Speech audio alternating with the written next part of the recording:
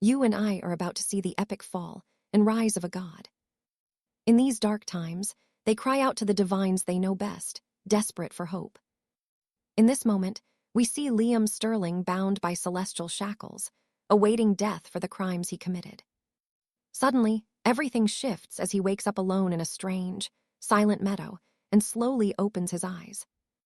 He rises amidst the flowers, but the air feels hollow and grim as he wonders if he is even alive. The moment he utters the word system, a glowing screen flickers into life. His stats are crushed, and his divinity is gone, yet his mind remains sharp as something nears. A lone boat cuts through the mist carrying a man in a top hat with a massive scroll on his back. As they approach, the stranger reveals Liam's parents' names and the kingdom where he was born. Liam listens to his stolen secrets being revealed with a cold, indifferent stare. Apparently, Liam Sterling was a warrior who defeated thousands of gods before being captured and executed. The man in the top hat tries to confirm if he was truly the twilight of the gods, but gets annoyed at the lack of response. Suddenly, Liam lunges at the stranger, extending his hand to strike. Seeing his life in danger, the figure leaps back from the boat and draws a blade midair to launch a counterattack. Liam stretches out his hand to unleash his old magic, only to remember that he has lost every bit of his divine power. He pulls his arm back for a physical strike, and the collision of their blows sends a roar through the sky. The shockwave ripples through the scenery, shattering the river water into 1,000 tiny pearls that dance among the petals of the white flowers. The mysterious figure cannot believe he still has such destructive power, but you and I know Liam is just getting started. Both fighters clash in the sky, every strike exploding like jagged bolts of lightning trailing behind them. The man in the top hat has to act fast to survive. With a quick strike, he carves the river into a massive wave, completely hiding him from view. Finally, he earns a moment to breathe. The stranger returns to his boat, keeping a vigilant gaze because he knows the danger has not passed. As the water clears, a demonic Liam appears, looking displeased by that petty little water trick. He stalks forward slowly, getting closer to his prey with a bloodlust so thick the very air trembles in terror. Suddenly, rows of golden cubes manifest in the air, boxing him in from every single side. The holy metal capable of binding any god now locks tightly onto Liam Sterling. He was careless, thinking his chains had vanished after he appeared in this desolate place. Then the stranger introduces himself as 𝑺𝒌𝒊𝒍𝒆, the greatest reaper in all of the underworld. They are officially in the world of the afterlife, drifting down the river of mourning. Now, you and I might be wondering how he is still alive after such a divine execution. The Reaper reveals that Liam was originally under the jurisdiction of the underworld, which is exactly why he is still breathing right now. He promises to give more details as they travel to meet the one responsible for his rescue. Liam is hesitant to accept, but with those shackles on, he really does not have much choice. As they travel, 𝒌𝒊𝒍 reveals that Liam's home world was nothing like the high kingdom of Avalon. The entire story of a mortal life is written in the Book of Death from beginning to end, but that record is bound to where it was born. Liam just listens to his words in grim silence. 𝒌𝒊𝒍 reveals that one of these records was lost, and they found it in the kingdom of Avalon. It was our protagonist who brought nothing but ruin and chaos to the home of the gods, making it nearly impossible to save him. Flashes of 1,000 wars play through the mind of the one who is the twilight of the gods. He remembers the night the sky split open over his land, beckoning him toward a brand new world. That vision consumed his past and forged a destiny he never asked for. Coming back to himself, Liam demands to know the real reason for bringing him back from the dead.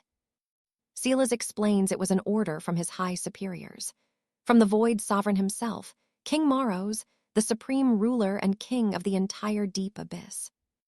And that is where we leave it. Trust me, you're going to want to see what happens next. All right, stick with me. A golden starlight aura erupts around Alaric as he tells Arthur to stay close. The pair shoots into the sky like a falling star, soaring over the first circle of hell, the burning penalty.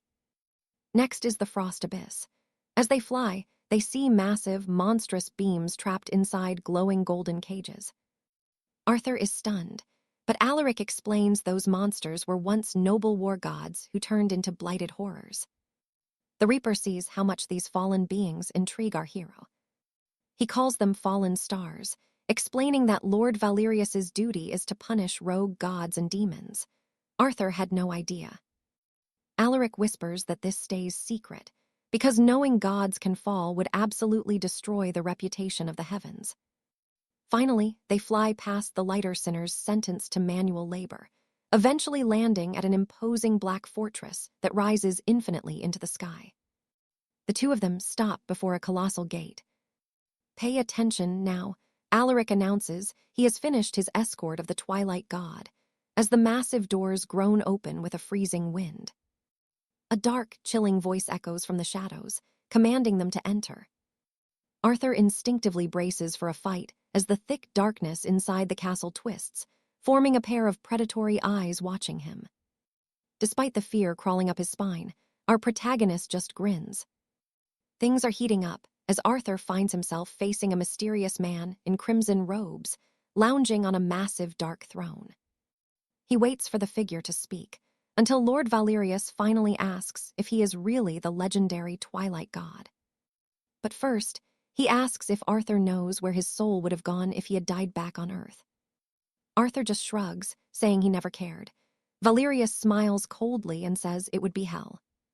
Confused, Arthur asks why, and the god checks his records for June 2nd, 2024. Apparently, he once flamed a teammate so hard the guy actually cried. Our hero is literally speechless at this petty accusation. Alaric adds that the punishment for such verbal abuse is 15 days of having his tongue tortured beyond its limits. He ditched his crying friend just to keep playing his silly little strategy games. Next sentence, the Mountain of Knives. He killed an ant and blamed the family dog for his own mess. The price, 4 days with vipers and 10 with a scorched tongue, but now for the worst sin of all. He spent 26 years without even holding a girl's hand. That earns him 6 days in the abyss of solitude. I know what you're thinking, this is ridiculous. Arthur screams, asking what kind of nonsense they're talking about. Alaric looks disappointed, while Valerius just gives a sly grin, revealing it was all just a little joke. Arthur lived a boring human life, but in the realm of Arcadia, he was a legend. Suddenly, a scroll snaps open. It displays his entire journey, from his days as a simple mortal to his new destiny as a powerful god. Still annoyed, Arthur demands to know why he was brought back. This time, Valerius turns dead serious, hiding his face. He reveals there's work to do. Some gods have broken their sacred oaths and are now trying to manipulate humanity. His mission is to seal them. Arthur smiles quietly and asks if he's getting a second chance at life. The Lord of Death corrects him, saying he will simply be put back exactly where he was meant to be. With a wave of his hand, the room dissolves. Suddenly, they're surrounded by the glow of 1 billion distant stars. It is like the entire universe has been pulled right into the throne room. Arthur watches in silence, but then his eyes light up. There it is, the blue beauty of planet Earth. Valerius is shocked by the hero's reaction, honestly thinking his heart was as cold and unmoving as a stone. Arthur whispers that this was his home, but the god warns him that what comes next will leave him breathless. Arthur is taken aback as the cosmic vision zooms in rapidly on the surface of the blue world. The view focuses on the kingdom of Albion, zooming past the capital and down into a muddy, crowded street. A man clutching a bottle of cheap ale stumbles across the road. It is Arthur, looking like a total beggar. Arthur is in total shock. He looks away, unable to accept that the pathetic man on screen was actually him.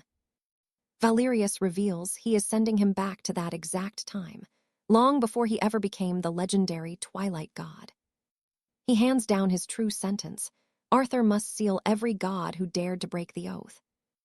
Arthur still doesn't get why he's the one, but the god simply says he is the best hunter they have.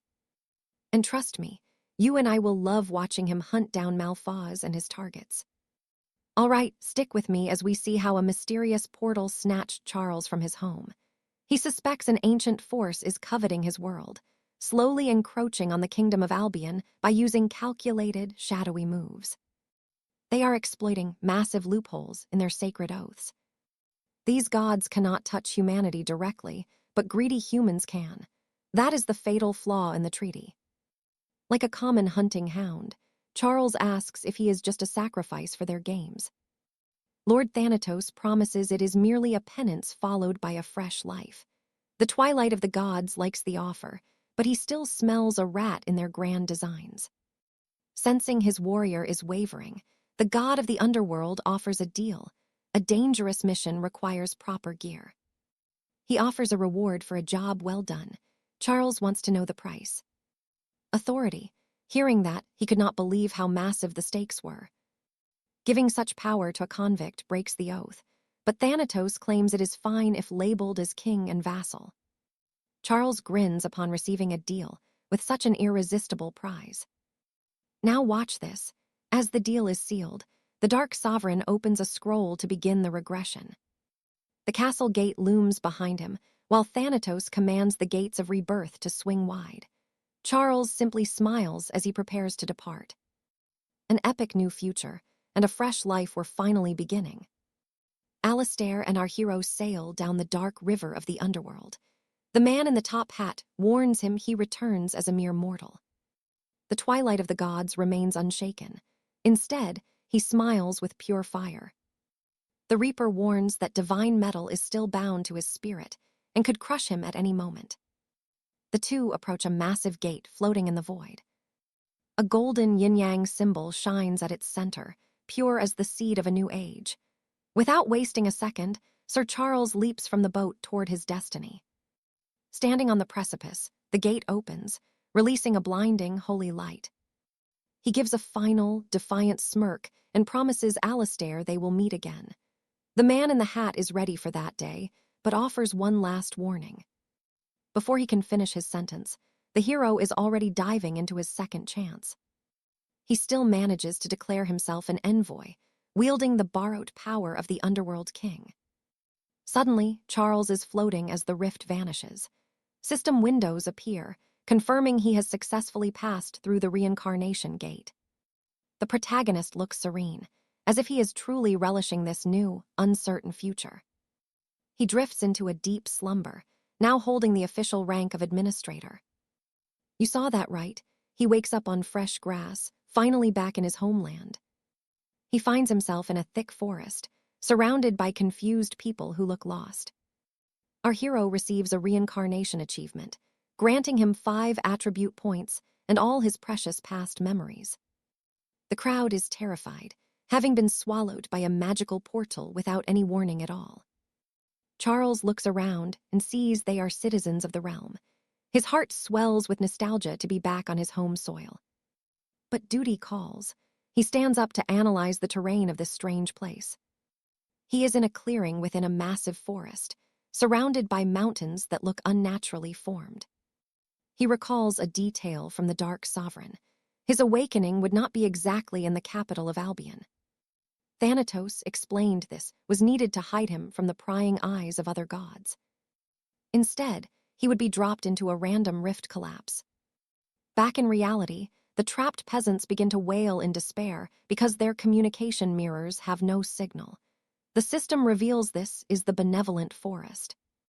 With Charles added to the fray, the participant count hits 432. Every person is given a trial based on their current combat power and skill. The quest: slay the monsters and reach the peak of that great mountain. Everyone gains an inventory and a status window.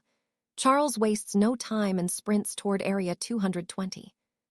The others are shocked to see a madman running and warn him the forest is deadly. The speedster ignores them, charging deeper into the dark, tangled woods. They wonder who this reckless runner is. A girl with a hairpin recognizes him as a tyrant. Deep in the brush, Charles is sprinting hard, gasping for breath.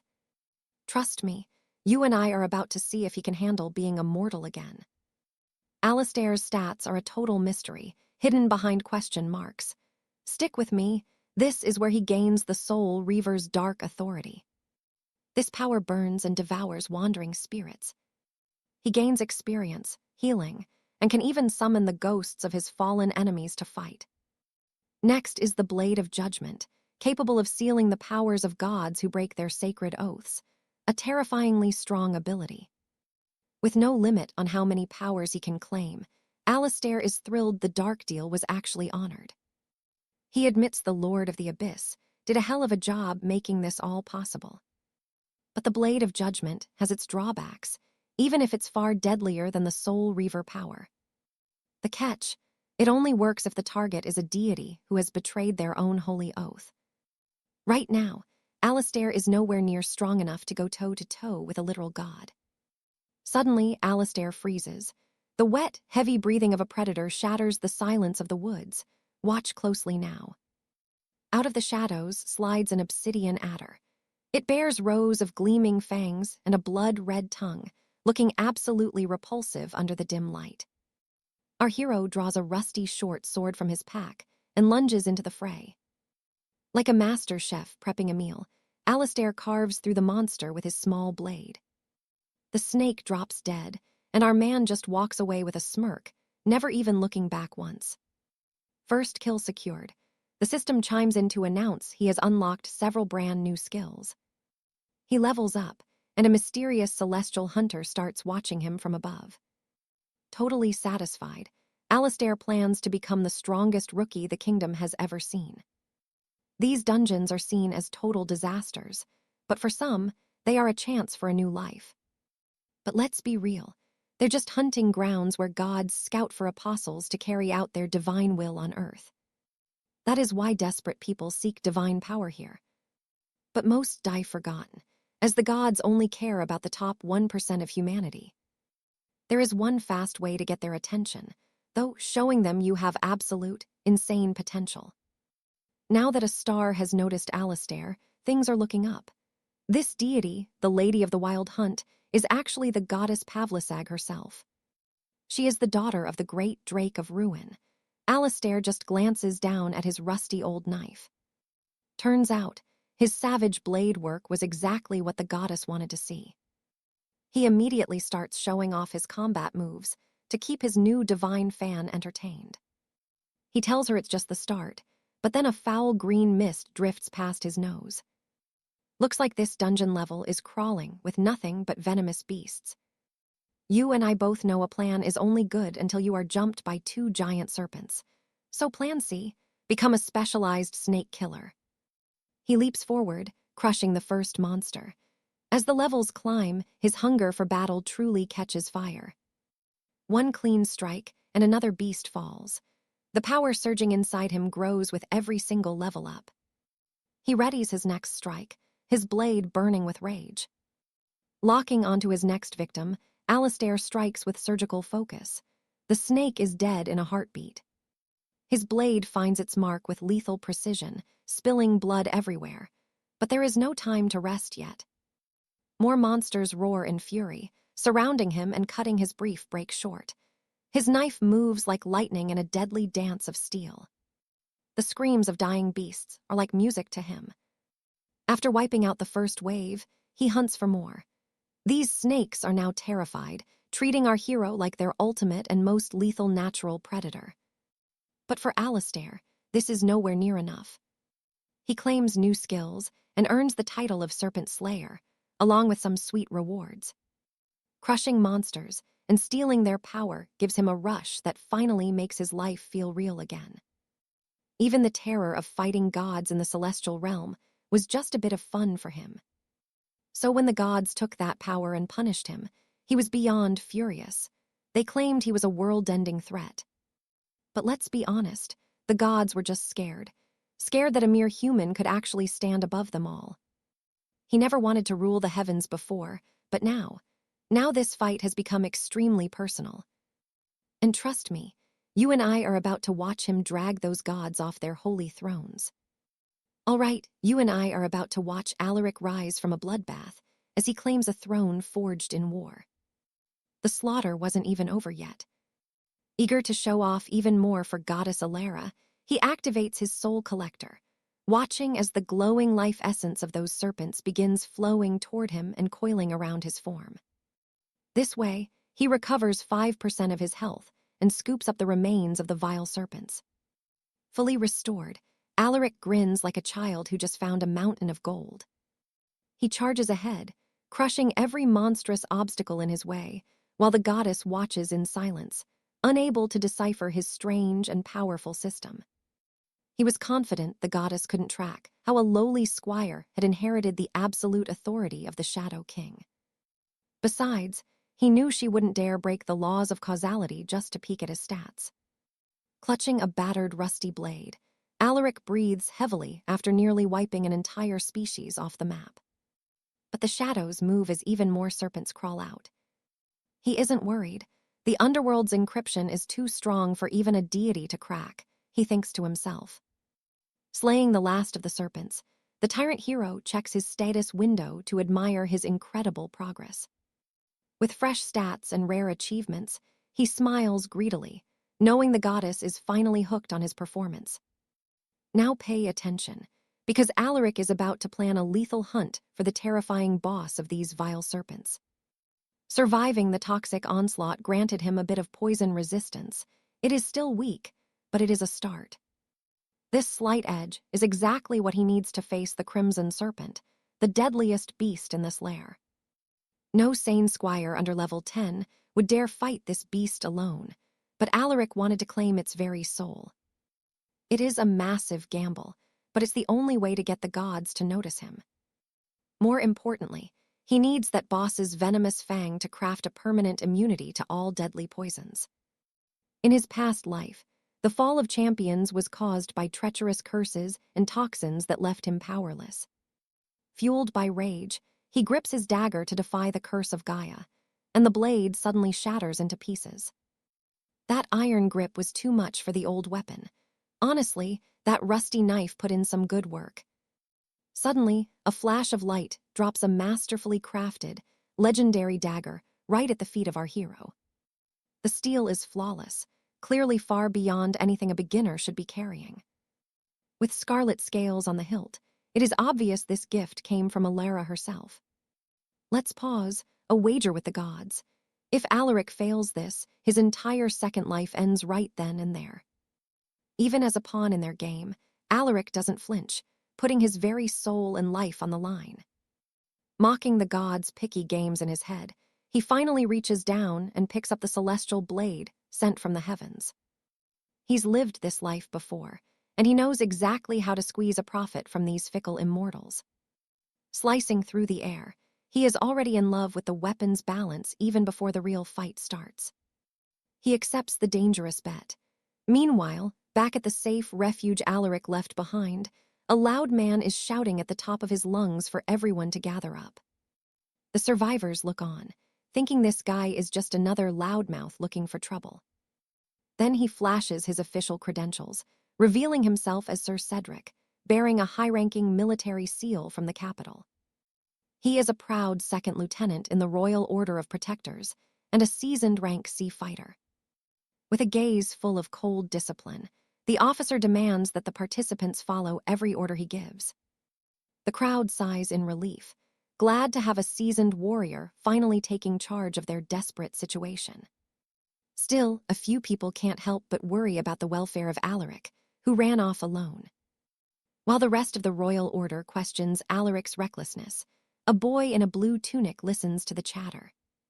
He laughs at the idea of money, explaining that Alaric is the heir to the Silver Drake House and was already a famous, wealthy leader before this. Apparently, Alaric was just a pampered noble who got famous for his looks and charm in front of the masses. Someone asks why a man with everything would throw his life away in such a dangerous death trap. The boy in blue figures Alaric's life was such a disaster that he was simply looking for a quick exit. A friend in a red cloak steps in, telling them to stop talking about such a heavy and depressing topic.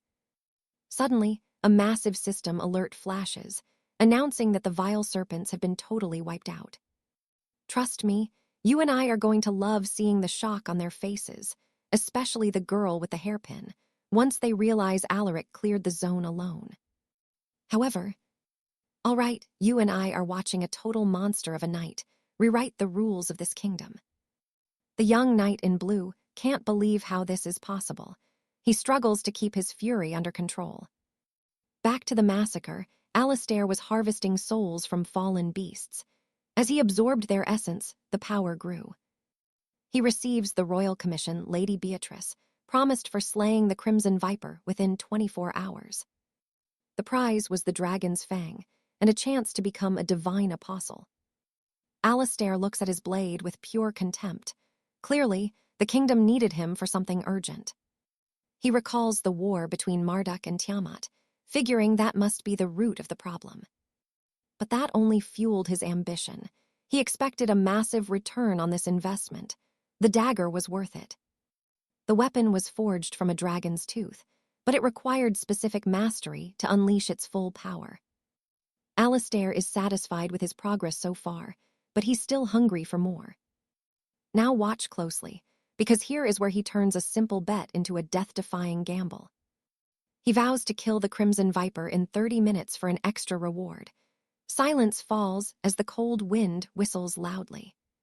The goddess hesitates. She agrees, but warns that failure will lead to a truly agonizing death. Alistair is unfazed and begins his hunt, but something erupting from the earth stops him cold. A massive worm with a horrific maw and predatory breath emerges, then vanishes back into the soil. Alistair leaps just as the beast bursts upward, dodging the strike with effortless grace. He smiles as the rush of combat hits his chest, his heart beating like a war drum. His blade nears the beast's skin. Using its own momentum, he rips the dagger through its tough hide. He completes his masterpiece with one final stroke, using his weapon like a brush of pure death. The monster's blood becomes his paint. A grotesque beauty forms. Suddenly, winged terrors resembling pterodactyls dive from the sky to attack our hero. But that wasn't nearly enough to make a man like him break a sweat. The tyrant dances through the carnage, stunning the gods themselves. Then, his true target finally appears. The Crimson Viper itself. He was loving every second of this chaos. You and I both know he is about to show off, especially with more divine spectators tuning in now. He hits tier 10 and earns a rare achievement for his speed. Now he could choose a secret vocation. He didn't want a mediocre path that was hard to master. Nor did he want a gamble on luck. He chooses the Berserker, trading his sanity for raw destruction. Alistair was certain he could win the wager if his decision became reality. A vision appears, making him eager to decide. The list shows basic roles like swordsman and lancer. However, as he scrolls, his luck seems to vanish. The Berserker path was nowhere to be found. Realizing the fates were against him, he starts to panic as his time nearly runs out. The Crimson Viper was stalking him silently, eyes locked on its prey while exhaling a lethal, poisonous hiss. And Alistair was hiding like a cornered rat, facing a dinosaur. He only bet because he expected the Berserker path. With the gods watching, he had to pick something else. He chooses the Rune Guardian of Solon, even if drawing those sigils is a massive pain. The transformation begins as a blinding light consumes Alistair. His attributes surge and shift constantly as brand new runic abilities are etched into his very soul. The gods are stunned by his choice. Now, 2 orbs of pure energy float around him. These were the forbidden arts of crafting and engraving ancient runes. Now he's got the cards he needs. Let's see if you and I think he can pull this off. 2 blue circles glow on his arm as 30 points boost his intelligence, and 25 go into resolve. Before he can finish, a murderous gaze locks onto his hiding spot, making him freeze in place. It was the Crimson Viper, starved for its next meal. Alistair starts running for his life. All right, you and I are about to dive into an epic battle. Leothorn evades the worm and ignites his rune magic. His palm slides across the cold steel, forging a silent oath between blood and metal. As his blood spills, the crimson fluid blooms across the steel. The blade shudders with thirst as it tastes his life force. Using his own blood as ink, he begins his dark work. His fingers trace forbidden sigils directly onto the metal surface. Every rune burns with intent. Each etched symbol is a hidden blast ready to erupt. A blood-red aura pulses from the dagger like a beating heart. The explosive enchantment is finally complete. Because of his perfect stat build, the spell power surges, boosting the blast radius for 5 full minutes. Though his mana is drained, he grins like a madman, already picturing his next lethal masterpiece. The two fighters face off in this arena of death, with only 3 minutes left before the wager is settled. With a roar that shatters the heavy silence, Leo charges forward, pouring his entire will into the final seconds of the hunt. Suddenly, a massive blast rocks the heart of the forest, sending a violent tremor through the earth. The sound terrifies the knights back at the sanctum. Sir Alistair realizes there were smaller blasts before, but this is the big one. Thick black smoke begins to billow from behind the towering mountain peaks. Pay attention here, this is where everything takes a wild turn. A notification appears, revealing Leo Thorne has engaged the boss. Everyone present is completely stunned, realizing the legendary battle has already begun without them. The young squire in the blue tunic can't believe how fast things are spiraling out of control. He is furious at Leo's reckless behavior, practically begging for death by taunting such a monster. He rants about how Leo was always this chaotic in past duels. Desperate, he turns his attention to Sir Alistair, demanding the commander take immediate action. When he gets no answer, he keeps pleading. The commander ignores the noise and simply orders everyone to stay within the sanctum. He warns that breaking the line means certain death. The squire falls silent, realizing they are truly powerless to help. But the veteran knight feels something strange, like he's witnessing something that shouldn't be possible. Watching the star-like sparks erupting from the distant smoke, Alistair realizes those are the marks of devastating critical strikes. Within those dark clouds of ruin, 1,000 lights flicker like a constellation born inside a chaotic storm. Realizing Leo is in a league of his own, the commander decides to trust their survival to the young hero. I know what you're thinking, this is absolutely beautiful. The soldier watches the destruction as if it's a starry night. The thick fog still masks a life and death struggle that is far from finished. Leo is still locked in combat with the Scarlet Worm. His eyes burn with intense focus and a terrifying hunger for war. Another blast erupts, vaporizing the forest's greenery in a sudden flash of heat. A haunting silence falls, broken only by the heavy mist swirling through the charred remains of the woods. Suddenly, a notification confirms the worm's death. Everyone exhales in relief, especially Sir Alistair, who finally sheds the weight of his command. Now, we see Leo standing proud amidst the total devastation he unleashed. His shadow seems far too grand for such a small, fragile world.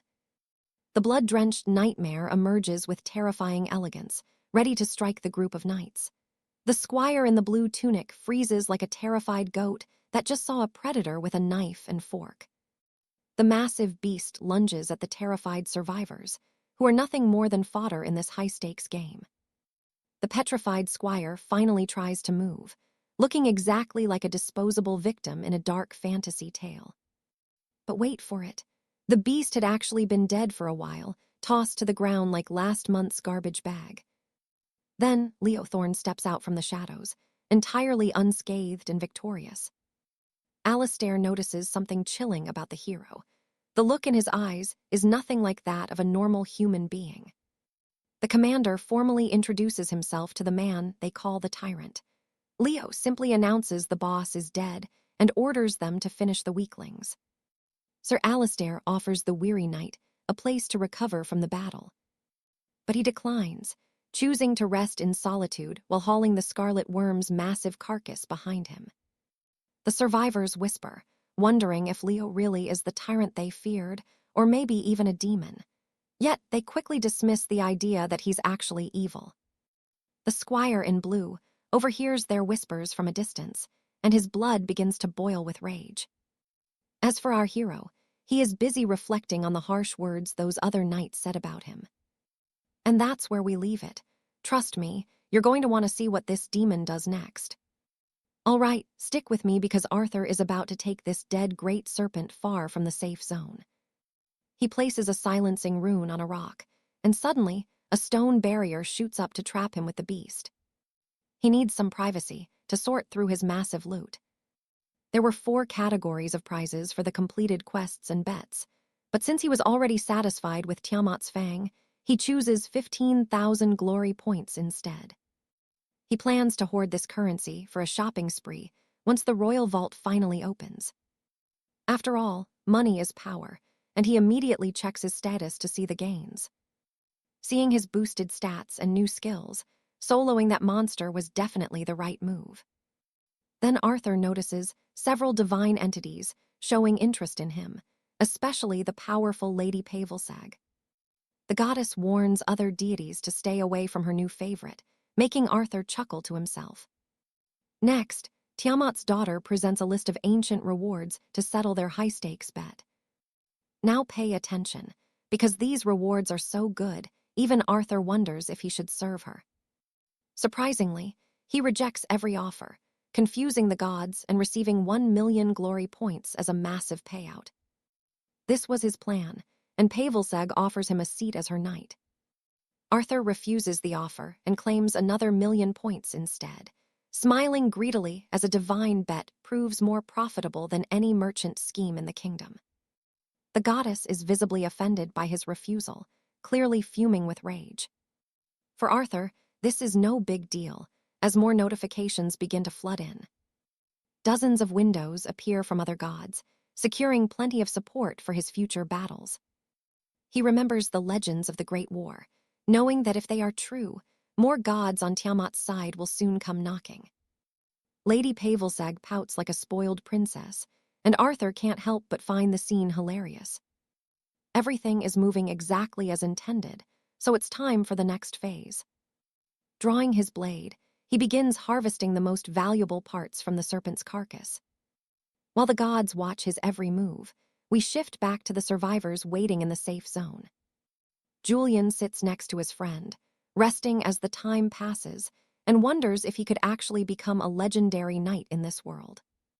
His friend leaps up in shock, convinced Julian has finally lost his mind in this dungeon. But Julian is focused, obsessed with the idea that this place could finally awaken his hidden talent. He asks a god to observe his actions. Suddenly, a message appears showing that the Owl of Twilight has taken an interest in him. You see, his friend didn't realize that Julian had already secretly passed the awakening trial. Before they can celebrate, a blinding light like the sun appears as an administrator descends. A beam strikes the earth, hitting those below, and from the smoke and debris emerges a strange humanoid rabbit wearing a formal hat. The creature introduces himself as Harold, the administrator of the entire Northern Kingdom. This bunny person greets the terrified group and lets out a small, innocent laugh. Still smiling, he starts to play with his pocket watch. The survivors are uneasy, but Harold politely apologizes for interrupting their moment of rest. He explains that he has a very important announcement for everyone present. Arthur has a terrible feeling about all of this. Harold proudly notes that officials rarely interfere with humans, but that's about to change. The rabbit reveals that the survival rate is too high, which has irritated his superiors.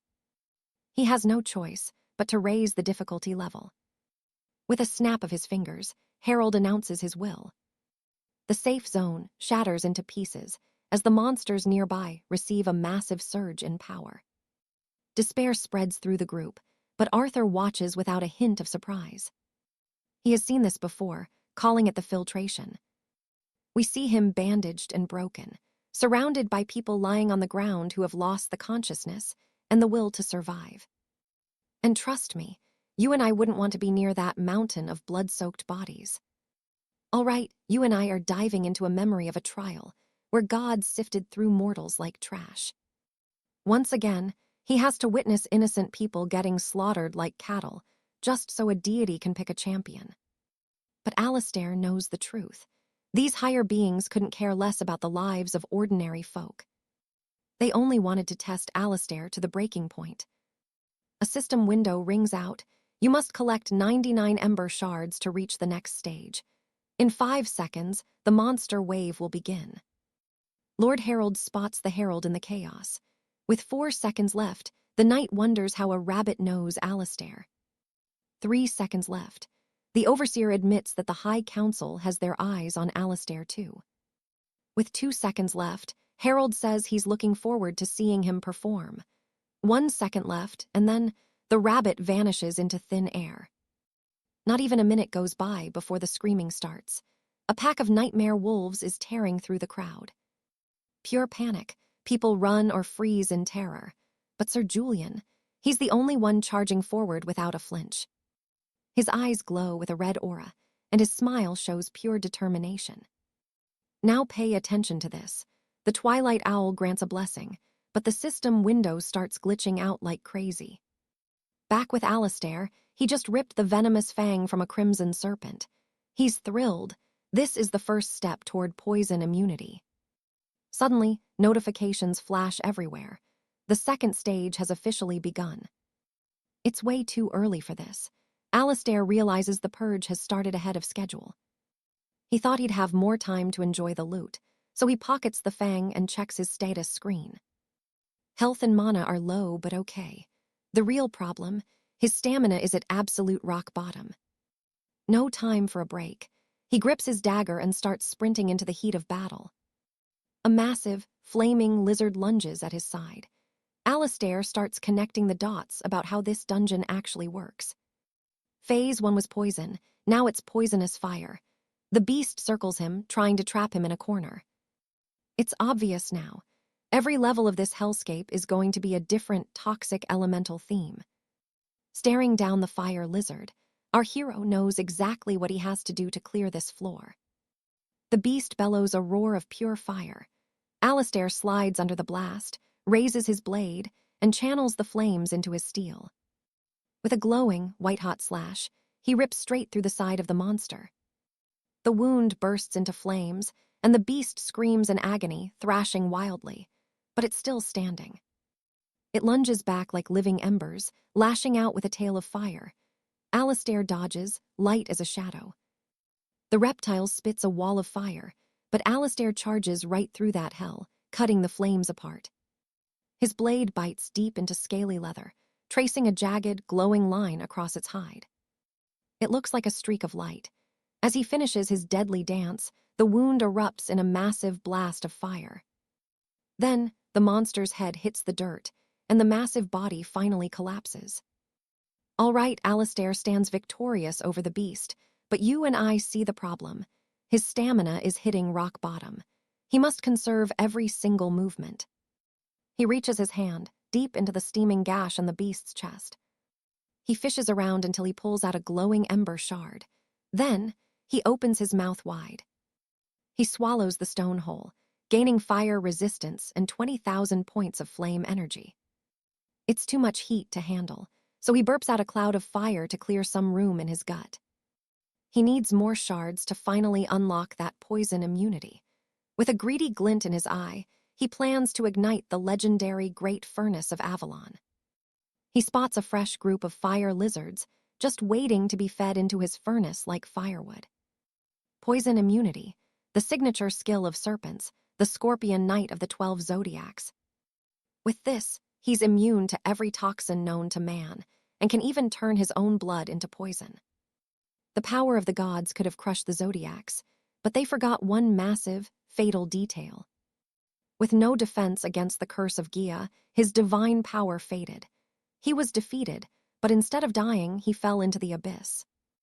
Down there, the Shadow King offered him a chance to master the secret arts of the falling stars. This forbidden knowledge is the only way Alistair can bring down the 12 zodiac knights once and for all. During the quest, the Shadow King opens his cloak, revealing a swirling galaxy of stars and outer space growing from his arm. And that's where we see them, a group of hooded shadows. Trust me, you and I are not ready for what's next. All right, you and I are diving back into the legend of the 10 sovereigns and their forbidden secrets. The first lesson, a shortcut to complete immunity against every known toxin in the realm. One man never hid his face. a grieving father burning for vengeance after the death of his daughter. Arthur named him the first sovereign. Back in reality, our hero is busy consuming rare fire essence crystals. He exhales a pillar of flame, leaving a mountain of slain ash drakes piled high behind him. Sadly, this level of heat isn't even enough to light the embers in his mystical urn. So he pushes forward, searching for a high-tier lair to feast on much better prey.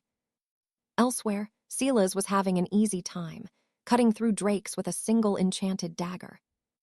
He is still obsessed with surpassing Arthur, but watch this, a notification window suddenly stops him cold. The trial ledger shows Arthur at 7,500 points. 𝒉𝒂 isn't even in the same league. A dark patron whispers a shortcut to power, giving the desperate 𝒉𝒂 a flicker of newfound hope. Meanwhile, Lady Aliner's group of knights was exhausted and barely hanging on to their lives. They stare at the rankings, feeling bitter envy at how easily that rogue knight and the drunken gamer are winning. Their commander notices the morale cracking and the emotional weight crushing his tired team. Two guys who seemed like commoners were now slaughtering monstrosities with their bare hands. Suddenly, 𝒉𝒂 reveals a new power, his face twisted into something truly sadistic and terrifyingly psychopathic. Drenched in blood, he offers the survivors a dark path to claim power and survive this trial. Deep in a valley, a blazing satyr runs in pure terror, fleeing from something much worse. Cornered with nowhere to run, the beast turns to face its inevitable executioner one last time. Arthur was the one hunting it. With one explosive strike, the monster is silenced forever. A glowing crystal drops. Arthur pops it into his mouth like it's just a piece of candy. But before he can finish his meal, a scream pierces through the darkness of the cave. A young maiden was fleeing from a massive dire ursine, nearly paralyzed by the scent of her own tears. Before the beast strikes, Arthur intervenes and obliterates it in a flash of cold steel. The girl weeps, terrified that another monster has appeared, or rather, she's terrified of Arthur's presence. He calms her, explaining he's just another survivor, and asks where the others have gone. Through her tears, the girl reveals that her entire party has already perished, heartlessly abandoned by a traitor named 𝒉𝒂. She shows her arm, a strange tattoo of a weeping owl etched into her skin.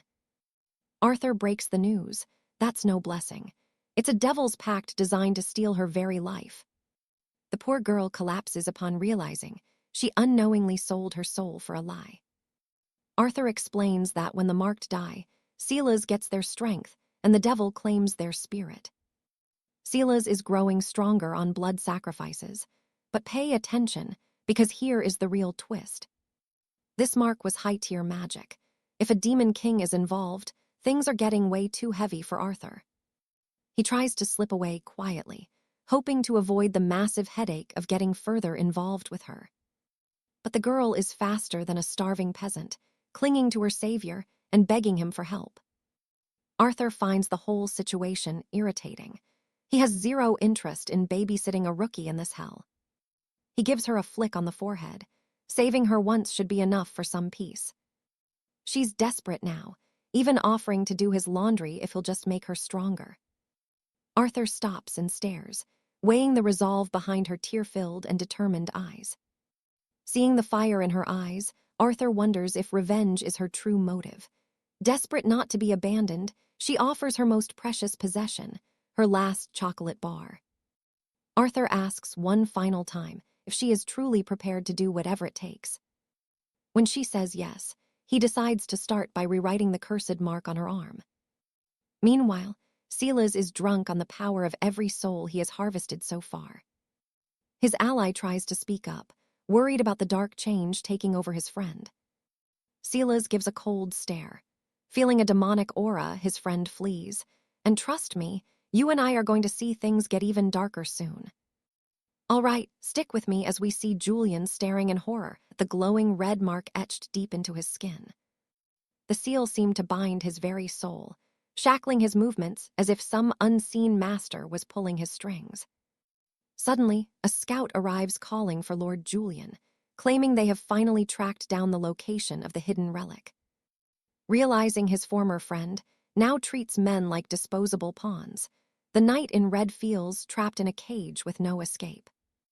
Having found the lair of the crypt lord, the warriors marked with the crest of the owl marched toward their grim fate. Wearing a mask of pure vengeance, Julian had only one name on his mind, the knight known as Alaric. Meanwhile, Alara was sprinting through the dark corridors at a speed that defied human limits. She left trails of wind in her wake as notifications appeared, showing the Celestials were watching her with growing curiosity.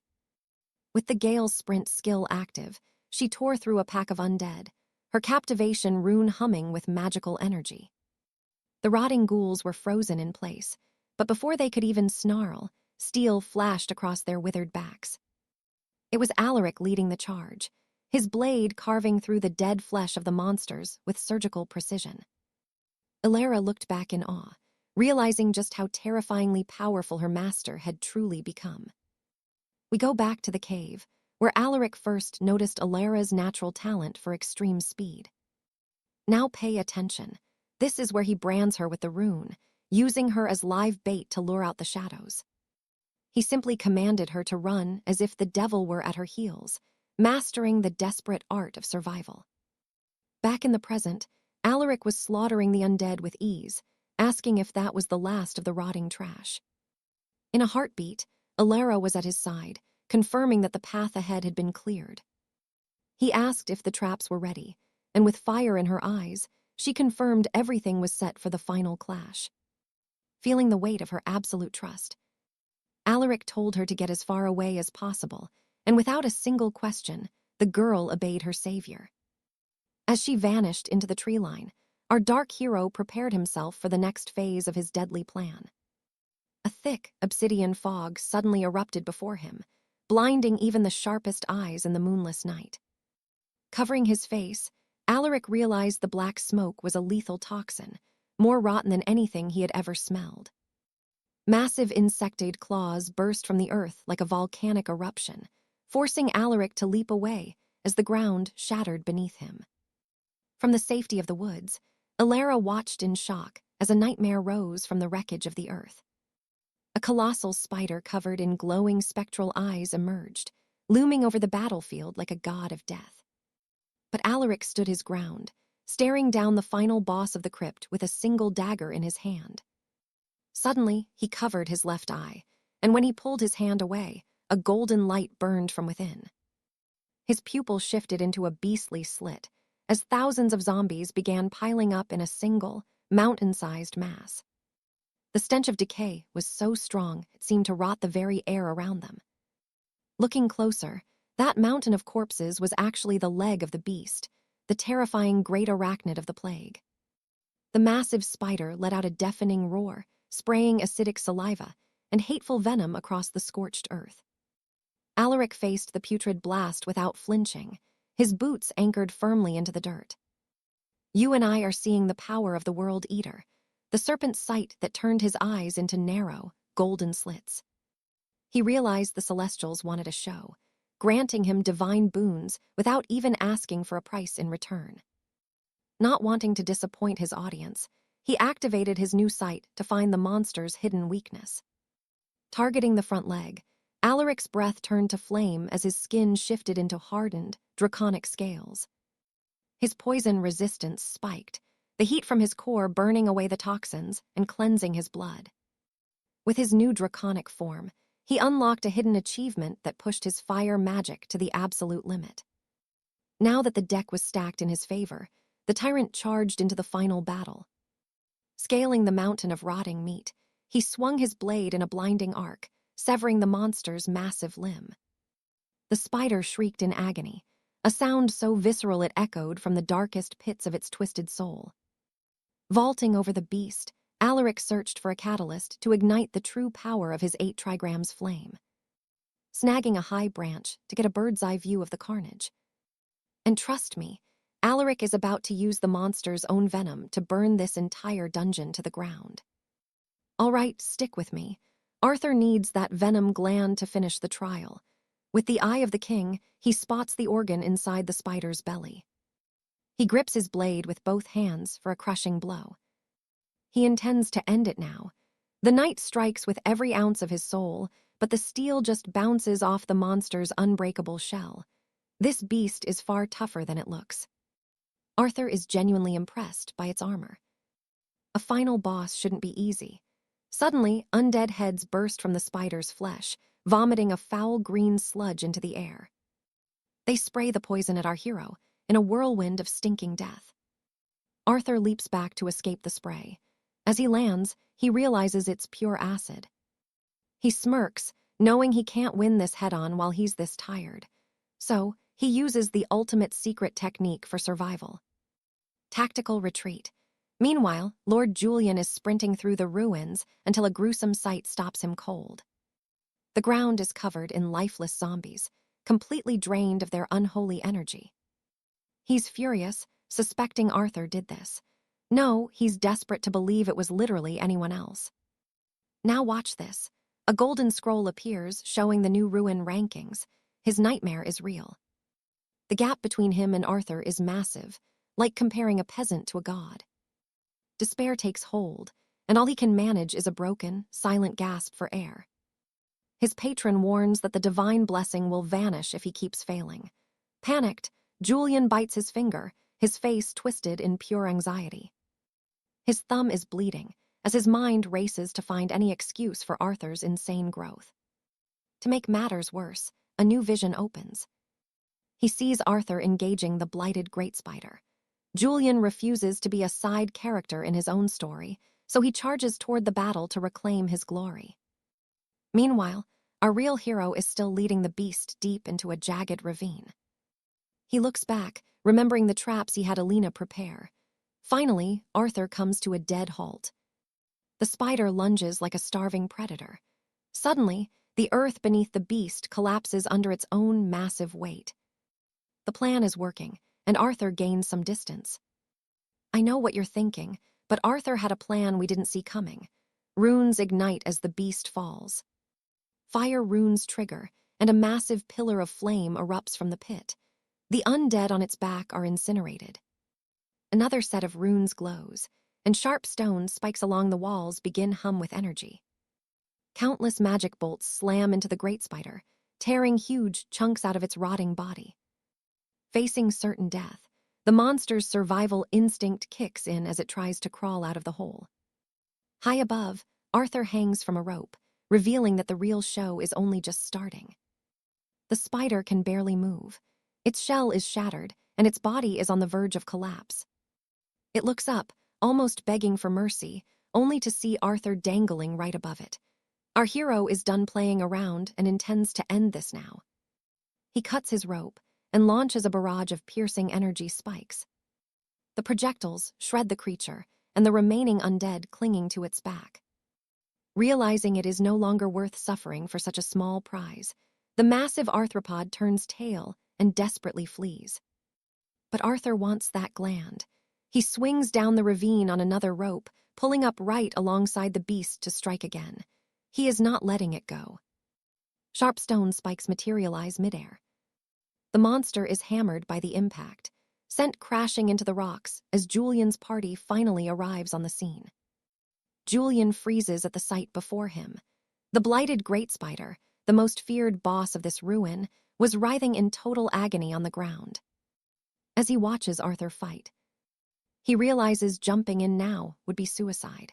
He bites his thumb, planning to wait until they're both exhausted before scavenging whatever is left over.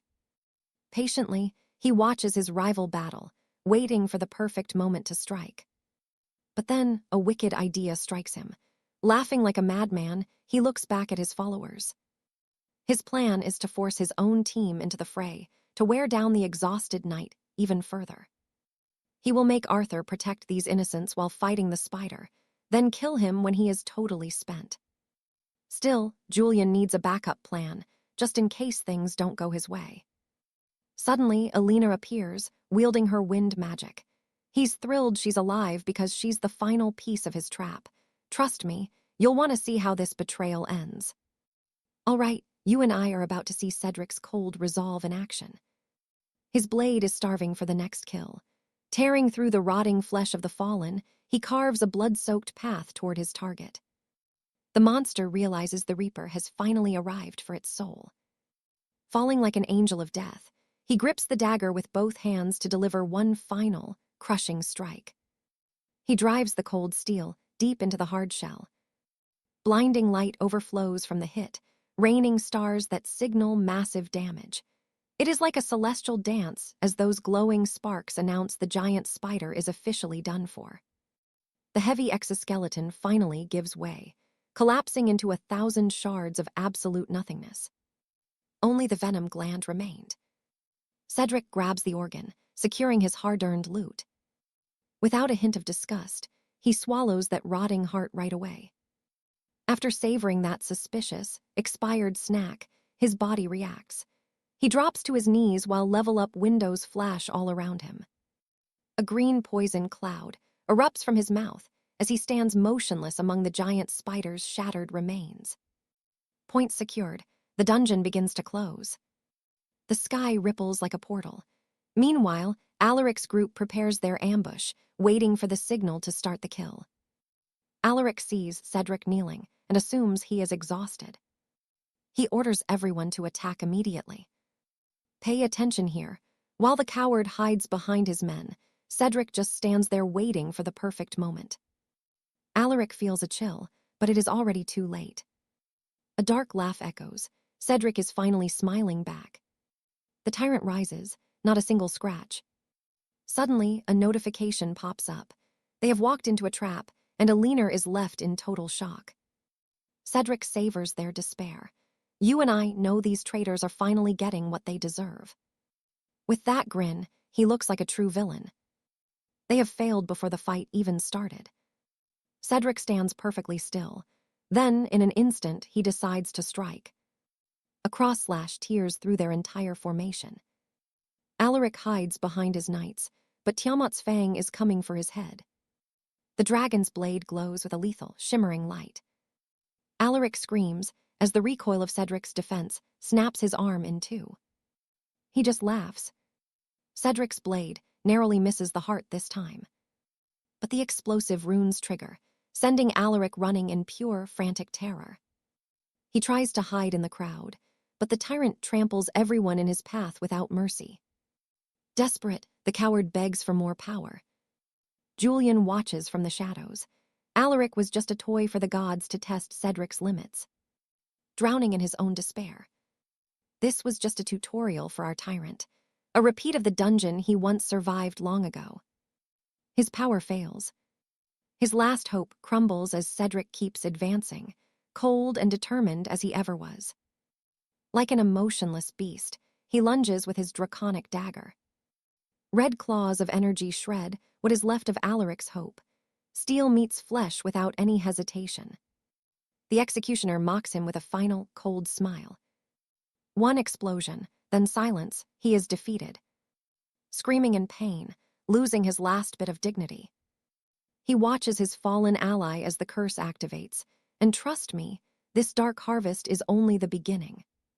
Trust me, you and I are about to watch a hero's soul shatter as Cedric's power abandons him.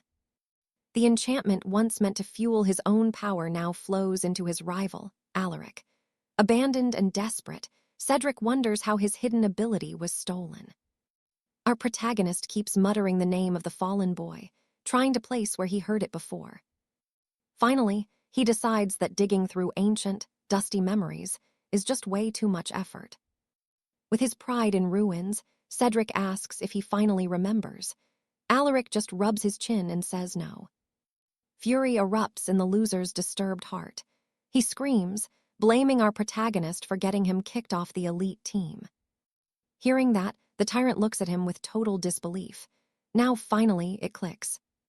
Alaric recalls a young boy whining about his problems, with snot and saliva dripping down his crying face. In the present, our protagonist begins walking toward him slowly. He mocks the crybaby for being the exact same person, laughing at his shameful behavior. Cedric can no longer endure the humiliation. Gritting his teeth to hold back tears, he lunges, screaming that things are different now. He believes he's invincible, because a goddess is watching over his path. A window appears saying the deity thinks her servant is a total loser. Alaric stays stoic, as if none of this is a problem. With no allies or dignity left, Cedric sinks into his own dark solitude. He finally sees the truth. He was never a hero, just a stepping stone for someone else. Now watch closely, because Alaric draws his blade and Cedric realizes the end is inevitable. He remembers the burning envy and the shame of being left behind. His rival, who forgot him entirely, claimed the kingdom's glory while Cedric watched from the shadows.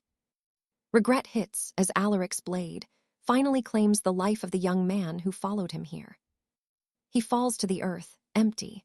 The tyrant moves on without a single look back. There was zero compassion in his movement. A dark, funeral energy begins to leak from Cedric's falling body. This was the stolen life force of many sacrifices, now fleeing its host. The survivors watch this nightmare unfold, as all that sinister power rushes toward Alaric. You saw that too, right? Everyone is shocked by this drastic power shift.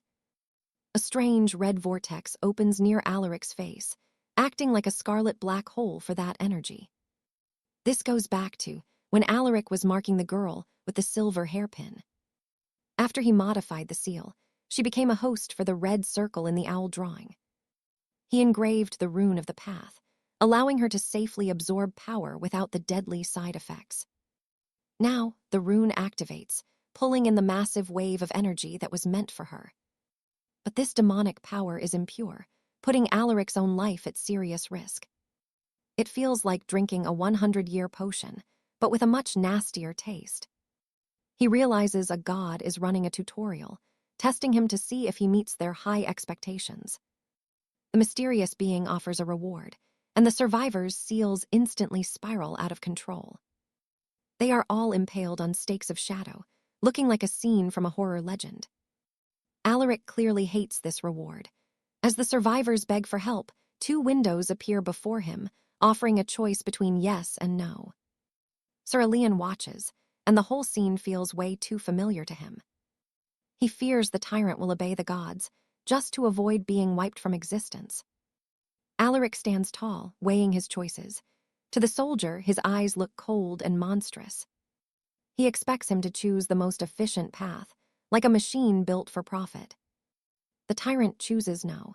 He tells the hidden god that he would never trust someone who refuses to show their face. The being reveals himself as 𝒉𝒊𝒍𝒆, the great demon of the abyss, shocking our protagonist. The deity notices his reaction and asks if Alaric has heard of him. Alaric plays along, pretending to be stunned by the legendary title. This being is 𝒉𝒊𝒍𝒆, a high demon capable of challenging Tiamat. Alaric wonders what such a reclusive god is doing here. And that's where we leave it. Lady Seraphina claims he belongs to her. All right, you and I are watching Alaric breathe a sigh of relief as help arrives for that hellish fight. The countdown for the dungeon's closure begins, but a desperate voice calls out to Alaric. It was the girl with the hairpin, still burdened by the enchanting rune attracting suitors everywhere she went. She begs for his contact information, but the tyrant simply tosses her the bone fragment used to edit the seal. The teenager catches it midair. He reveals that a secret address was carved into that bone piece where she could remove the stigma, promising that they would meet again one day. With only a few seconds left, a massive wall of light erupts behind Alaric, and she is stopped by the intense, blinding brightness that blocks her vision. After the dungeon is destroyed, she slowly opens her eyes to the frantic screams of the royal rescue teams. She is stunned by the change in scenery, finding herself standing in the middle of a bustling, ordinary city. Survivors were all around her seeking help, but a familiar sight catches her attention amidst the whirlwind of heavy sensations. It was her parents running toward her, desperate for her safety. The reunited family embraces with tears and comfort, relieved that their daughter was finally safe. Of course, she couldn't get the image of her savior out of her mind as she searched the crowd. His presence was gone, vanished like a ghost who had fulfilled his duty, leaving the girl holding that bone fragment and hoping to see him again. Hours pass as Alaric admires the full moon in the quiet of his solitude. Or at least he wished to be alone, because two more gods were on his tail, the snake and the devil. But that doesn't stop the nostalgic feeling of coming back home as Alaric walks through the city. The goddess of the hunt growls at her rivals as the sun hits the pavement and carriages pass, while Alaric silently listens to the serpent's mocking responses to Diana. While the other two argued, the demon Mephisto was only interested in hearing his final answer. The goddess grows impatient and demands to be heard by the other arrogant gods. The devil insists on an answer, as if his pride is trying to block out his own ears. Now pay attention. Alaric's actually impressed with himself for grabbing this much divine focus, something no rookie has done since the portals and dungeons first appeared. As he continued on his way, the mission to choose a patron activates, and Diana immediately offers him her legendary first arrow. Then the world serpent Jormungandr offers him the role of the prophet of wisdom. Mephisto, the demon of the abyss, offers the role of final observer, knowing there were no better choices than this trio. These three were powerful deities, to the point that any other gods became redundant in comparison. But there was one more. A window opens and a fourth deity reveals herself. The owl that pierces the twilight shows interest in Alaric. This was Minerva, the true goddess of justice. It seems he gained her attention after rejecting the devil's offer, shifting the scales of his karma.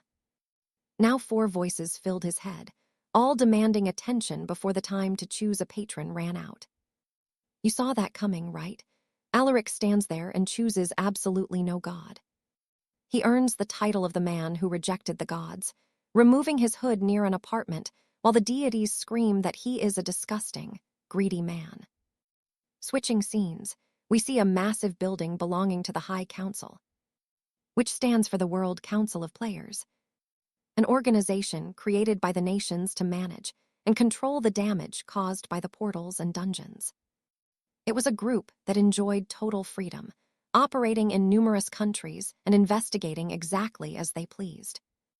Inside the building, 2 people were talking in a room lit by the glow of computer screens. A man works tirelessly on his keyboard, complaining about media ratings and those trying to defame the association. A woman in a suit slams the table, revealing she had suffered during the work in the Blackwood dungeon. This was Seraphina, who couldn't believe the news didn't care about her efforts to ensure the citizens' safety. Then her colleague asks her to look at an article further down. It mentions a mysterious figure called the Lady Grabs a Cigarette, grumbling about the traitor who leaked the data while her partner warns her not to smoke. Clenching her fist in fury, she shoots a glare capable of knocking down entire buildings. She orders him to block all outside contacts, but trust me, you and I know that's easier said than done. All right, you and I are about to see what happens when a legendary hero tries to go back to his normal life. Beatrice, lighting her cigarette now, gazes up, realizing she must find this mysterious civilian before the other rival noble houses can reach him. Suddenly, a shout rings out like thunder. They found him. The news travels through the streets like wildfire. The shock nearly sends her spirit flying. Shaking it off, the noblewoman demands his location. Home. He has returned to his family estate. Arthur stepped into his manor and kicked off his boots, while a scruffy little hound barked at his heels. Potage was simmering on the hearth, filling the room with a scent that felt like a warm, tender embrace. A woman asks if he has dined, but stops.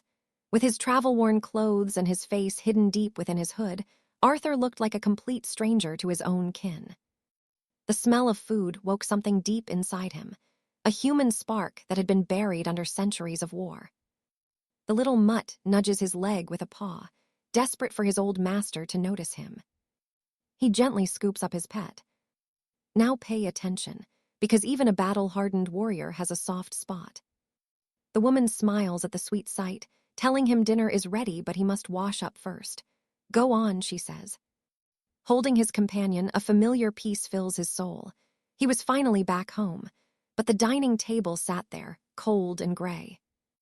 Steam rose from the plates, trying to warm the icy atmosphere of the silent room.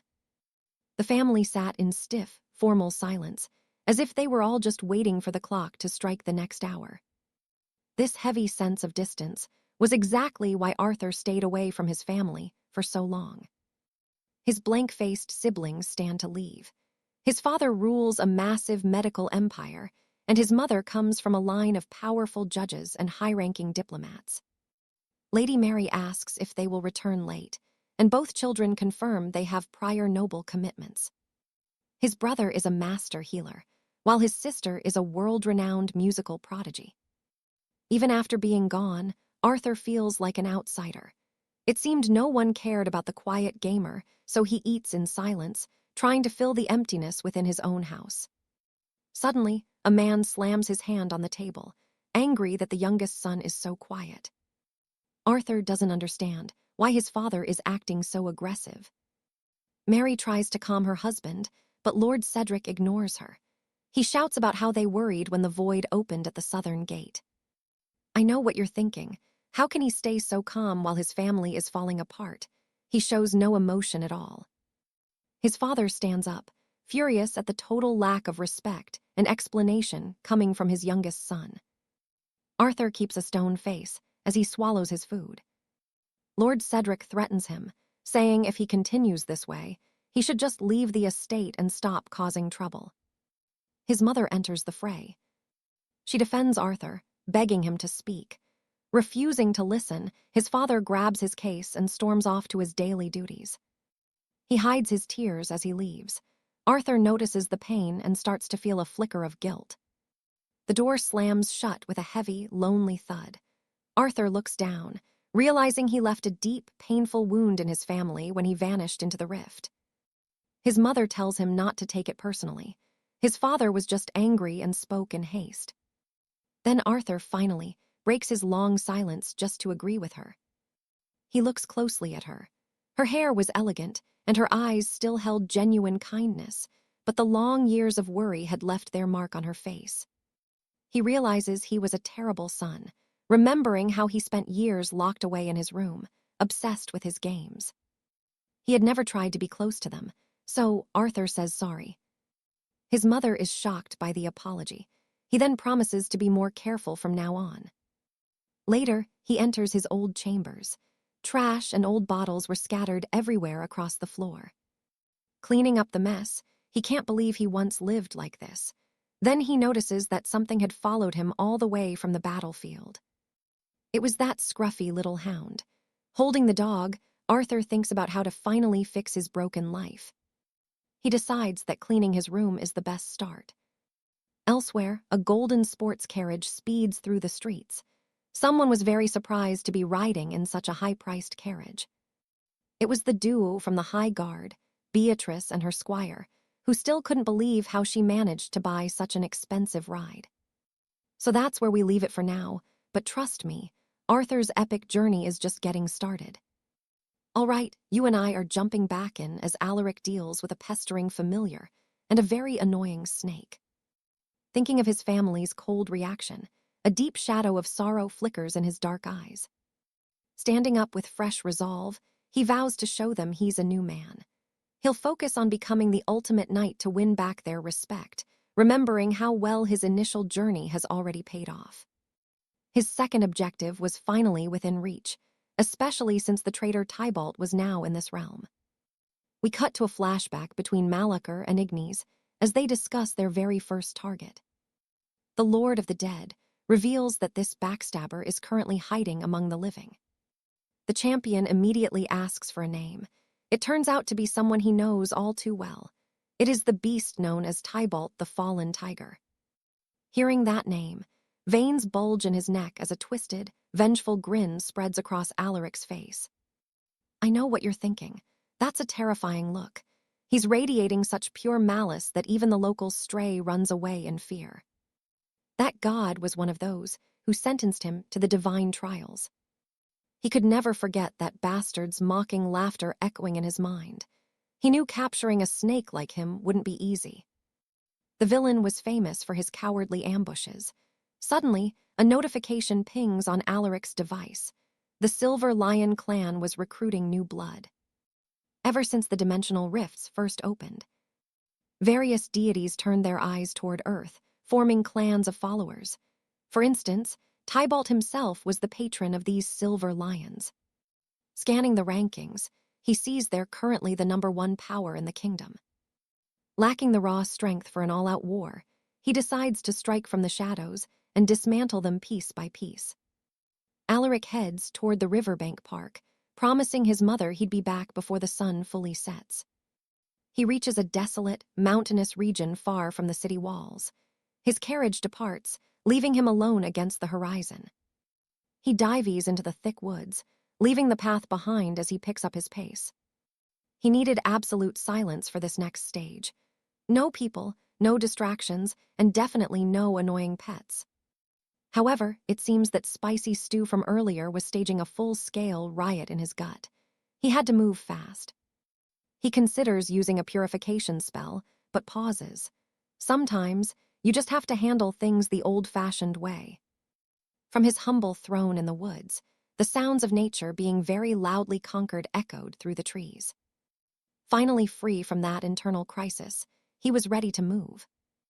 With no more time to waste and feeling significantly lighter, he sprints like the wind toward his ultimate goal. Now we're deep in the heart of the mountain, surrounded by an endless sea of green. Finding the perfect clearing, Alaric draws his dagger. He slices his palm, letting a thin line of blood flow. Using his blood as ink, he carves runes into the ancient trees. A stealth barrier hums to life. Slowly, the air shimmers and turns translucent, completely hiding him from the outside world. Stripping off his gear, he stands bare to the world, just as he was on the day of his birth. With a sharp gesture, he summons his inventory.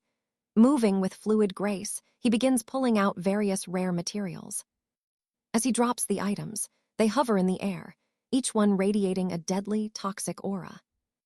For the final piece of this lethal puzzle, he brings up the venom gland of a giant spider. The organ still pulses with black poison, despite being ripped from its host a long time ago. Pay attention here, this is a lesson Alaric learned long ago. Poison isn't just a killer, it's the perfect fuel. The first elder taught him that his inner fire could purge any toxin, creating a truly sacred flame. The deadlier the poison, the more powerful and brilliant the resulting fire would become. To ignite the embers of the sacred crucible, he would first need to build a massive bonfire.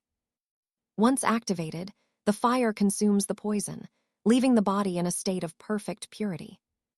Back in the present, Alaric begins the ritual. He stabs a mamba's fang directly into his main pulse point. The toxins surge through his veins, turning his own blood into a lethal weapon against him. He's in absolute agony right now. Despite the searing pain, his body begins to adapt, learning how to produce its own deadly substances. But he isn't finished yet.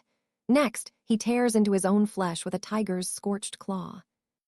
The sight is enough to worry even his companions. While fighting the internal poison, he still has to endure his deity's constant chattering. You and I are about to see if he survives the scorpion's sting. Stick around. All right, stick with me. Cedric was inches away from meeting the Reaper again. To end this nightmare, he crushes a spider's gland and drinks the venom, looking like a literal zombie. Black veins bulge across his skin while his eyes turn pitch dark from the toxins. Now, the tyrant waits. He waits patiently as death's shadow touches his very soul, his body nearly failing, until a tiny spark ignites deep within him. That small flame grows brighter, a beacon of hope amidst the toxic chaos. Something powerful finally awakens inside him. A long-dormant fire surges forth, erupting into a massive blaze that wraps around him like a mother's warm embrace. The fire doesn't burn him, it heals. Any bystander watching this would think he's suffering, but they couldn't be more wrong. Now pay attention. The flames devour every last ounce of filth in Cedric's body, making the fire grow even fiercer. After burning away every impurity, his ancestral sacred flame activates, granting him the legendary power of the fire of the 8 trigrams. The fire fades, revealing a rebuilt, legendary body with absolutely zero traces of the venom or his injuries. With a look of triumph, our hero celebrates his new power. He is now fully immune to the 10 poisons. Like a player checking new gear, he opens his status window to see his massive gains. With his power reaching a whole new level, Cedric decides he just needs a new weapon. Meanwhile, back at the manor where our hero's family resides, people are hunting for him. As Seraphina and her partner enter the estate, they're mocked for being too slow. 2 men, one a muscular brute with a mustache, the other a lean fighter, stand menacingly near a woman. The lean one with the cold gaze is Sir Alistair, the Black Blade. The brute is Baron Roland, commander of the White Griffin's elite squad. The Royal Intelligence agent bites her lip in pure frustration, realizing she arrived way too late. We cut to the cobblestone district, also known as Shoemaker's Alley, where melted cheese oozes from a hot snack. Cedric was inhaling enough fried food to make any healer worried about his health. He remembers his talk with Thanatos, recalling his legendary divine trait, the king of all weapons. The god of death suggests he find a master blacksmith who can meet his demands. Cedric honestly doubts such a legendary craftsman still exists in this world. But the deity promises him that such a master is out there. While enjoying his snack, an old man directs Cedric toward a tiny shop nearby. He explains that the store Cedric was staring at has actually been closed for 5 years. The heavy door was sealed tight with massive padlocks and thick, rusted chains. You and I can see it's been shut forever, but Cedric stands still, sensing something very strange about this old shop. He leans in and starts sniffing the air. The faint, metallic scent of divine fire was drifting from inside. His spirit companion appears, drawn by the smell of hot steel. Someone is definitely forging something in there. They weren't closed at all. With a quick snap, he breaks the chains. Inside, piles of dusty, abandoned weapons fill the room. The goddess of the hunt starts geeking out like a kid in a toy store. Cedric enters the shop, with the goddess close behind. She eyes the weapons like she's at a massive clearance sale. She even lets out an excited squeal, seeing so many high-quality materials lying around. Hidden among the mountains of steel, a single, forgotten blade rests silently against the back wall. Cedric holds it delicately, examining every detail. His spirit companion finds the charred blade pathetic, but Cedric notices something special about it. Suddenly, a shadow appears and interrupts them both. A massive, hairy silhouette holding a large hound watches Cedric from the shadows. But this old man was different. He was completely blind. Elsewhere, a hand sets a plate of apples on a table. Elena invites them to eat with a polite, graceful smile. These idiots are floored to witness such elegance, but the mood breaks when Alistair comments on how popular rookies are getting these days. To the point where a raid leader and a department head are in the same room together, the mustached man adds. Elena explains that this is natural when dealing with a legendary super rookie. Apparently, that man with the mustache is known as the strongest fighter in the entire kingdom. The other is the director for the House of the Obsidian Blade, a clan that's been rising rapidly of late. She realizes that if these powerhouses are here for a rookie, Lord Cedric must be someone truly special. And trust me, they'll crush any competition. You and I are in for a wild ride. Stick with me. You and I are about to watch Arthur deal with these lords who just arrived. Sir Alistair stands up defiantly, asking if the crown agents will get in his way. Tension explodes as sparks fly. Violence is inevitable now. Lady Genevieve interrupts, asking if this confrontation is about her son, Arthur. The two fools turn and confirm they want to recruit him, listing massive rewards to sway Arthur's mother. But the noblewoman shuts them down, stating that only her son can decide his own future, not her. First, she has one burning question for them. They wait in silence. What exactly did the boy do during those 5 days inside the 𝒉𝒊𝒆 dungeon? We cut back to the blind blacksmith's shop, where Arthur is waiting in the parlor with a Lodi. The old master wonders why a noble would seek a blind smith. Arthur stays quiet while Elodie mocks the old man, but the serpent familiar tells her to shut her mouth. Grabbing the leash of his hound, Barnaby, Thorn thinks this is just a prank and prepares to leave. But Arthur notices the furnace is still warm, and the man's hands are covered in heavy calluses from work. Elodie spins around quickly, demanding to know what he's implying. Then Arthur mentions poor Barnaby looks like he hasn't eaten in weeks. The blacksmith remains stone-faced and silent. Our protagonist makes his offer, 10,000 gold up front and 50,000 more once the work is finished. Hearing those numbers, Thorn freezes, his panting hound still by his side. The gold hits his account, but he still stares at it in disbelief. With a sly smile, Arthur reveals this is just the start. Seeing his client is serious, the smith asks for more. Arthur pretends he didn't hear that properly. The smith wants 5,000 extra for rent. The money is sent instantly. After the deposit lands, Thorn tries to talk terms, but he's stunned when Arthur calls him his employee. Arthur explains he's the official sponsor now. Thorn works exclusively for him as his permanent boss from now on. They look over a massive weapon list, but Thorn confesses it's far too much. Pay attention. Arthur warns him that breaking this contract will cost triple. Trapped in a scam, the smith curses his boss as a scoundrel. Arthur just walks away, unbothered. The blacksmith mutters that trusting strangers on the first meeting is dangerous. Arthur agrees, but notes that if he's paying, it's because he chooses to. Hearing this, Thorn accepts the job, but warns it will take a long time to return to form. There's a problem. Thorn lost the special hammer needed for his furnace. Arthur asks if the tool was stolen, or something like that. Thorn reveals his father's apprentice stole the hammer the moment the old man died. Master Thorn was a poor judge of character. Arthur asks where this traitor fled. He's never heard of the Ironcrest clan. Thorn is shocked he doesn't recognize a top noble house. Arthur plans to retrieve the hammer. Tell me, where is it?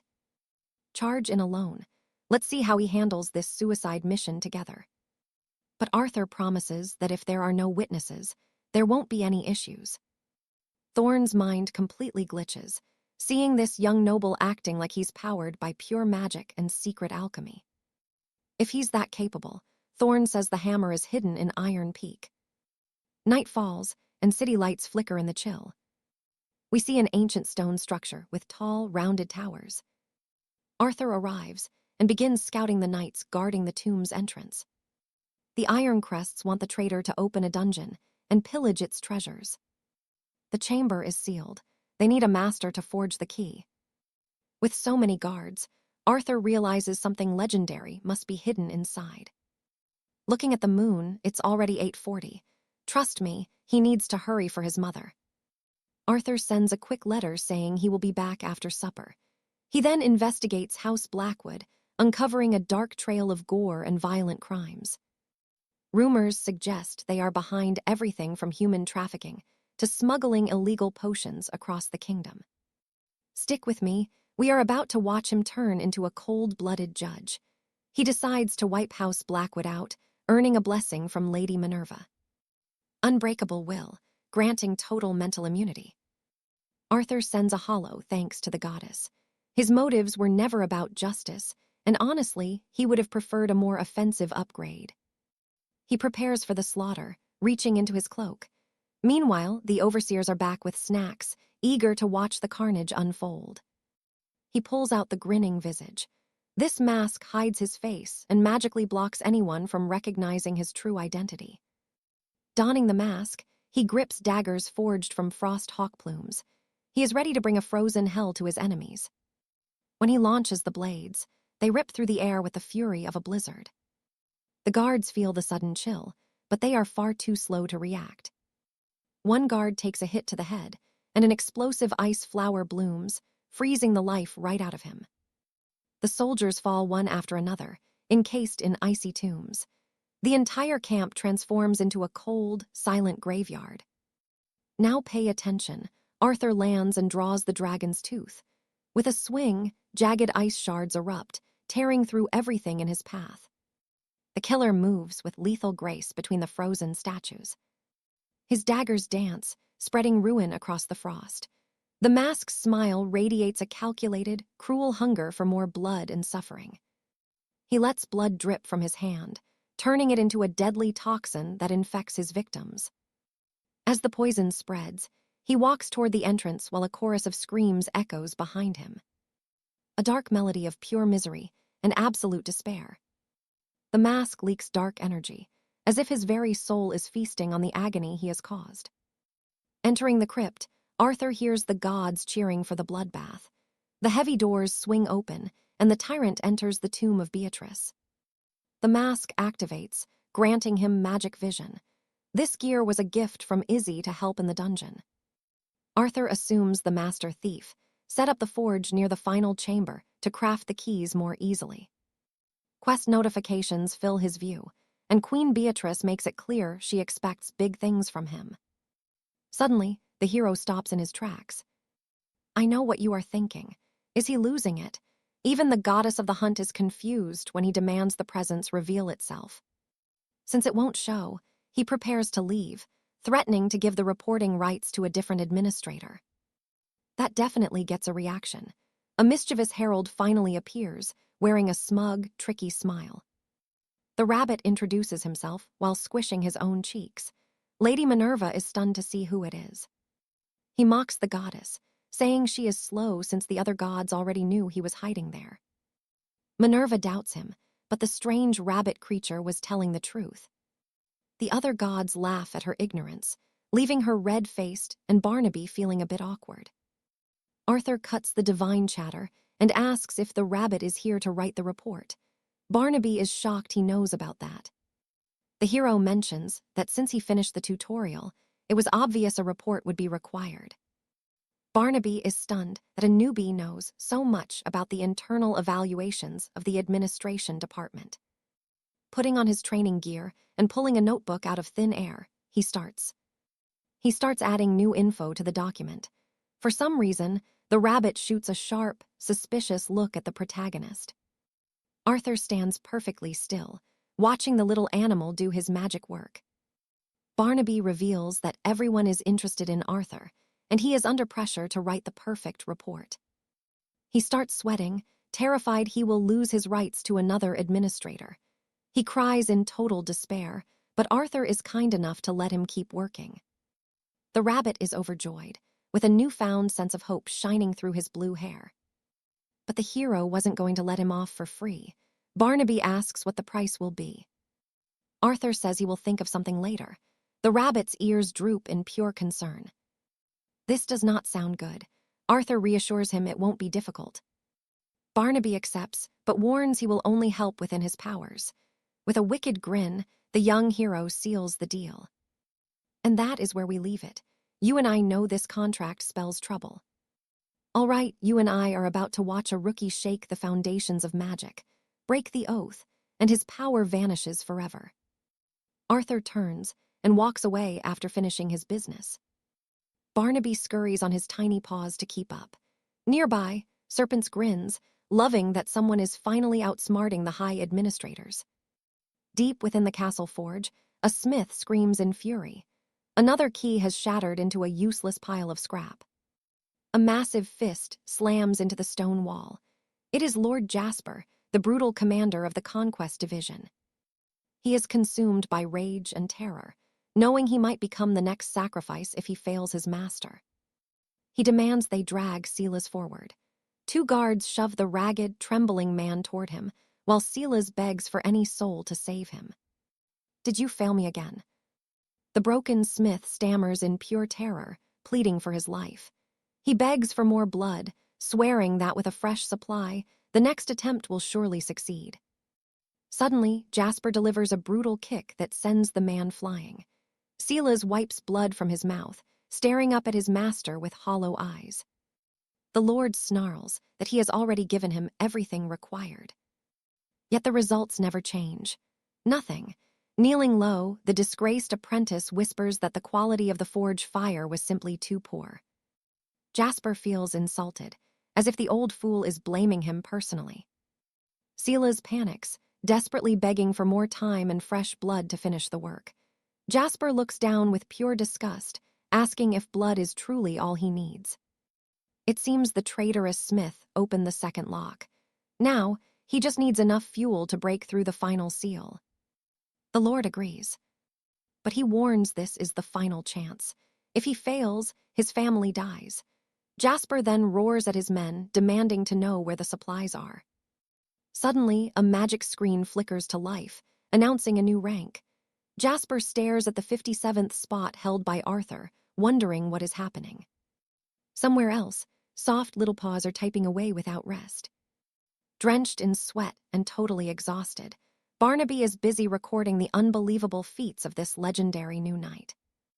He looks up from his notes, only to realize Arthur has already vanished from sight. Arthur charges deeper into the keep, leaving the poor rabbit gasping for air. Deadly traps trigger everywhere, but our hero stares them down without a hint of fear. Nothing slows him down. He simply cleaves through every obstacle in his path. This place is lethal. Even Barnaby, the immortal scribe, flinches as debris flies through the air. But he is a rabbit of his word. Even while battered and exhausted, he keeps his magical quill moving. The gods are already fighting to claim this man as their champion. Pay attention, because the divine chaos is only just beginning. Suddenly, the little scribe notices something strangely familiar in the lines he is writing. His hands freeze. He looks at Arthur in total shock. That stance, that broad back, it is like a ghost from the past has returned. Every movement feels like a shadow of a forgotten era. It awakens the memory of one who once transcended all limits. A warrior whose white-hot rage once threatened to tear the heavens apart. Barnaby knows the gods won't like this, but the risk is worth it. He starts writing. The twilight of the gods, the one being who brought total ruin to the divine realm before vanishing without a trace. It seems he has finally returned. Now you saw that too, right? Arthur is forced to his knees, bound by shimmering divine cubes and drowning in hatred.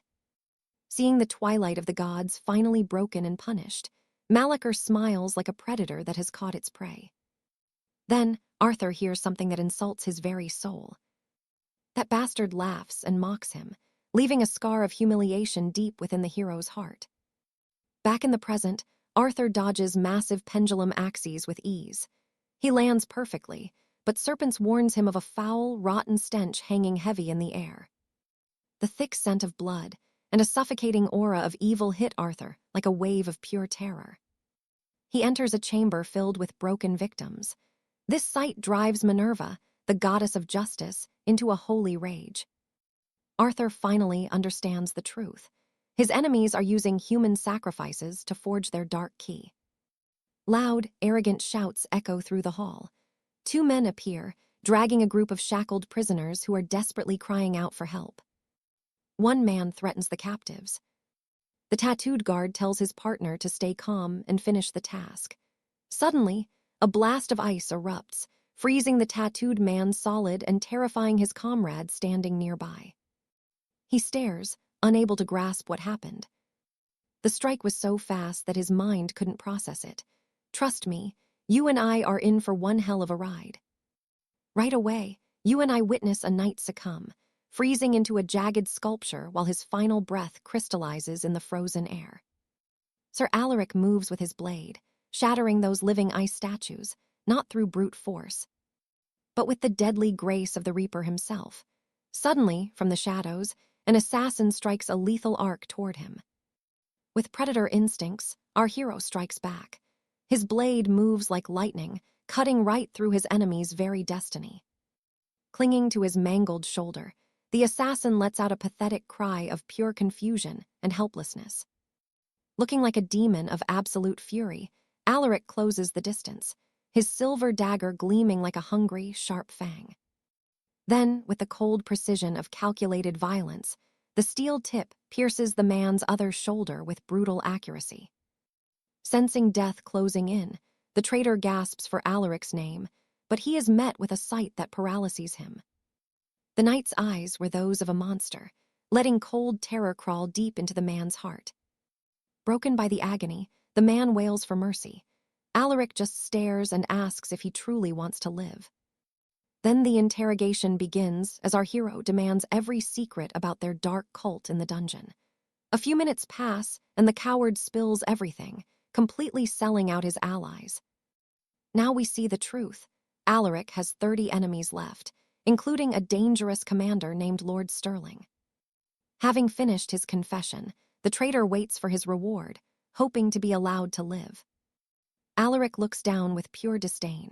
Now, watch this. He draws a blade made from a fire drake's fang and reveals he never promised mercy.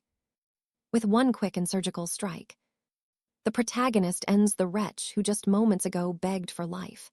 After the kill, our hero reaches a new power tier. The serpent spirit is stunned by the coldness, while his goddess delights in the death. He then activates his soul collector ability. The corpse crumbles to ash as the soul is drained. As more enemies burn, the prisoners watch in absolute horror, paralyzed by the scene. While the spirit fragments are consumed, our hero stands perfectly still, radiating an aura of death. He glances aside, and the survivors tremble under his demonic gaze.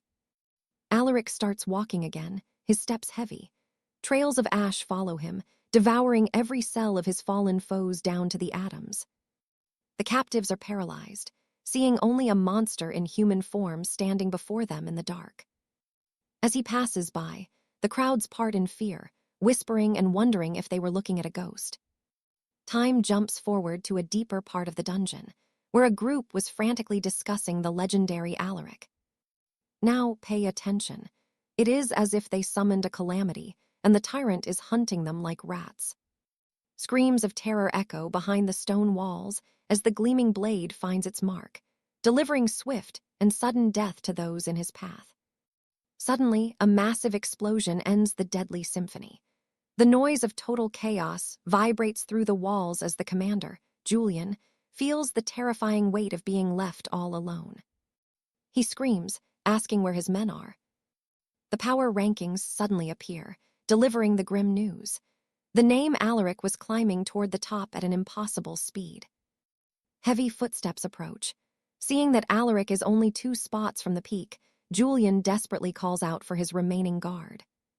He realizes too late that he is completely alone. But suddenly, a broken figure stumbles forward, desperately begging for help. This zombie-like figure only makes the heart of the man in charge of this mission sink with pure anxiety. Sir Julian tells his comrade to focus, but then he notices something terrifyingly wrong with his fellow knight. Red runes are spreading across his skin, beginning to glow and activate. Blinding light pours from the runes, and a sudden explosion blasts Julian back.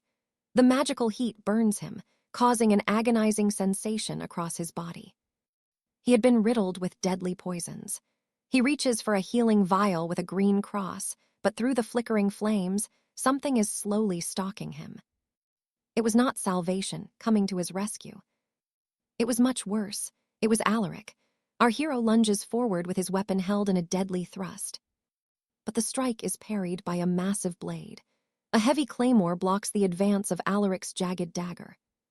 Despite being wounded, the giant man swings that massive slab of iron easily, forcing our protagonist to jump back.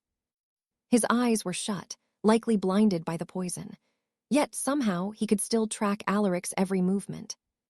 The tyrant is stunned by the man's tenacity, fighting with such power despite his lack of sight. But time was running out. Julian's health was nearly empty, forcing him to halt. Alaric stays on high guard, waiting for the final move. This opponent was far too strong for Tier 30. There was clearly a deeper secret to this story. And trust me, you and I have to wonder how they performed such massive blood rituals inside the king's own borders. Let's dive into a mystery that goes way beyond gold. Arthur's about to uncover House Hallow's darkest secrets. Enemy reinforcements are closing in. Plus, he's worried about the poor victims trapped at the ritual site right now.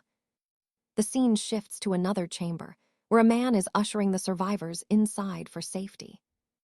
He slams the door shut, wondering if this protection is exactly what that masked hero wanted from him. The man's eyes reflect a recent memory, a young knight who swooped in to save them from a dark sacrifice and then vanished without a single word of explanation. But then his mind changed. The hero actually changed his mind, heading back to lead the victims to a secret door. He ordered them inside and warned them never to come out, no matter what. He left behind a trail of ghostly, silver ashes. Back in the present, Arthur bars the door and waits for rescue. Arthur hopes they listened. His enemy is extremely lethal in melee, so he pumps points into strength and agility right now. He tosses an antidote capsule at Jasper's feet. The desperate man tears it open, but finds it completely empty. Watch closely. Arthur takes advantage and strikes while his enemy is distracted. Jasper is seeing red, his fists trembling with fury. That little game, not funny to a House of Hallow noble. He swings a massive claymore. Arthur dances away like a leaf in the wind, then leaps into the air. Suspended at the peak of his jump, his blade weaves a violent, silver whirlwind. Each thrust fires a silver ray that shreds the air. Even with darkness clouding his vision, the expedition leader defends himself with every bit of reflex he has left. Then a stronger strike landed. It shatters his defense and sends him flying. The impact didn't break his body, but a thread of blood drips from Jasper's mouth. He isn't giving up yet, but Arthur's demonic eyes are already focused on his next move. The assault is absolutely relentless. In a storm of fierce attacks, sparks fly as Jasper is pressured against the wall. Arthur suddenly pauses his rhythm, drawing back Tiamat's fang to prepare a devastating strike. In a blow like a serpent's bite, the dagger strikes hard against the claymore. The blade finally shatters into a million gleaming shards of absolute defeat. With the noble defenseless, Arthur begins a true slaughter. One slash, then two, then three. Countless strikes trace trails of agony across Jasper until the final blow completes his masterpiece of steel. Arthur's eyes gleam like a specter. He flicks his blade, clearing the blood from the recent battle. A volcanic explosion of demonic energy erupts behind Arthur like a dark cloud. Jasper collapses to the dirt. Why did he have to suffer like this? Arthur mocks his fallen foe. You're just reaping exactly what you sowed, he sneers. The soul collector activates, disintegrating Jasper's remains and absorbing the ashes to regenerate Arthur's own vitality. Minerva rewards Arthur's deeds by granting him the serene spirit. Check this out. Arthur's absolutely stunned to receive a reward that grants him total mental immunity. With a heart of iron, he feels like a master monk. He laughs, a man once feared as a demonic god. He's amazed the goddess of war rewards him so easily, completely unaware of the darkness in his heart. Phoebe is getting anxious. She starts looking for a gift just as good to keep him interested. Eventually, they finally arrive at the massive doors leading to the dungeon's final boss. Arthur hurls a spear made of bone blindly, pinning a hidden traitor right to the dungeon wall. It's Darwin, the disgraced blacksmith of the traitors. The blacksmith drops the stolen hammer and collapses as Arthur calls him a pathetic rat. He grabs the tool, a hammer forged from a star. The meteor steel is fascinating, but there's no time for that. He needs to open the doorhouse Hallow wanted so badly. He doesn't have a key, but Arthur has a much easier way to get inside. He calls for Harold. The rabbit appears instantly, looking terrified as if he knows exactly why he's here. Trust me on this. Stick with me. You and I are about to see Alaric challenge, a fate that most knights would simply die from. Silas reminds him of their binding contract and demands that he open the vault door immediately. The administrator tries to play dumb, claiming he cannot interfere with dungeon quests, but Alaric is done listening to his pathetic lies. Alaric reveals that the rules are his to change, turning up the heat by promising to block Silas from ever sending his official report. Fearing the threat, Silas grants the request, even while whining about the punishments he might face from the High Council. The watching gods laugh at the administrator's misery. Slowly, the heavy door begins to swing open under his divine authority. The coward sees something lurking inside the chamber and tries to hide a wicked grin so Alaric won't notice it. He confirms his part of the deal is finished, and, struggling to hold back his laughter, urges the knight to enter the room quickly. Our hero notices the rabbit's strange behavior, sneaky, treacherous, and cold like a viper. He enters anyway. The door slams shut, and 𝒉𝒁 finally lets out a loud, sadistic laugh of pure triumph. Now, Alaric stands in the final chamber of the crypt of Malachor, and his true enemy is already waiting for him. Pay attention here, because a spectral mist with 1,000 staring eyes is about to unleash a mental assault that would shatter any normal man. In an instant, Alaric feels the heavy weight of a dark curse pressing down on his soul. The quest window appears. Resist the mental strikes of the crypt ruler and shatter the sacred crown to win. The warning means nothing to our hero, who is already locked in a desperate battle with the monster inside his mind. The spectral mist twists and shifts, wrapping around Alaric like a living shroud. Outside the chamber, 𝒉𝒁 hears the chaos and cannot stop his wicked laughter. To 𝒉𝒁, this was a dark comedy. He mocks Alaric's struggle against the tomb's master, revealing that the goal for the night was actually quite simple. Resisting the mental torture of the crypt's ruler would be anything but easy for a common warrior. The creature was a nightmare made flesh, a massive cluster of pure negative energy from the void. 𝒉𝒁 dances with joy, imagining how a mere rookie could handle such a mental assault from a boss like that.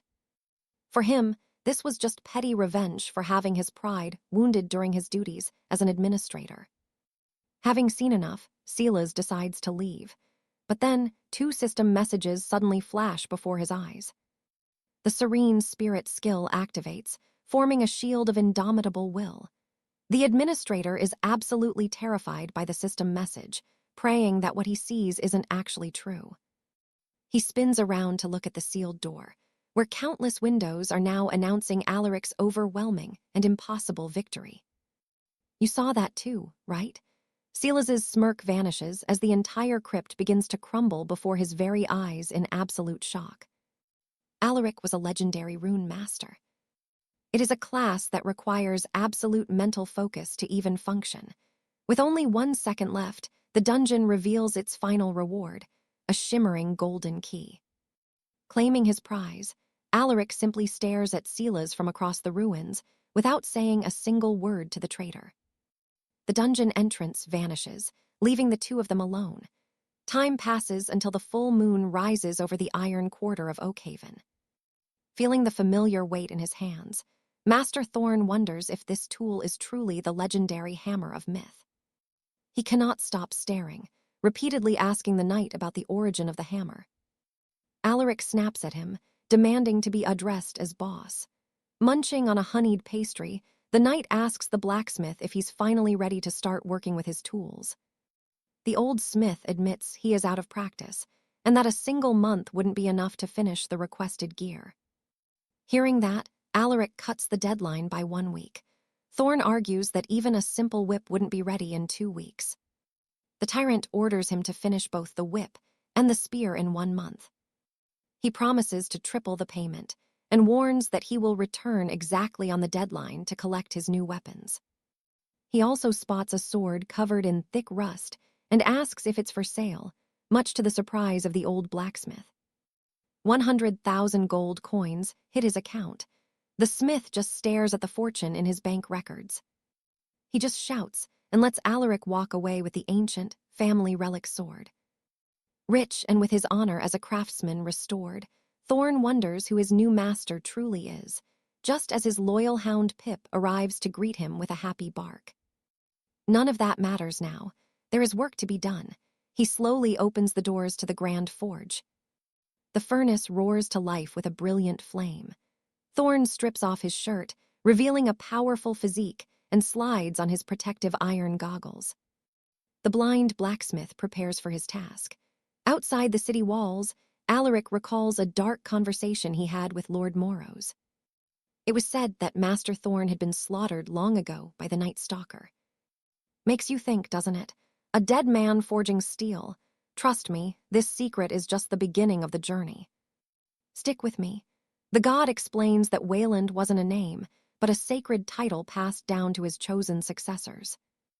But after the disaster with House Capricorn, ancient teachings were lost, and with every passing era, the quality of their legendary steel began to fade. Even so, compared to ordinary smiths, the gear they forged was still fit for a high king. Cedric is double satisfied. He now has a perfect servant and has ensured Arthur inherits the ancient legacy of Wayland. In his hand sits a golden key tipped with a massive gem, Sir Peter's key. Cedric finds it strange. Why was it inside Belasco's tomb? It made 0 sense for the final reward to be named after a stranger, but he'll have to solve that mystery another time. Right now, he just needs to get home before the sun sets. Elsewhere, a massive hand slams the table. Lord Galt demands to know who cleared the dungeon. Denied his answer, he orders his nervous employees to keep searching every corner. This man was the head of the High Crest Syndicate, the ruthless Lord Galt. He needs that key back now. He's terrified the Silver Lions, the true lords of Mount Ironwood, will discover this entire disaster. Dealing in human sacrifice was a dangerous game.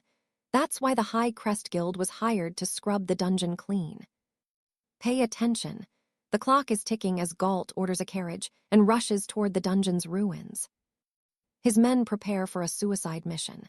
If the Lions find out an outsider took the key, being executed would be a mercy. To protect his family and his very life, he must act. Cedric is determined to change his destiny. We cut to the estate where his family resides. Commander Julian gets a report from his scout. Suddenly, a wild fury ignites within the old Silver Lion. His muscles swell with power. A golden aura erupts around him as he prepares for a bloody battle. Refusing to believe the news, he summons a spectral beast of energy that roars upward, paralyzing everyone in the room with fear. Seraphina tries to calm the beast. Meanwhile, Lady Alara just watches the chaos without lifting a finger. Frozen in place, Lord Vance shouts at the massive commander, demanding to know what he thinks he's doing. Julian realizes his mistake and kills his aura. The guild's warden warns him never to use that power near innocent townspeople again. Feeling a wave of guilt, the commander looks at the terrified woman who witnessed his monstrous outburst. Thankfully, Seraphina shielded her from the worst. Cedric's mother looks at the massive soldier as if he were just a naughty child. The commander steps back, bowing his head in shame before deciding it's best to leave at once. The Imperial Warden worries for her health. A normal person could die just by standing near the aura of a Grandmaster. Keeping her dignity intact, she calmly assures them that she's perfectly fine. This was her first time seeing an awakened, and she finally realizes her son belongs to this dangerous, magical world. She warns them that Cedric only puts on a brave face to hide the fragile boy living inside him. She politely shows them the door, ending the visit. In the lift, Lord Vance blames Julian for the absolute embarrassment.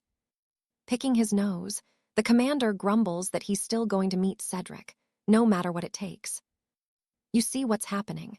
His niece begged him to recruit our hero for their noble house, so he's not leaving. Playing nice, he offers to buy ale for the two wardens if they're willing to wait for Cedric's return. Silas immediately orders an expensive spiced wine, only to get a sharp chop to the neck from his partner. Seraphina steps in, explaining they have urgent business and will have to return to the estate some other day. Her partner tries to argue until he gets another smack. She politely thanks the commander for the offer of drink. The head warden gives a polite, icy smile as she says her farewells. The lift finally hits the ground floor. It was time to go their separate ways. The wardens depart, while the commander stays behind to keep watch. Silas notices something off. His partner is dead serious. Suddenly, his communication stone begins to glow and hum. He checks the message to find that survivors of the human sacrifice were just found at Mount Ironwood. Silas is horrified, but they have to move fast. We cut to a quiet corner of the royal capital. Cedric swings his rusty blade, testing its weight. The goddess hates that he's carrying such a filthy, broken weapon. Ignoring her complaints, our hero knows this blade is something beyond the ordinary. This is the legendary Soul Seeker. one of the 9 supreme blades forged by Wayland himself, the first divine smith. Trust me, even without seeing its power, this sword is going to change everything. All right, you and I are about to dive into a world where one legendary flame once triggered a massive war. It was so intense that it ended up destroying 2 empires and 6 entire kingdoms. Cedric couldn't believe that something so legendary had been used just to light a common fireplace. Plus, the blade was originally an assassin's tool, so its true form was hidden from most of the world. He finds it ironic that a master blacksmith known for hating bloodshed would ever craft a weapon designed for silent killing. Anyway, the weapon's history had been erased, like someone wanted to wipe its existence away forever. Suddenly, Cedric's focus is interrupted by a noise. He opens a window while hearing Percival grumble about a rusty sword and Marion express her total satisfaction. He raises his hand to his shoulder, palm wide open. He thinks it would be incredible to own all 9 supreme weapons. Then he equips the dagger carved from a fire tiger's fang. Cedric stands perfectly still, waiting for his stalker to make a move. Since nothing happens, he decides to throw his blade first. The dagger whistles through the air, toward its mark. It was aimed directly at a massive tree in the garden center. It sinks deep into the thick wood.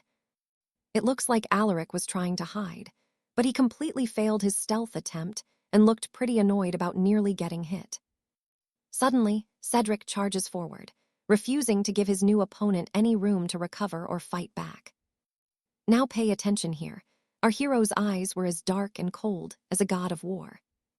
That intense glare shocks the knight just as Tiamat's fang comes within inches of his throat. He draws his own blade. The weapons collide in a violent spark of steel, forging a sudden light that shatters the knight. Alaric struggles to hold back Cedric's heavy strike. He can't believe a mere rookie has this much raw power. Cedric prepares for another devastating blow. Gripping his black curved sword, the knight tries to back away and create some breathing room. But Cedric dictates the entire pace of the battle. The knight realizes his opponent has no formal training or any recognizable patterns. Even so, he couldn't find a single opening in his wild style. Alaric tries to parry the onslaught, amazed that Cedric fights more like a trained assassin than a typical warrior. Then he reflects. The protagonist moved with the lethal grace of a first-generation veteran player. Attempting a counterattack and missing every shot, he admits he only wanted to see what this rookie could actually do. However, at this rate, he might end up dead if he doesn't start taking things seriously. He grits his teeth, knowing his niece will be furious about what he's about to do. He decides to take this duel to the next level, igniting a blue aura around his blade. You saw that too, right? Alaric was going all out now. This was about to be a legendary showdown. Cedric senses the change in his opponent's behavior, but he doesn't flinch. Their attacks were about to clash until one of them surrendered. Alaric suddenly stands with his hands raised, and his sword dropped on the grass. Cedric is annoyed that his duel was cut short. With a clever look, the knight realized he pushed too far and admitted he was just testing him. Our hero looks down at the discarded weapon on the ground. Disappointed that his excitement for a real fight was wasted, Alaric bows his head and apologizes, confessing he was having too much fun.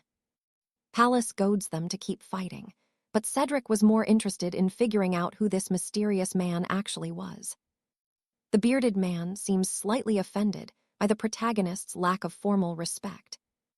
But he reaches into his coat and shoves a business card uncomfortably close. It reveals his name and that he's part of the Suncrest Order. With a polite grin, the swordsman invites him to join their ranks. Cedric recalls that they serve the nameless titan, whose true title was the God of Prosperity. The protagonist says he isn't a fan of violent recruitment and asks how they found him. Alaric reveals he's already famous among the great houses. Hearing that, our hero didn't expect his reputation to spread through the kingdom so quickly. Still smiling, the knight in black suggests they finish this conversation another day when Cedric has cooled off a bit. As he leaves, Pallas is still hungry for blood. Jormungand tells her to shut up and find a fight somewhere else. The goddess gets offended and starts ranting. For some reason, that man in black felt familiar to him, but a very worrying thought suddenly pops into Cedric's mind. If these powerful clans are already hunting him down, things are about to get dangerous. Thinking about that, he rushes home, knowing other recruiters might be lurking nearby. But look at this, Alaric's hand is actually bleeding and bruised. The swordsman just smiles, looking like he wanted to fight even more. Finally, Cedric arrives back at his house. His mother asks if he has eaten, then smiles gently. Trust me, you and I are going to want to hear what he says next. Stick with me, our hero calls for his mother, desperate to say something before everything fades away. In a distant land at an unknown hour, the evening sun bathes the horizon in gold. A weary warrior stands tall, his killing intent so sharp that someone nearby immediately takes notice. He looks back with hollow, lifeless eyes and tells the old man to shove off. But the elder just spits back insults until our hero snaps and tells the old geezer to shut his mouth. Suddenly, a heavy blow from the old man sends him crashing to the dirt before he passes out. That bastard's smirk is the last thing he sees before his phone, and a tiny dog wake him up. He stays in bed, drowning in nostalgia, even though he knows exactly what path he must take. His mind races over that dream, but there is no time. Today is his interview with the Silver Griffins. The Silver Griffins are holding their trials at the Grand Stadium, and a massive crowd is pouring inside. Deep inside the arena, various candidates are gearing up for the brutal tests. A bald judge in dark glasses tells a recruit to test the device. A familiar sleeve reaches for the machine to begin the measurement. Now watch this part closely. The moment he touches it, the machine explodes in thick smoke. It is obviously him. The device sparks and errors out repeatedly, saying it is completely unable to measure his insane and overwhelming power. The hooded man seems restless, though his face is hidden from view. The chaos draws everyone's eyes, especially a scarred man with a spear who's watching the whole scene like a hawk from the shadows. The judge asks Arthur to try again. Nearby, a pair of twins hear the name and look shocked as it sounds incredibly familiar to the girl. The girl's face pales as she recognizes her brother, the legendary tyrant of the arena. Even behind the hood, the crowd gossips about the ex-champion knight, while the bandaged spearman just glares at him in silence. A couple of arrogant nobles start badmouthing Arthur with total confidence. The girl shuts them down, telling the idiots to look in a mirror for once. Trust me, you and I are seeing the same thing. Level 25 and a ~S magic rank. That is just absolutely insane and leaves the whole crowd in total shock. Meanwhile, the bandaged warrior is practically grinding his teeth under those wraps. Arthur stays quiet, hoping to avoid a massive scene. But numbers don't lie. The crowd goes wild as screams echo through the entire stadium. The jealous fools back off in fear, while the evaluators scramble to call their top directors. Over at the garrison office, Lord Percival sits with his ridiculous fake mustache curled right up. He's reading the news about Sir Sila's resigning and Lady Morgana, the Iron Witch, making a massive public statement to the world. She is publicly exposing 7 years of dark sacrifices and promising the world that the Blackwood House will finally face justice for their crimes. The Silver Griffins are also declaring war, leaking all their secret evidence to the public eye. Percival is thrilled that his clan used the scapegoat so perfectly. Still, there's the mystery of the masked man who saved everyone and stole the king's key. They need that man to claim the treasure. Suddenly, a bald official bursts into the room screaming that they found a super rookie. Percival doesn't care until he's told that 2 directors are already racing to see the kid.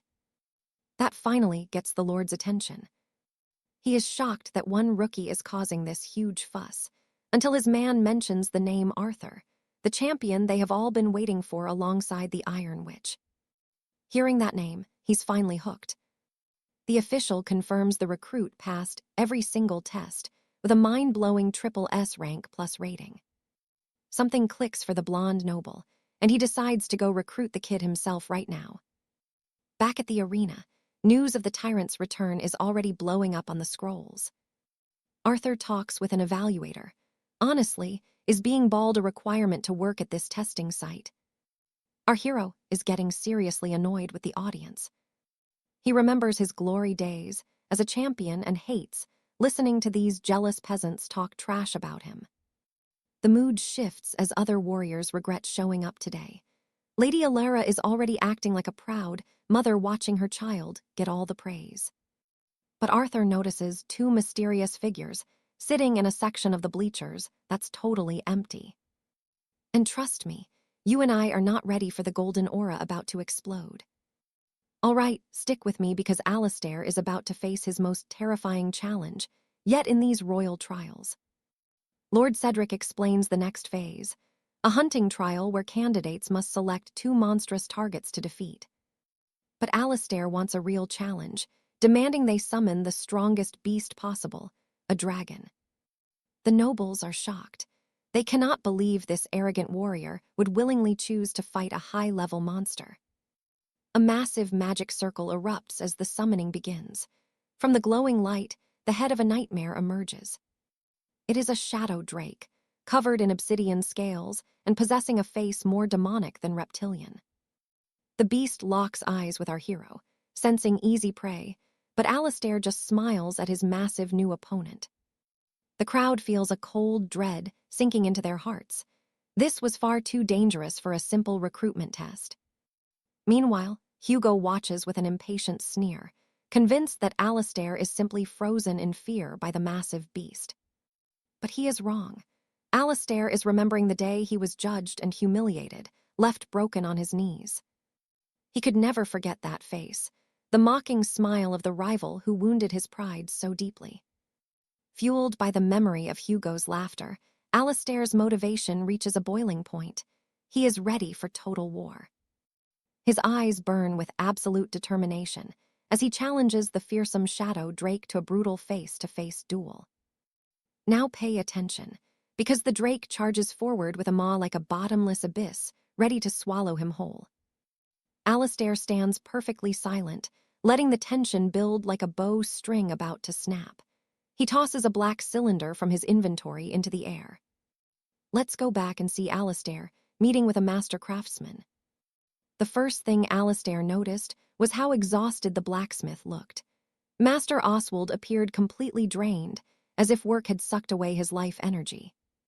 Oswald hands over a specialized black case, while his assistant Barnaby seems to be eating very well lately.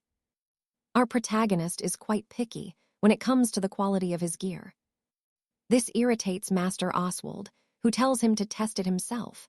From inside the cylinder, two metal tubes and coiled ropes come out. His companions Silas and Garrick are left speechless. Even from a distance, the superior quality of these items is incredibly obvious. Alistair connects the rods, and magic messages confirm it. He is now wielding a masterwork double pole spear. Blades snap out from both ends of the weapon, with lethal precision. He tests the weapon with breathtaking skill, even catching the attention of a goddess who praises the smith's work. Lady Voya watches closely as Alistair masters the spear's weight, practicing shadow combat movements with terrifying grace and speed. With every strike, it is clear to everyone, this man is a true master of spear combat. You saw that, right? Back in the present, the shadow dragon is closing in while the horrified audience watches the scene in pure terror. The drake's massive claws shatter the earth, sending a storm of stone and debris flying into the air. Suddenly, Alistair strikes back, hitting the beast directly in both eyes and forcing the massive creature to recoil. The audience is baffled by how it was hurt, but Hugo realizes something special happened there.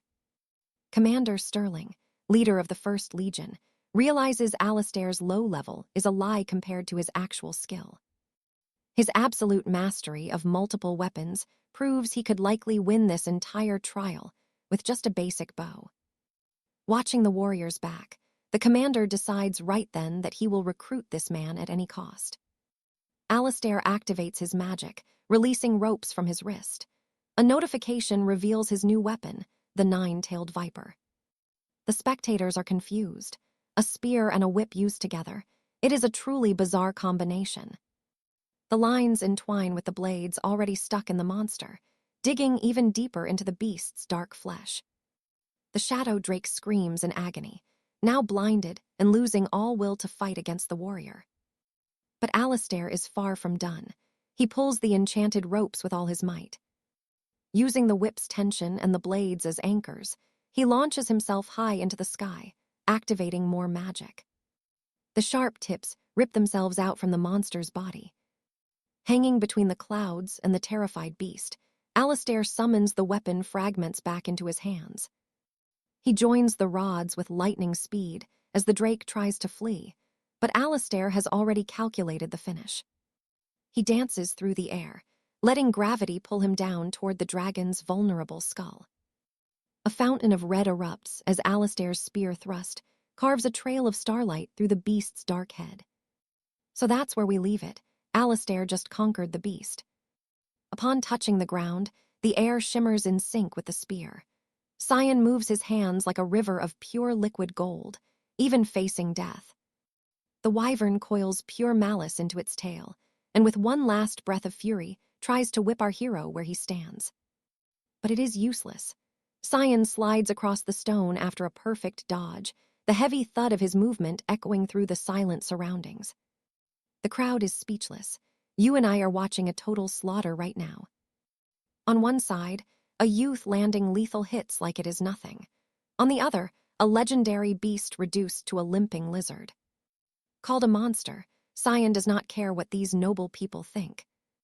Awakening his corrupted blood, he prepares the final blow. The beast freezes, paralyzed by the lethal venom produced by the young tyrant. Before the end can take its soul, the wyvern lunges one last time in a desperate, suicidal attempt to kill. The final act of a calamity that refuses to die. Cyan responds with brutal force, delivering the finishing blow. The beast shatters into a blinding star, as if a celestial body just descended and exploded upon the earth in that moment.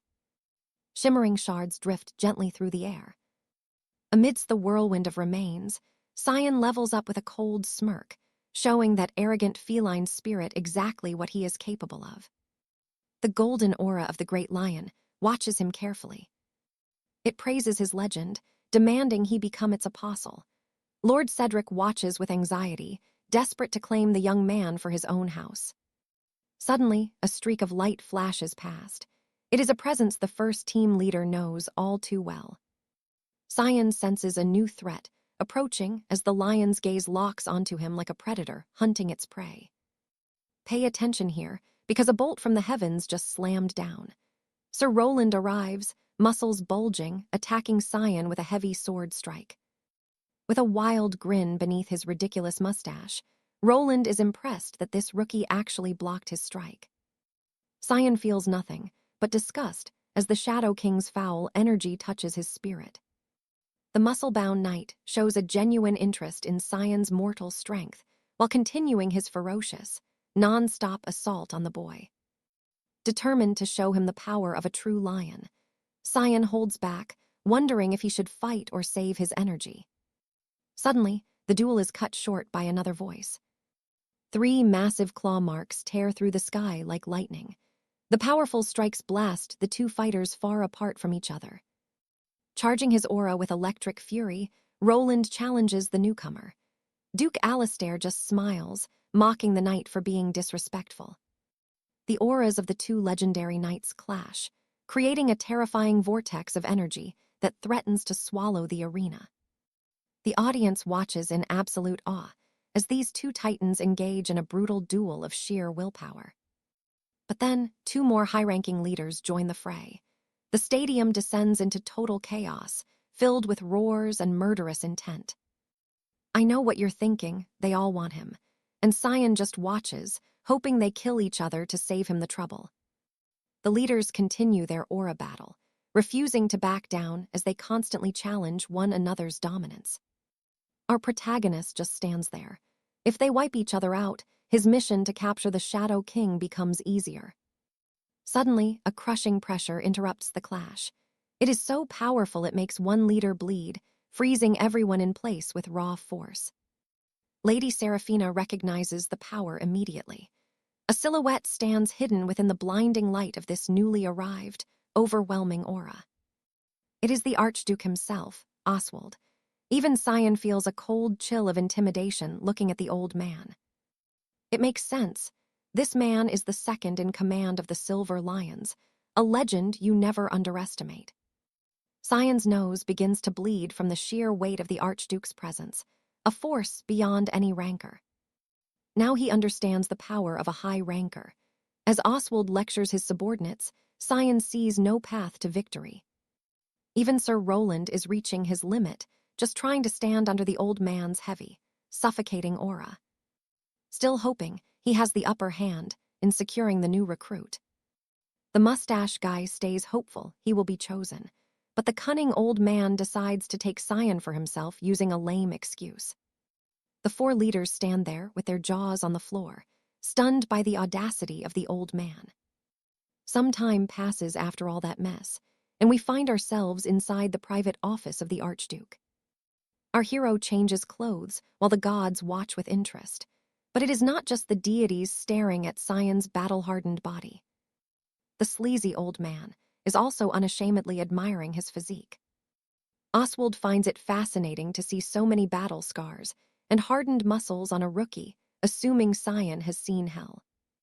He is obsessed with his body, but even more curious about his dark past. Stick with me, because things are getting wild.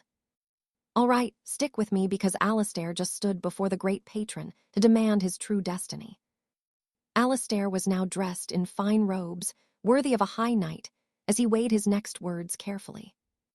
He admits he has enough gold to retire forever, but comfort was never his goal in this life.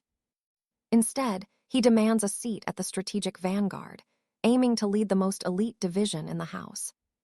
Sterling makes a horrific face, asking what he means, before bursting into a laugh that shakes the entire room with power. The louder he laughed, the more pressure filled the air, clearly trying to break Alistair's resolve with sheer intimidation. The Duke realizes this young man will only stay if he is the one in charge, and honestly, he loved the ambition.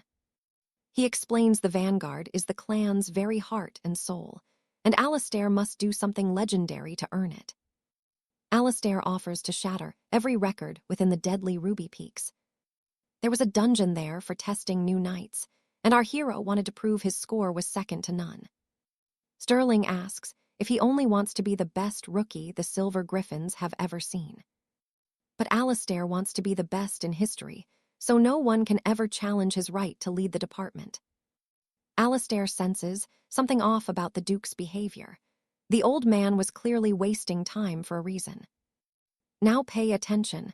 Alistair realizes the Duke is stalling and makes an insane proposal to fully purge the dungeon, which grabs Sterling's attention instantly. With a dark glint in his eyes and a wicked grin, he says swapping the training dungeons for the rookies is a brilliant idea. Alistair knows he was right to be suspicious and promises to finish the task in total secrecy. The Duke hints this will not be his last covert mission. Now that the board was set exactly how he wanted it, the protagonist asks for entry to the Grand Library, proving he doesn't just waste his days on useless commoner scrolls. The Duke is impressed by the request and grants him full access. Time passes as legends of Alistair's deeds spread across the kingdom, especially his solo clearing of the Blackwood Rift. Survivors were interviewed by the town criers, including Lady Alina, who was desperate to see her savior once again. They even found Sir Percival, but his face was completely blurred out for reasons too scandalous to mention here. Back at the High Lord's estate, a loud voice was screaming for the Duke's attention.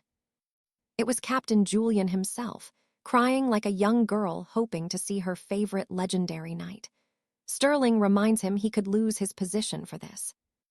The man with the massive mustache demands to know why his requests were all denied. The old man says a warrior like Alistair cannot be tamed, but offers Julian a spot as an official observer.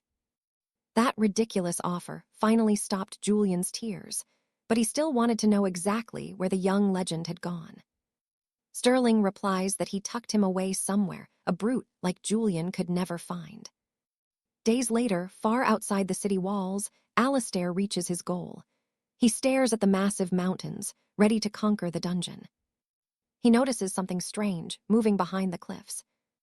You see that too, right? A massive purple wing soaring above the jagged mountain peaks. Suddenly, something was lurking in the shadows. A strange creature leaps down from the highest mountain peak.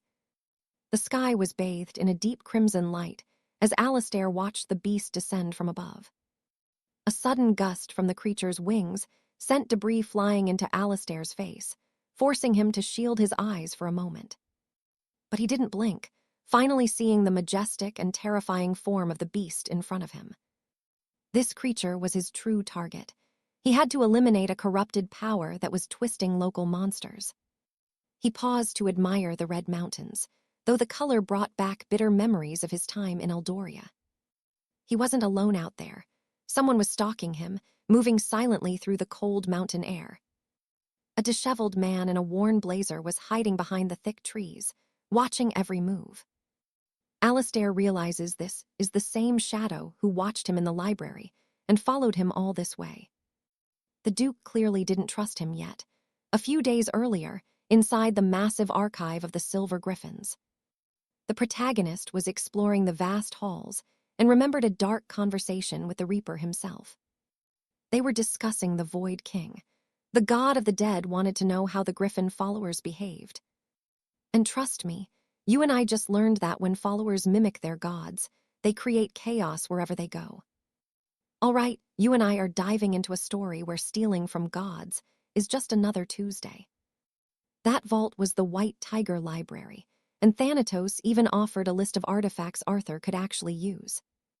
Our hero refused, wanting to go solo, but the god promised something in that list would change everything. He mentioned the 12 constellation houses and the legendary archer's step art. Arthur was stunned. This was a divine power that could turn a human into pure, blinding light. The god of death listed several movement skills, but pointed out one in particular, the Advent Call. If the constellation found out someone had that technique, they'd declare war. Arthur asked how he knew. Thanatos hinted the leak came from a falling star, basically saying the secret was already out there. Back at the library, Arthur knew exactly what to hunt for, but getting it wouldn't be easy. Now watch this. The Advent Call is a skill that lets you dominate entire regions and project your own divinity. It was the perfect power for our hero to steal. The catch was that he was being constantly watched by enemy spies. Still, he had to keep searching until a man in a formal suit approached him to explain the library rules. The man even asked for an autograph, but Arthur realized he was just a spy sent by the High Executive Director. He completely ignored him. Recalling the advice about the exhibition room, Arthur activated his unshakable heart and serene spirit skills to sharpen his focus to the absolute limit. He locked in like a student finishing a thesis at 3 a.m. Days began to blur together. The spy kept stalking him, but all he saw was Arthur picking up random martial arts manuals and lore. He went from studying movement techniques to ancient myths. Sometimes he'd just grab a book and put it back, leaving the spy terrified of what to report. The spy eventually decided that Arthur was just trying to look busy, while actually doing absolutely nothing. Tired of the boring stalker gig, the guard started crying. He prayed for our hero to just leave, while Arthur remained perfectly still and quiet in the corner. Let's pause, because that silence. It was Arthur's mind absorbing a massive wave of forbidden knowledge. The data was so vast that mental warnings started screaming, telling him to stop before he went insane. He pushed through anyway, earning a hidden achievement and boosting his intelligence and willpower stats to new levels. More importantly, his understanding of his greatest enemy, Duke Valerius, grew deeper. Suddenly, a mental window from Valerius appeared, mocking him, but Arthur just called the man a total idiot. The goal wasn't just the Advent Call. Arthur wanted to map out every skill his enemies possessed. To do that, he searched for clues about the Duke's power hidden within the clan's history books. He was piecing the puzzle together, finding fatal weaknesses in Valerius and all of his top knights. System messages flashed, as he forged a brand new technique, specifically designed to slay the divine tiger once and for all. But even he had limits. His body was exhausted and his neck was killing him. He decided he'd learned enough from that floor, but the main prize still wasn't in his hands. The advent call wasn't in the public sections. It had to be in the restricted zones.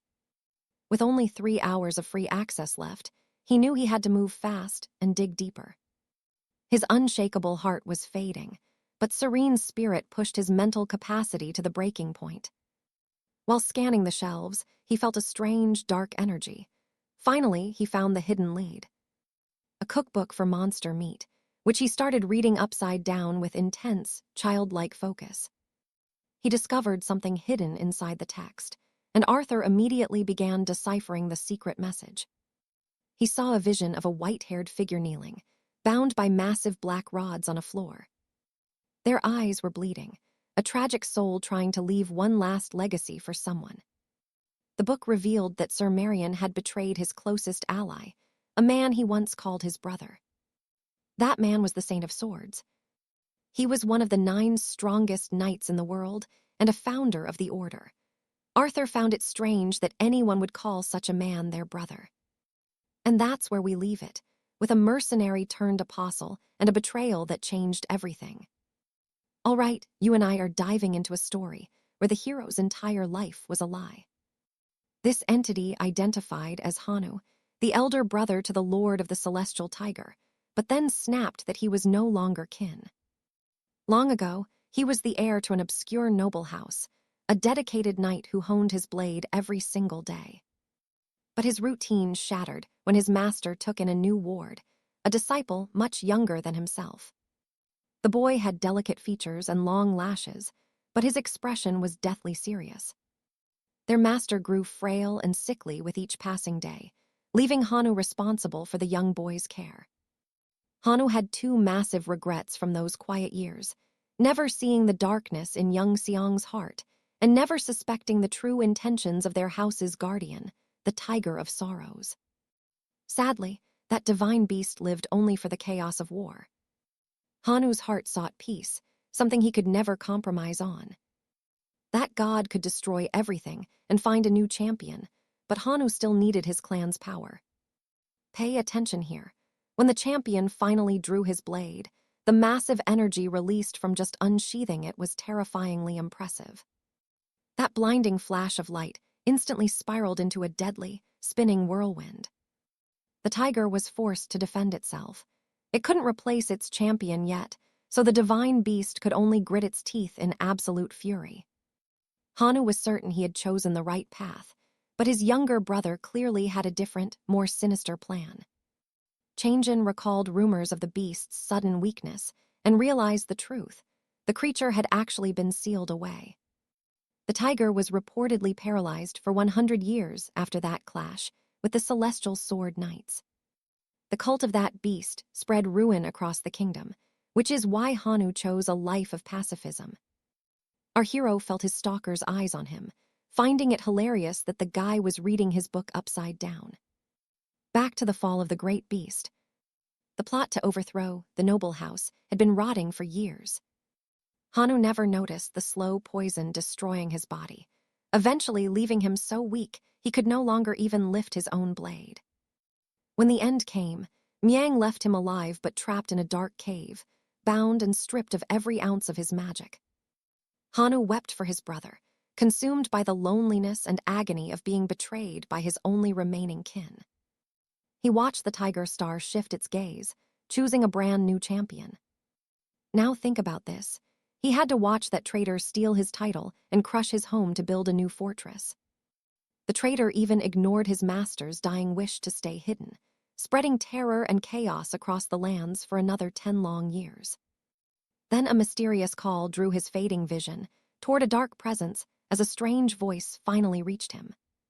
Changjin was dying to know who spoke, but the record ended abruptly, suggesting the rest of the mystery was hidden in the library stacks. Suddenly, a glowing system window flashed right before his eyes, alerting him that he found a hidden shard. He inherited the will of an unknown being, boosting the development of his unique skills. Changjin was stunned. His technique progress jumped by 12% just by uncovering one single buried secret. Another prompt appeared, urging him to track down the remaining shards. Our hero realized this wasn't just some immortal's puzzle. This entity was likely the one who spoke to Hanu, but he had almost no time left. Only 2 hours left. Bolting through the aisles, he realized the books were coded to hide from the Tiger Knights. But once you crack the first cipher, the rest of the secrets start revealing themselves much faster. They had to be in this section. Changjin moved so fast he left afterimages behind, while his stalker was busy sobbing over a missed autograph. The tiger's window popped up, claiming it saw disciple potential in him, completely oblivious to what he was actually doing. He touched a shelf and felt a jolt, another piece found. The voice whispered that Hanu was just like him. A soul betrayed by his closest kin, devoured by his own blood, and reduced to a wandering, vengeful ghost. Both shared the exact same enemy. Changjin's eyes went wide as he wondered, was this really Hyuji's own father? He let out a sinister grin, uncovering a truth buried for ages. Fired up by the discovery, he kept reading. The records revealed that the Tiger of Sorrows was a monster who ate his own family just to become a god. The spirit's voice begged for the downfall of that horror, so it could finally find eternal peace. So, you and I just saw Hanu master the art of god-slaying, regaining enough strength to finally exact his revenge. Stick with me. We're about to see a warrior reforge his body and spirit for total war. Once his brother returned from the border, the path was clear. Armed with a legendary blade and newfound magic, he vowed to end him once and for all. A massive saber was grafted to his arm, his eyes burning with cold resolve. Sir Percival threw down the gauntlet against impossible odds. Under the cover of midnight, his blood-soaked quest began as he leaped across the kingdom's rooftops. Perched on a terrace, he hesitated. Could he truly slay his own student, the man he once raised as a son? He left his final wish scattered in fragments, praying that one day a new knight would finish his vengeance. Arthur closed the ancient manuscript, his expression hardening like cold steel. The fallen hero's soul had taken root in our protagonist, filling him with a strange, dark sympathy. Suddenly, he was granted the first claw of the Black Mountain God, unlocking 4 devastating new abilities. First came mass bleeding to inflict incurable wounds, then the chain attack, allowing him to strike repeatedly without ever needing a moment to recover. Third was a cumulative impact, boosting every strike he landed in sequence. Now pay attention here. Permutable skills let him hide his true power within other techniques. But despite these gifts, Sir Percival's fate was sealed. That night, he would fall before the celestial sword. But moving past that legend, Arthur realized these were perfect counterattack moves. He planned to fuse them with his white tiger techniques, blending pure aggression with ironclad defense. Since both shared the same primal origin, the combination would be absolutely world-shattering. Still, the magic carried a bitter resentment from a dead god whose very name was forgotten. The catch, the mana cost was insane. Arthur could only use one before his strength completely failed him. So, he set off for the Royal Academy to hunt for powerful elixirs. Saving his trump card for later, Arthur journeyed back through the Crimson Range, passing through the blood-red forests. He headed straight for the dungeon, weighing the difficulty of the mission he had been assigned. You and I both know that feeling when someone just won't stop watching. The library stalker, Sir Silas, was still shadowing him, scurrying through the trees like a persistent cockroach. Arthur was fuming, wanting to squash this spying insect immediately. But Silas just realized he had been spotted and told him to pretend he was invisible and focus on his training. Arthur couldn't kill him without drawing the High Council's suspicion. He decided to wait for a better opening. Moments later, he finally reached the dungeon's safe zone. In less than a minute, every single eye in the camp was on him. He kept his head low, ignoring the shocked whispers of the knights who recognized his face. The crowd was a mix of pure terror and the same awe they felt during his trial. Scanning the recruits, Arthur spotted only 3 worth his time. One girl from a trio of fools caught his eye and turned bright red, leaving her teammates looking completely pathetic. She let out a high-pitched squeal of excitement that was loud enough to shatter every window nearby. But someone else caught Arthur's eye. A strange man with long hair and a bandaged face. The rumors called him Baron Blackwood. Word was, he had been granted a dark blessing from a forgotten deity of the north. Suddenly, a bald commander stepped forward to address the recruits. A heavy silence fell over the grounds, as if the entire world had suddenly been put on mute. Then, the commander announced the start of the 26th White Tiger trials. Far away, news of Arthur's participation was already reaching the ears of powerful noble houses. A familiar figure with a ponytail grabbed a message scroll. Something was going very wrong. Lord Julian sat at his desk looking grim, until he heard a young girl calling him uncle. Shaking with nerves, he promised her signed photos of the legendary knights, but she just snapped back that she hated him. The Dark Knight panicked, desperately trying to reach her again, but she cut the connection right in his face. He slumped over, devastated. To think, you and I are watching a man who raised her like his own daughter. The day she vanished into that cursed portal was a shock that nearly broke his soul. All right, you and I are about to see how praying to a divine patron is the only way out of a collapsing dungeon. Just then, a knight arrives with incredible news. His beloved niece, Lady Alara, has returned from the abyss alive. The old lord spins in dramatic slow motion, tears and snot gushing from his face like a fountain of relief. Regaining his noble composure, he wipes his face clean and asks Alara who exactly was the hero that saved her. Lady Alara keeps Alaric's name a secret, thinking it is better for her uncle to discover him naturally. So, Lord Julian decides to hunt for this mysterious savior, hoping to recruit him into their noble house. The young lady cheers, calling her uncle the greatest man in the kingdom, which instantly warms the old man's heart. Back in the present, he reflects on the first time he actually met this supposed hero of the realm. That first impression was shocking and quite metallic. He even considered drawing his sword and fighting for real. He probably offended the lad, though he hoped the young knight would call after receiving his wax-sealed signet. He realizes now that simply handing over a card was a terrible way to build a connection. Wait for it. His regret peaks when he sees Alaric join the Golden Lions as a legendary Paragon tier knight. Strangely, Lord Julian missed the boy's true power that day. But the worst part, his niece keeps sending him angry letters, saying she despises him for losing her savior to a rival house. His dramatic monologue continues. The swordsman blames his own laziness, though the recent accident involving the noble House Beaufort had completely filled his entire royal schedule. Otherwise, he would have secured Alaric's loyalty already. Now, approaching someone so famous is a massive challenge. Back at the Highland Peaks, a high-pitched female voice echoes through the valley like a loud alarm. Lady Seraphina is staring at her mentor with literal stars in her eyes. She looks ready to die of happiness. Her twin brother scoffs, telling her that Alaric wouldn't want a drooling girl following him around the castle. She can't help it. Having her idol so close is the greatest luck she has ever experienced. The boy notices their leader, Sir Cedric, looking incredibly grim as he stares back with a cold, piercing gaze. Cedric brushes it off and changes the subject, announcing that they are about to reveal the sacred training guide. A high-ranking examiner steps forward to explain the most critical details of how this training will be conducted. 10 rules appear on a magical window for everyone to follow. Soon, they will learn the lion's 3 core techniques. In this trial, anything is permitted as long as it is not a crime. Now, it is time to learn. 3 ancient scrolls, Aura, Step, and the Lion's Wrath are handed out to every single participant.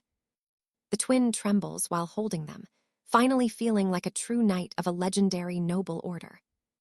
The examiner commands them to tear the scrolls to absorb the hidden knowledge. Everyone obeys without a second thought. The 2 siblings and the rest of the recruits feel raw power surging through their very veins. The bald instructor starts his lecture on how to use these abilities, but a sudden voice cuts him off. Now here is the part you and I need to watch. Alaric claims he's already mastered everything. Our hero reveals that anyone can skip the beginner phase if they can demonstrate perfect mastery of the lion's techniques. None of the recruits believe him, but the veiled knight watches silently from the edge of the crowd.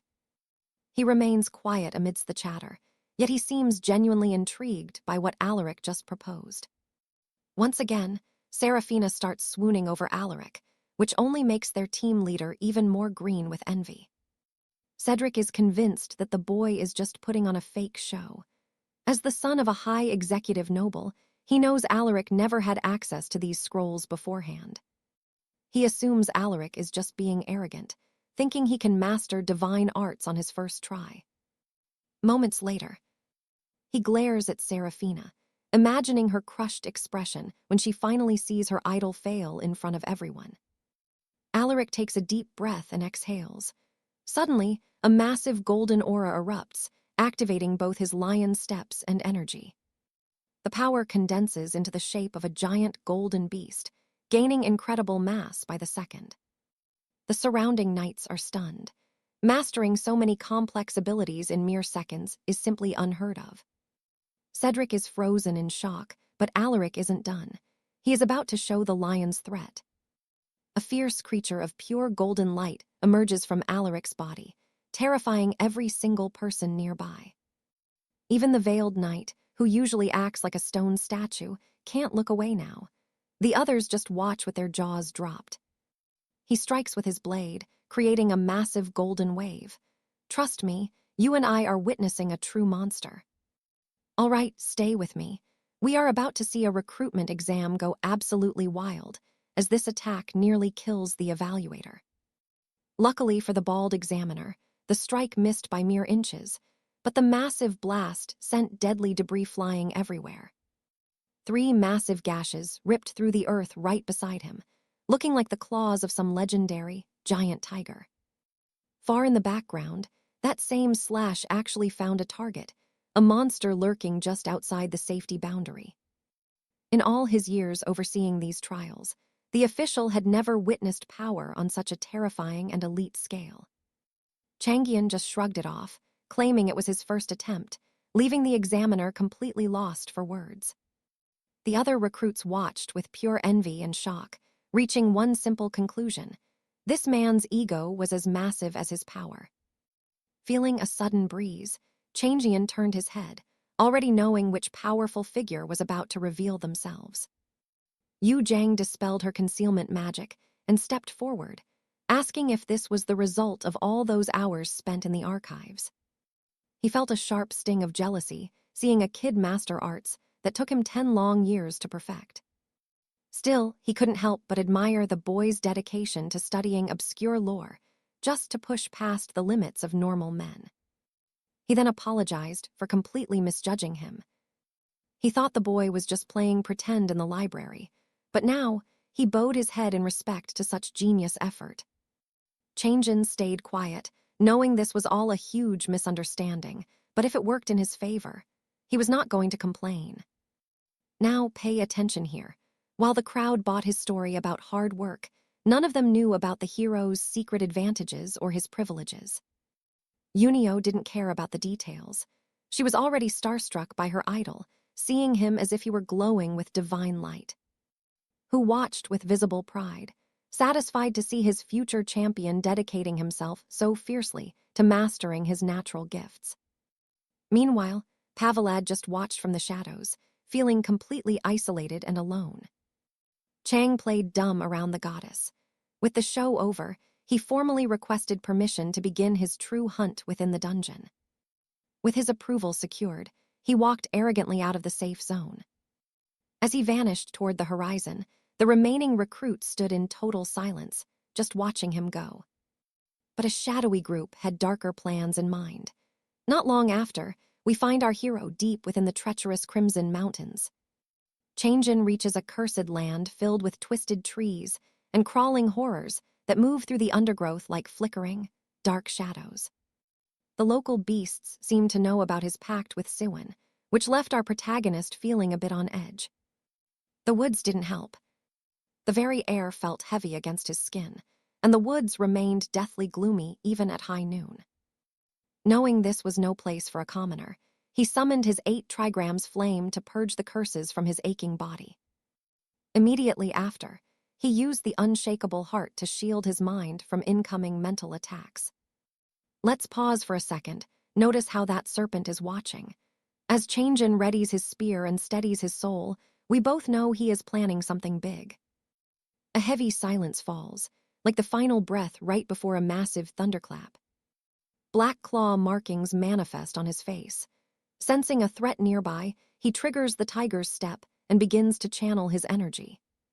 With a master's flourish, he launches a vicious spinning thrust in one direction.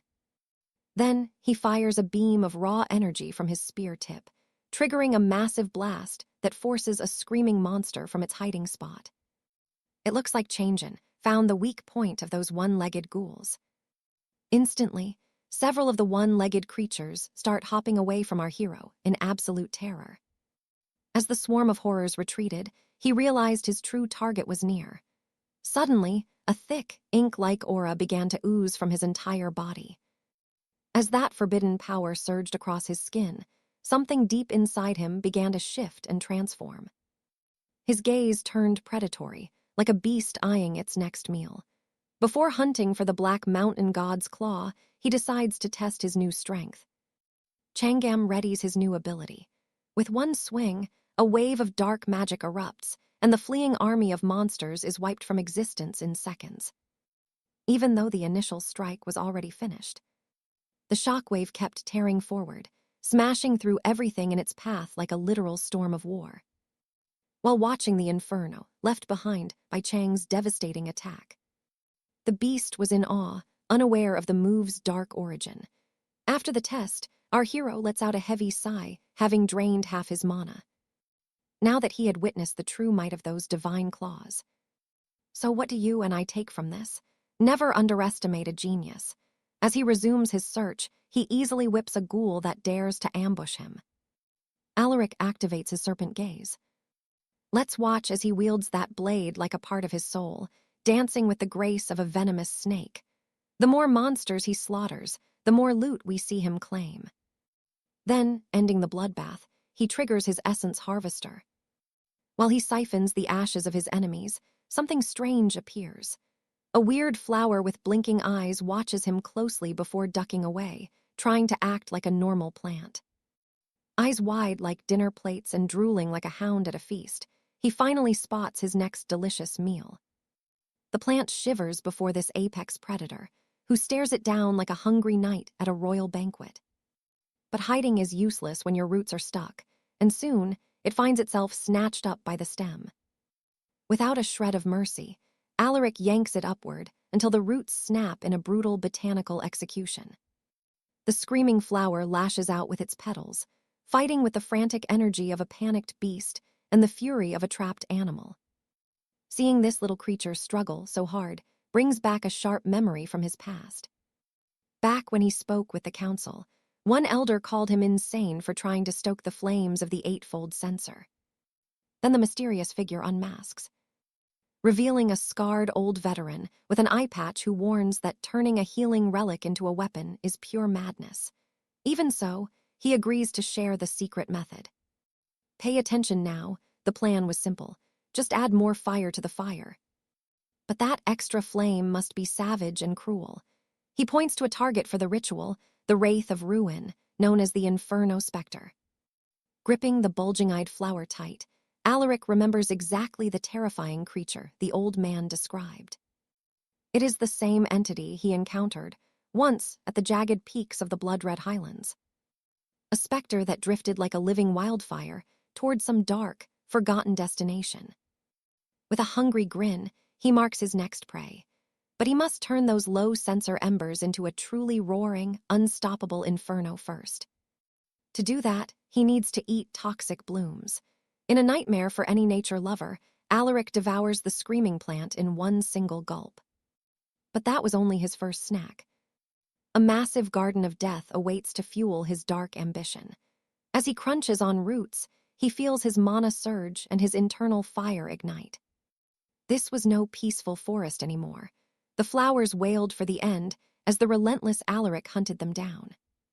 Walking deeper into the woods, he slaughters every ghoul in sight and eats every magical flower like a famished beast discovering a fresh kill. You and I can see he doesn't care about their pleas. He looks up at a massive mountain with waterfalls crashing down, standing there like a sleeping titan.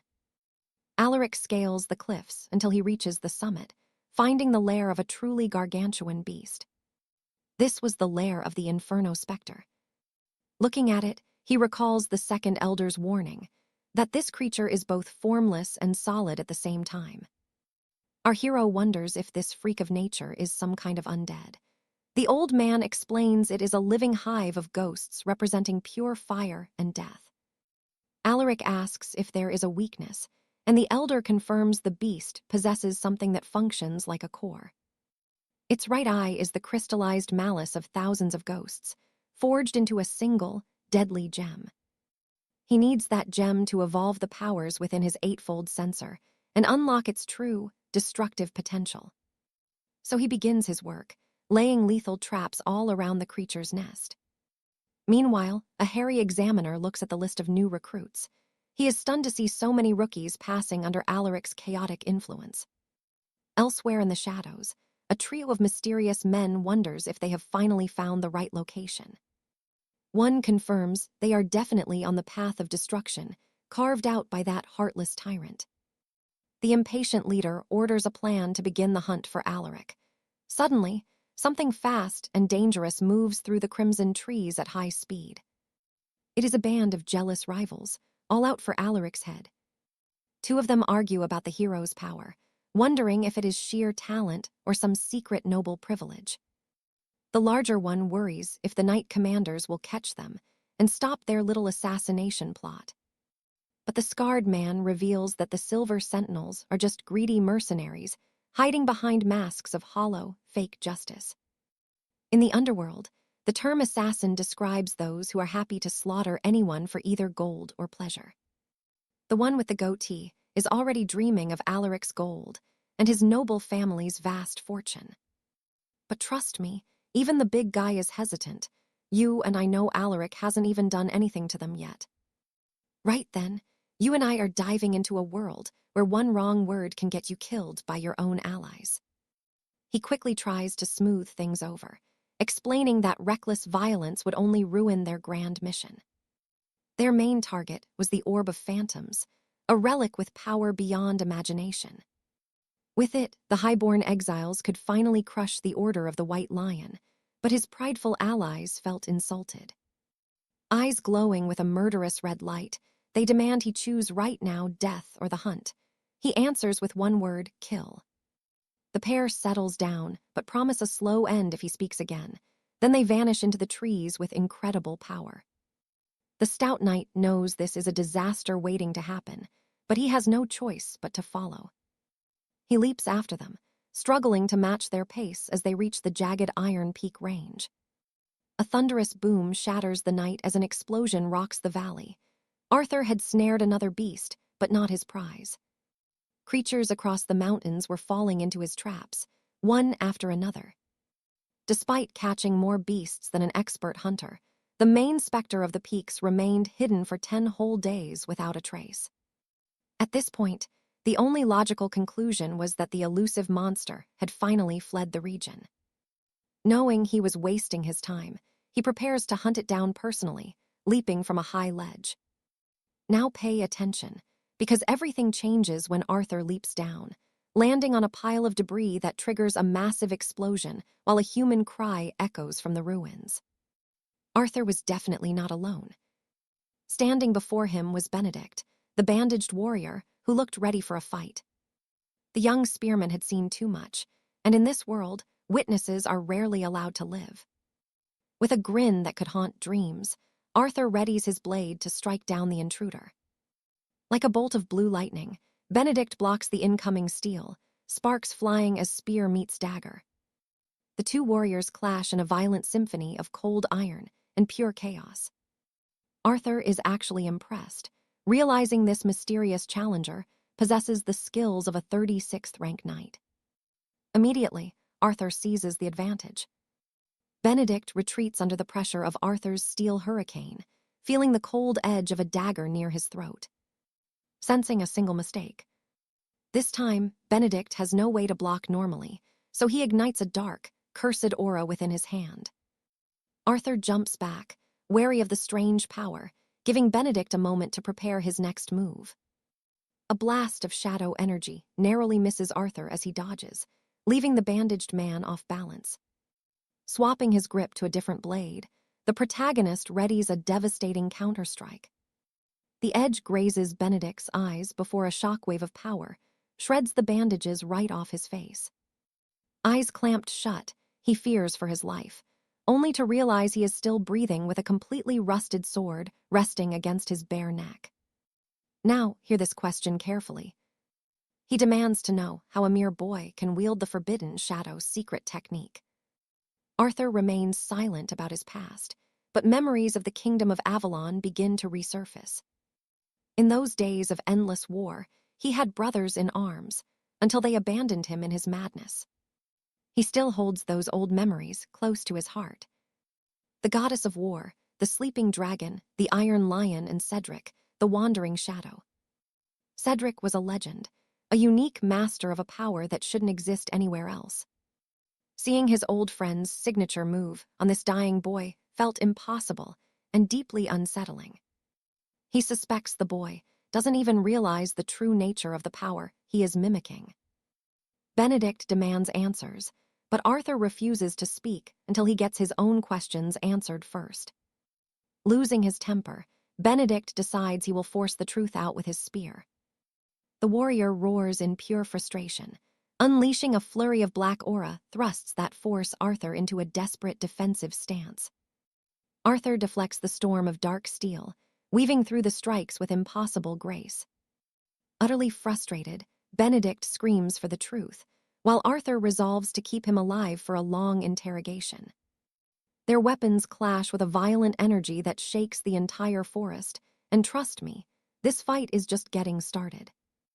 All right, you and I are about to watch an epic night duel. Arthur seizes the opening, leaping at his rival with a crushing overhead strike. The bandaged knight has no choice but to brace himself. The blow is so massive, it literally bends the steel of Gideon's weapon. He cannot hold this weight forever. He retreats just in time, letting Arthur's spear shatter the earth in a massive, bone-rattling explosion.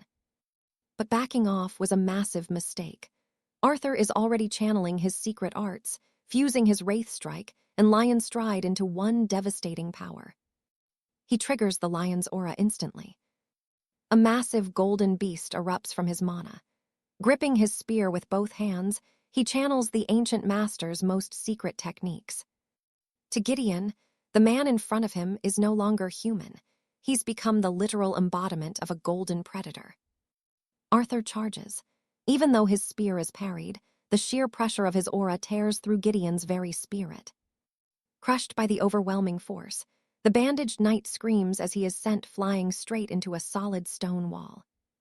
The impact sends shockwaves through the rock, causing the entire cliffside to buckle under a cloud of thick smoke. Gideon stumbles out, broken and bloody, only to find Arthur's blade already hovering inches from his throat. But the conqueror pulls back his steel, looming over the scarred boy like a high lord staring down a lowly servant who has already lost the fight. Arthur reveals the truth. Gideon is actually a spectre-born. A cursed hybrid of human and spirit. Gideon is stunned, asking how he knew. The Lord just scoffs, as if that even matters in this moment. Arthur realizes this power wasn't stolen. It's innate. A pure, raw energy inherited from his old comrade, the legendary Knight 𝒌𝒊𝒍𝒆. Yet it is fading, as if the source of his friend's divine strength is slowly bleeding out. Regardless, this boy is a piece of his friend's legacy, so he decides to take him under his wing. Arthur drops a truth bomb, that plan to use the Wraith Gem as a cure. It is never going to work. The Spectre-born snaps, calling him a fool, but Arthur calmly retorts that he knows far more than Gideon thinks. You feel that too, right? The exact moment Gideon realizes his whole life was a lie. The Lord argues that their brief clash told him everything he needed to know about Gideon's condition. That is enough proof. He explains those burning scars are not something that a simple wraith's eye can ever hope to heal. For starters, those wounds did not even come from the bloodline of a fire-born creature. Gideon is aligned with death, not fire. His spirit veins are flooded with ghostly energy. Arthur asks if he really wants to go through with this transformation. If he stays this course, he will turn into a mindless specter or a complete monster.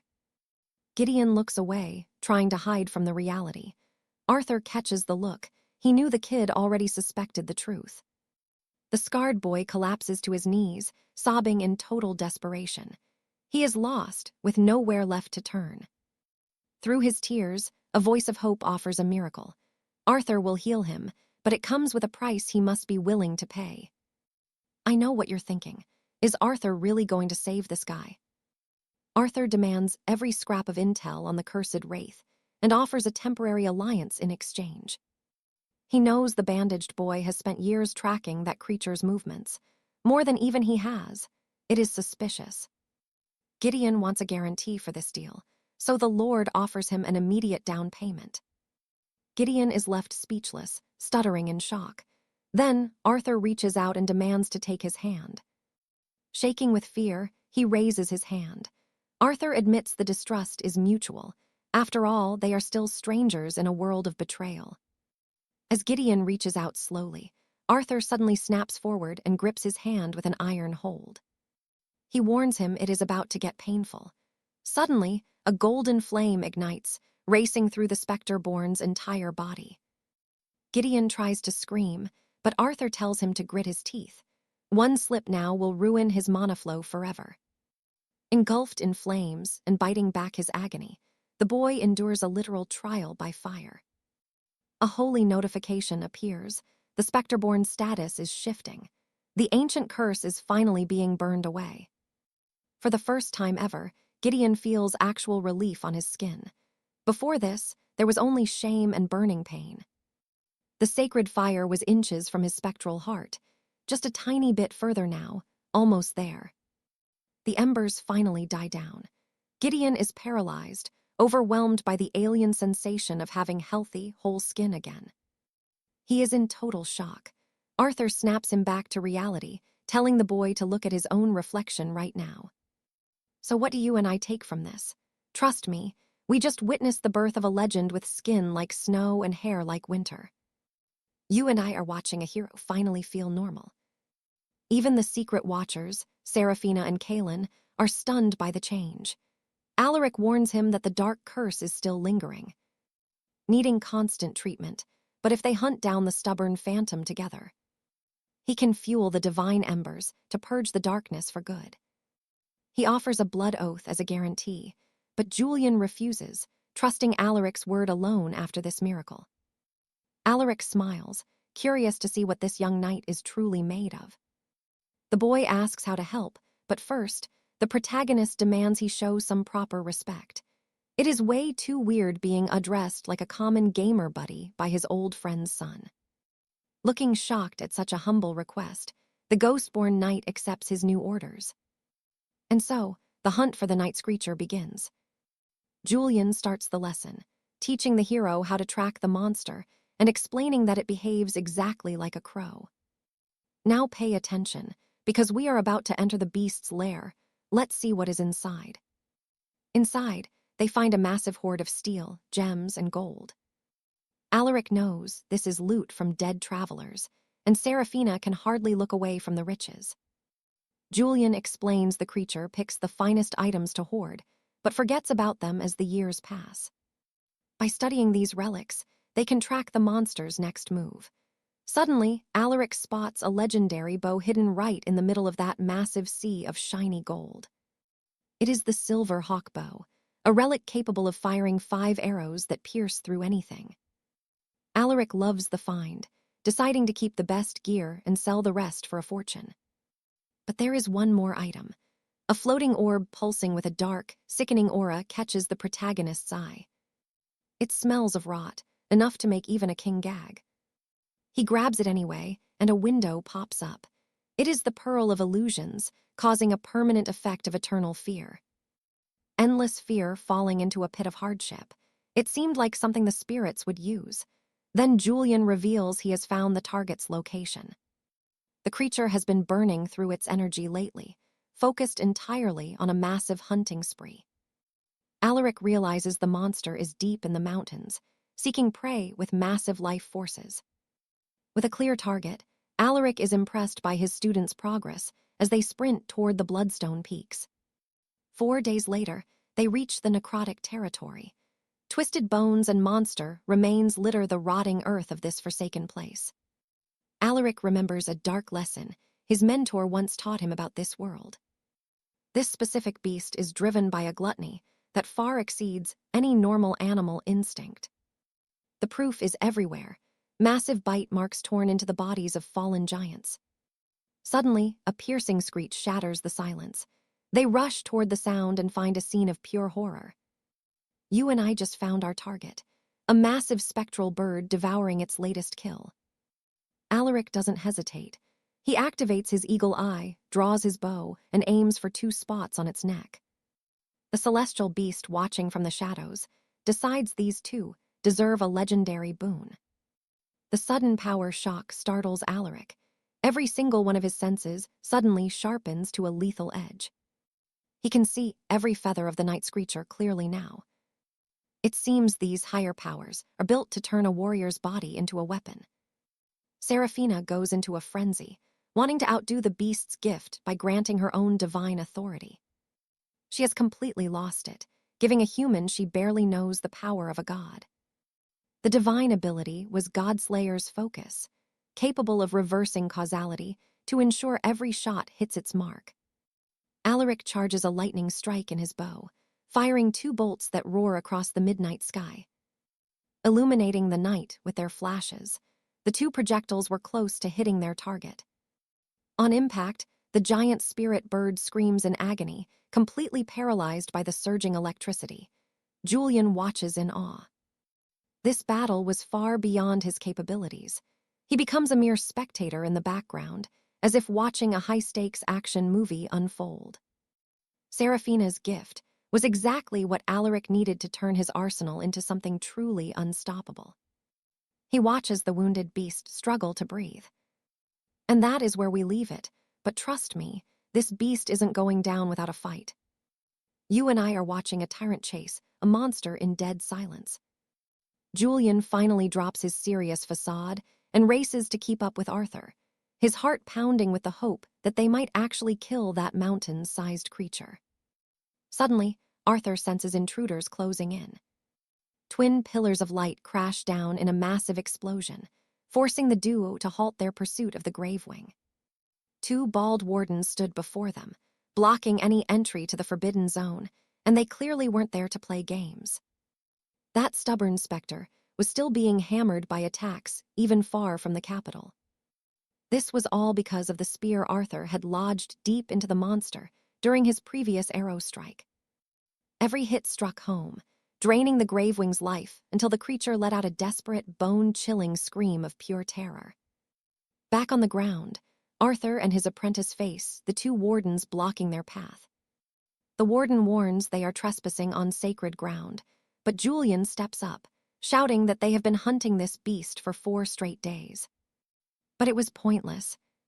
Seeing the hunters won't budge, the wardens flare their divine auras, warning that they are fully authorized to use lethal force. Now watch this closely, as a massive battle looms while the Gravewing spreads its wings to flee into the clouds. Julian presses his argument even harder, knowing they cannot afford to waste another single second. The wardens draw their blades to stop the duo's advance, standing firm amidst the swirling chaos of wind and debris. Then the massive spectral bird takes flight, lifting its jagged claws off the trembling ground. Julian watches his target escape with a look of pure despair, but Arthur remains strangely quiet and completely unbothered. Arthur looks back for that mysterious stalker from the archives, demanding to know why the council is interfering with his holy mission. The deal was to clear the dungeon, without any interference from the kingdom's elite guard. But Lady Alina vanishes without a word of explanation. Arthur is left to draw his own dark conclusions. There was clearly much more to this conspiracy than anyone had bothered to tell him. He suspects a link to the illusion pearl found in the nest, assuming that the beast had eliminated someone who carried the dark secret of that mysterious obsidian sphere. This meant more agents were likely sent to destroy the artifact before it could be used as evidence. Deciding to dig much deeper into this mystery, Arthur asks the wardens if he is permitted to move freely anywhere outside of their restricted zone. They confirm he can, then harshly tell him to leave. Arthur just smiles, knowing he doesn't need to step onto their land, as the Gravewing suddenly drops from the sky like a stone. The two wardens are stunned, as the massive spectral beast comes crashing down right on top of their heads. When the beast hits the dirt, the impact creates a shockwave of dust strong enough to shake the wardens to their very souls. But the monster was still kicking, thrashing around and trying to scramble away like a terrified, wingless bird. In that moment, Arthur activates his soul extractor, beginning to drain the spectral essence right out of that ghostly avian. Next, he ignites the sacred embers within his own mouth, sending a whirlwind of fire spinning and sucking the very air from the sky. With both powers active, he begins feasting on the Gravewing's flickering spiritual flames. You and I need to see how this all started, so let's jump back in time to where this brilliant plan first began. Arthur stood over a carcass, guessing the beast had young. It was bizarre for the monster to leave its nest and hunt so ferociously. Everything would make sense if it were trying to feed a hatchling. Arthur planned to exploit this fact, knowing that fighting a monster of that caliber head-on was far too dangerous for anyone. He didn't have a solid plan yet, and while Julian had a few ideas, they weren't sure if they would actually work. Arthur realized a mother would hunt rich food for her young, meaning they needed to set traps where the best prey was located. Returning to the present, Arthur is still busy absorbing the Gravewing's massive, swirling soul. A soul extractor is the perfect weapon to counter a spectral beast made entirely of malicious, vengeful spirits. Purgatory flames trigger a chain reaction, burning through the beast specters like dominoes, while the monster tries one last time to thrash free. Julian struggles to stand amidst the fire and gales from the bird's wings, suddenly remembering a crucial conversation he once had with Arthur. A starving spectral beast will attack anything it thinks might be a decent meal. It prefers dead prey, so he plans to rig a carcass with a lethal, paralyzing frost poison. And that's how it's done. The toxin finally takes hold, and Arthur smiles knowing you and I just witnessed a perfect trap. All right, you and I are diving into a fight where the ghost eats souls to fuel its death flames. Arthur kept one secret from everyone. He hadn't actually let his own bait's soul be destroyed. Once the monster consumed the soul, it became part of it. When it tried to flee, Arthur used the soul binder to keep it pinned to the cold ground. In that moment, he uses the sacred forge to burn the spirits inside the beast, starting a fire that lets Arthur absorb every bit of the creature's ashes and its very flames. Too bad for that monster, because a Valerius Knight has everything needed to be its natural predator. As he drinks in the energy, his power spikes and his flames gain a deadly, destructive edge. His magical pathways are also expanding at a truly terrifying speed. With his strength rising, his physical body struggles to rewrite its own limits every single minute. Suddenly, his attributes hit the ceiling, forcing his biology to seek a new transformation as a powerful achievement finally unlocks. Title gained, the Sun Devourer. Arthur receives massive points for his magic and gains brand new magical circuits. Even the soul binder levels up, but no time to celebrate as the beast launches one last desperate attack. The Grand Examiners are the first ones to shake as the massive threat approaches. Now pay attention, because this is the perfect moment for Arthur to draw his legendary blade. The new destructive fires melt the ancient seal. Once the blade tastes the heat, the fire finally awakens. With the conditions met, Arthur can finally wield this divine artifact as if it were his own. Right in the heart of the hellfire, The silhouette of the legendary sword forms like a light of hope in the middle of hell. Hunting a beast this powerful required releasing the Moonblade from its massive, 2,000-year-long prison. To break this seal, you needed a fire strong enough to burn the entire world down. Luckily for him, the blade was still alive and absolutely starving for more flames. There was still one final step. Arthur takes a dragon's tooth and cuts deep into his palm. Blood was the second key needed to wake the Moonblade from its 1,000-year slumber. The weapon gained the fire element after sitting near a divine forge for years, while a history of being wielded by assassins gave it a demonic status. The flames roar as the blood begins to flow. Every requirement is satisfied. Since Arthur provided the keys, his name will be etched into the steel. Tiny cracks spread across the weapon's surface, like a butterfly tearing through its old cocoon. Arthur roars as he unleashes his magic, providing the final spark for the blade's transformation. Centuries of rust and old blood shatter into countless shards of oblivion, revealing a short sword as beautiful as the moon. It was a dark blade, radiating an aura that felt like it was trying to speak. Suddenly, several skulls wearing crowns of dead kings erupt from the steel, screaming to be freed and wielded. Our hero braces himself for a massive mental and spiritual assault from the blade. A storm of evil spirits swarms Arthur, whispering madness as they try to invade his mind and his body.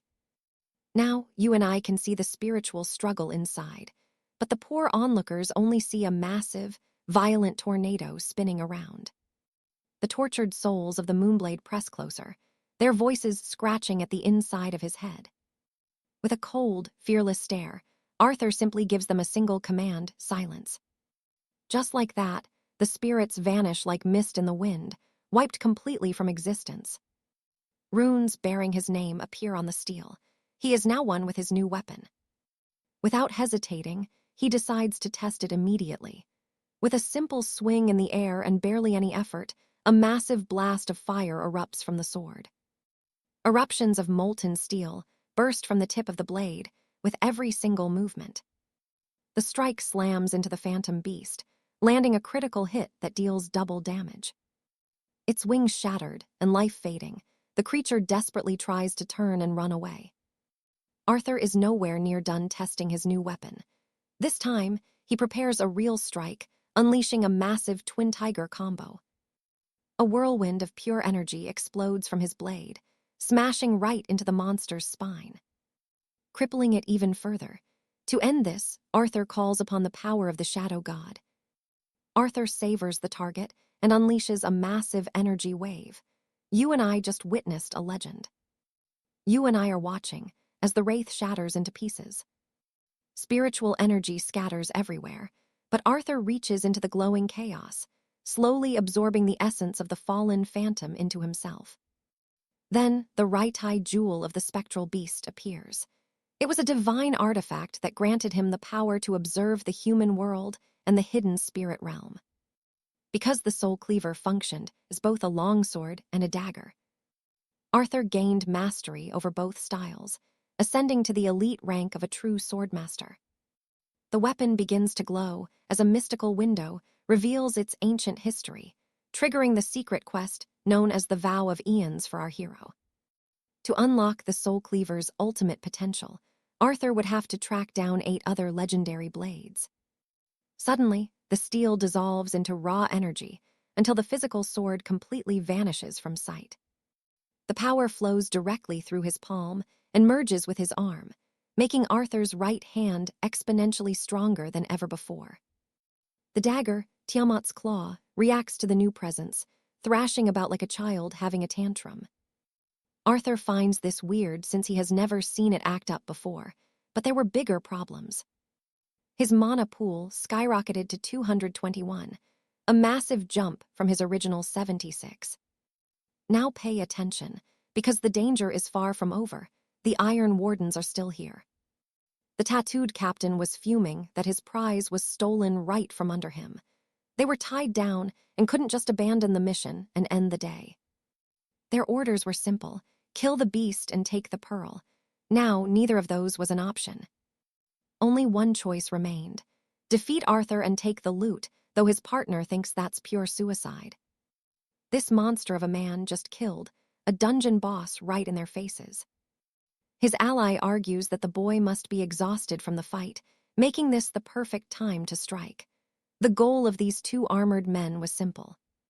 Demand the pearl, and if they didn't get an answer, take their lives. They felt slightly bad about breaking a high noble's favorite toy, but there was no other choice left. However, a third faction enters the fray. Grabbing the attention of Arthur and Julian, the Shadow Syndicate assassins are now staring down the Warden team. The Wardens demand to know how they got there. The man with the scarred mouth replies that they simply slipped through their flimsy defenses like ghosts. Both Crimson Fang members were sweating, realizing they had to deal with far too many threats at once. We're talking about Valerius the Butcher, the serrated blade master Silas, and the deadly archer Seraphina.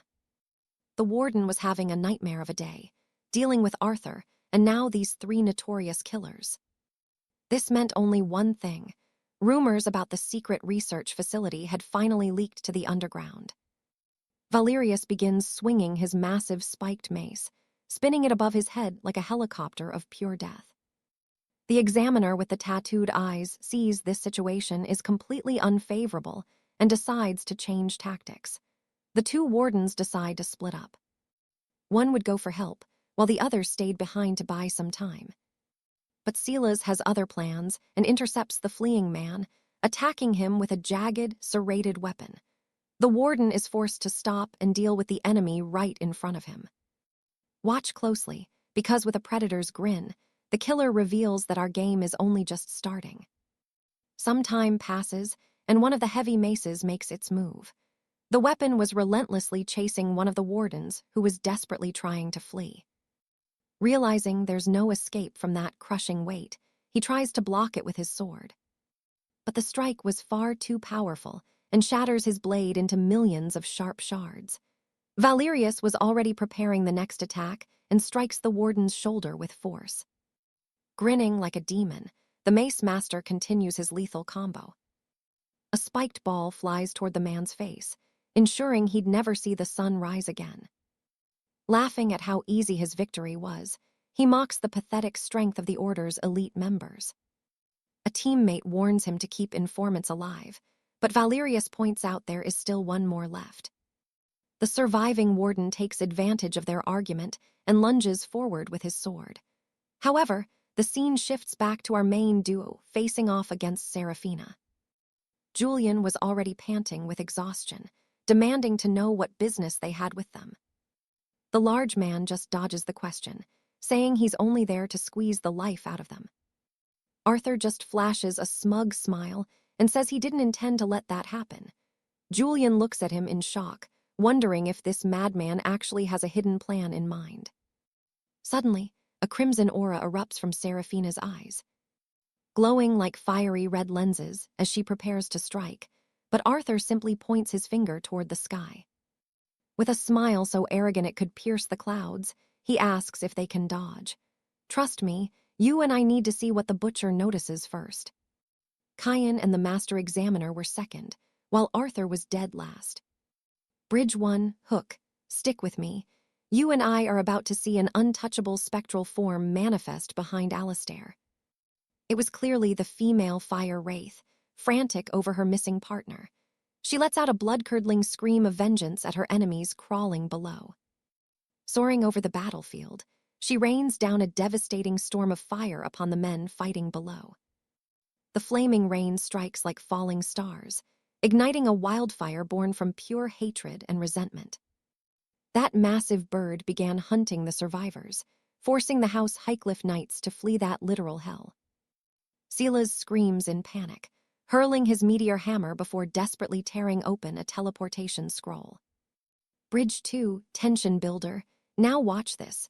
The monster drops like a hawk on a worm, right as a massive explosion erupts across the entire area. While war cries echo through the air, Alistair just watches the carnage with his feet planted firmly on the ground. Our main character explains to his student that the female's appearance was inevitable once her partner was in danger. Once again, Kian is stunned by this mysterious man's brilliance and asks where he plans to go next. Naturally, the tyrant admits he wants another ember gem and is heading back in for another kill. The Ghostborn warns him he is not fully recovered, but Alistair insists his health is now better than ever before. Kian still insists it is dangerous, but Alistair just grabs the jewel from the fallen beast and says he has a plan. Then he just swallows the gem, as if it were simple candy. Alistair recalls the elder's words, reminding him that he must fully digest the power within the jewel. A strange hermit taught him he could alter the fire attributes of his 8 runes, depending on what he absorbs while sharing some good news. Once he swallows the gem, he will finally have the power to become a persistent specter himself. Bridge 3, pivot. You saw that, right? Alistair's form is shifting into a phantom beast, becoming a living personification of the fire wraith with massively enhanced physical attributes. His face is now encased in a purple spectral mask, with jagged teeth like a predatory animal. With the transformation complete, Alistair snaps his wings open and launches himself into the dark skies. The battle against the second beast rages on in chaos as our main character approaches in his winged form. With a face that is no longer remotely human, he watches the Highcliffe Knights struggling to survive against the beast. Now they fall into despair with the arrival of a second monster, Alistair. Alistair activates one of the Elder God's claws, causing a massive explosion and releasing waves of dark energy. As the dust of destruction settles, the only man left standing completely unharmed is the tyrant. Cedric lies fatally wounded by burns as Alistair activates his soul collector to absorb the ashes of that fallen villain. The second fire wraith had also fallen still. All that remained was for Alistair to claim its soul. Another crystal appears, and the main character immediately consumes it to boost his magical reserves. The eternal flames of his runes grow even stronger, granting him far greater control than before. The stat boosts are smaller this time, showing there is a clear limit to this dangerous power-up. He earns a new achievement, the Wraith Hunter, allowing him to use spectral illusions which empower his monstrous transformation even further. Now that he has conquered the kings of the Crimson Peaks, he knows the other participants and examiners must be in a panic, but he still has unfinished business to settle. Arthur was in critical condition, facing a slow and agonizing end, and he just wanted the pain to be over quickly. Alistair offers to clear his debts if the man agrees to answer a few important questions first. Kian finally catches up, feeling a heat so intense it is like standing next to the sun. Alistair learns that House Highcliffe allied with the White Fangs to unlock the Tomes of the Seven Sands. Arthur confirms it, and Alistair remembers that the clan serving Duke Valerius rose to power 13 or 14 years ago. But they only found one of the enigmatic books 20 years ago and have only secured 3 so far. Alistair tries to extract more information, wanting to know how all of this connects together. But Arthur was suffering far too much. The main character promises to end his pain based on his next answer. The heavy man weeps, but tries to keep going.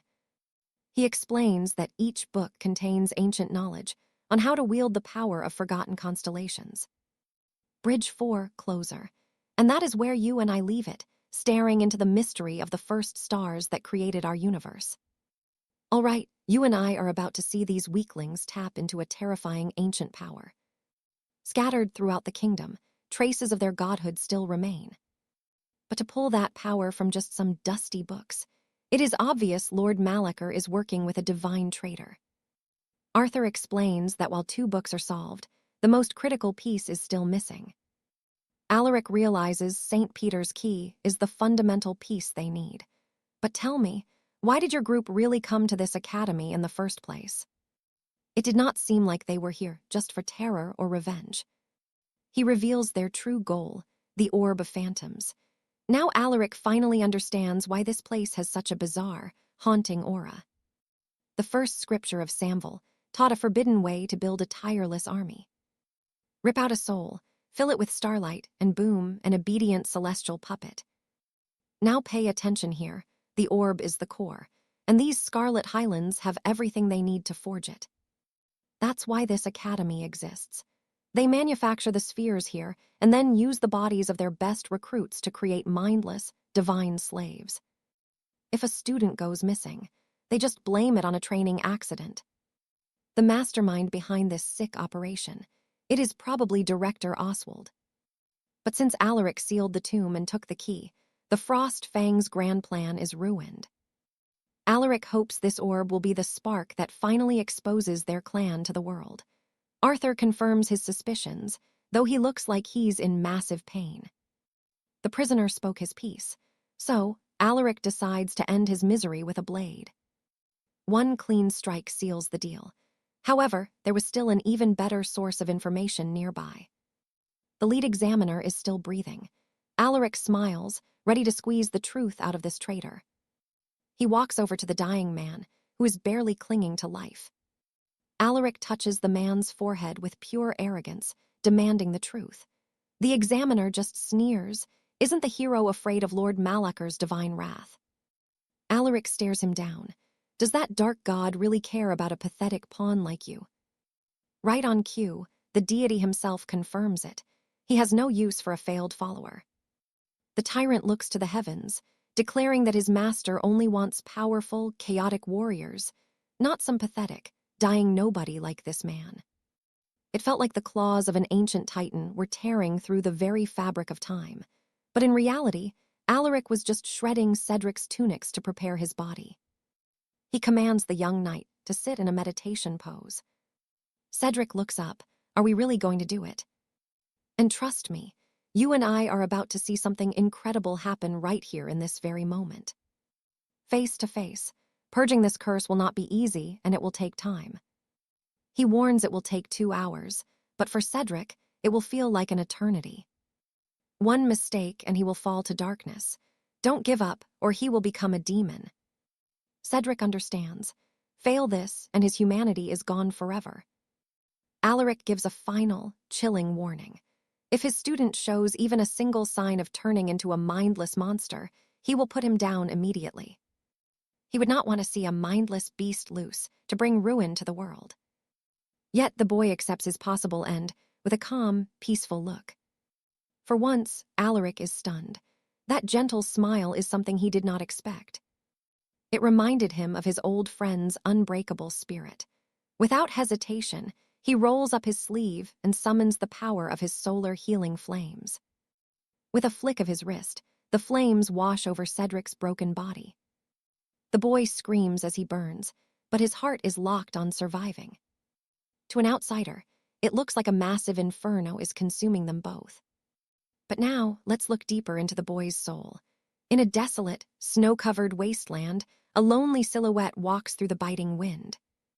Cedric wanders the void. Then, he sees a familiar shadow in the snow. A small child struggles through the blizzard alone. It was Cedric, years ago.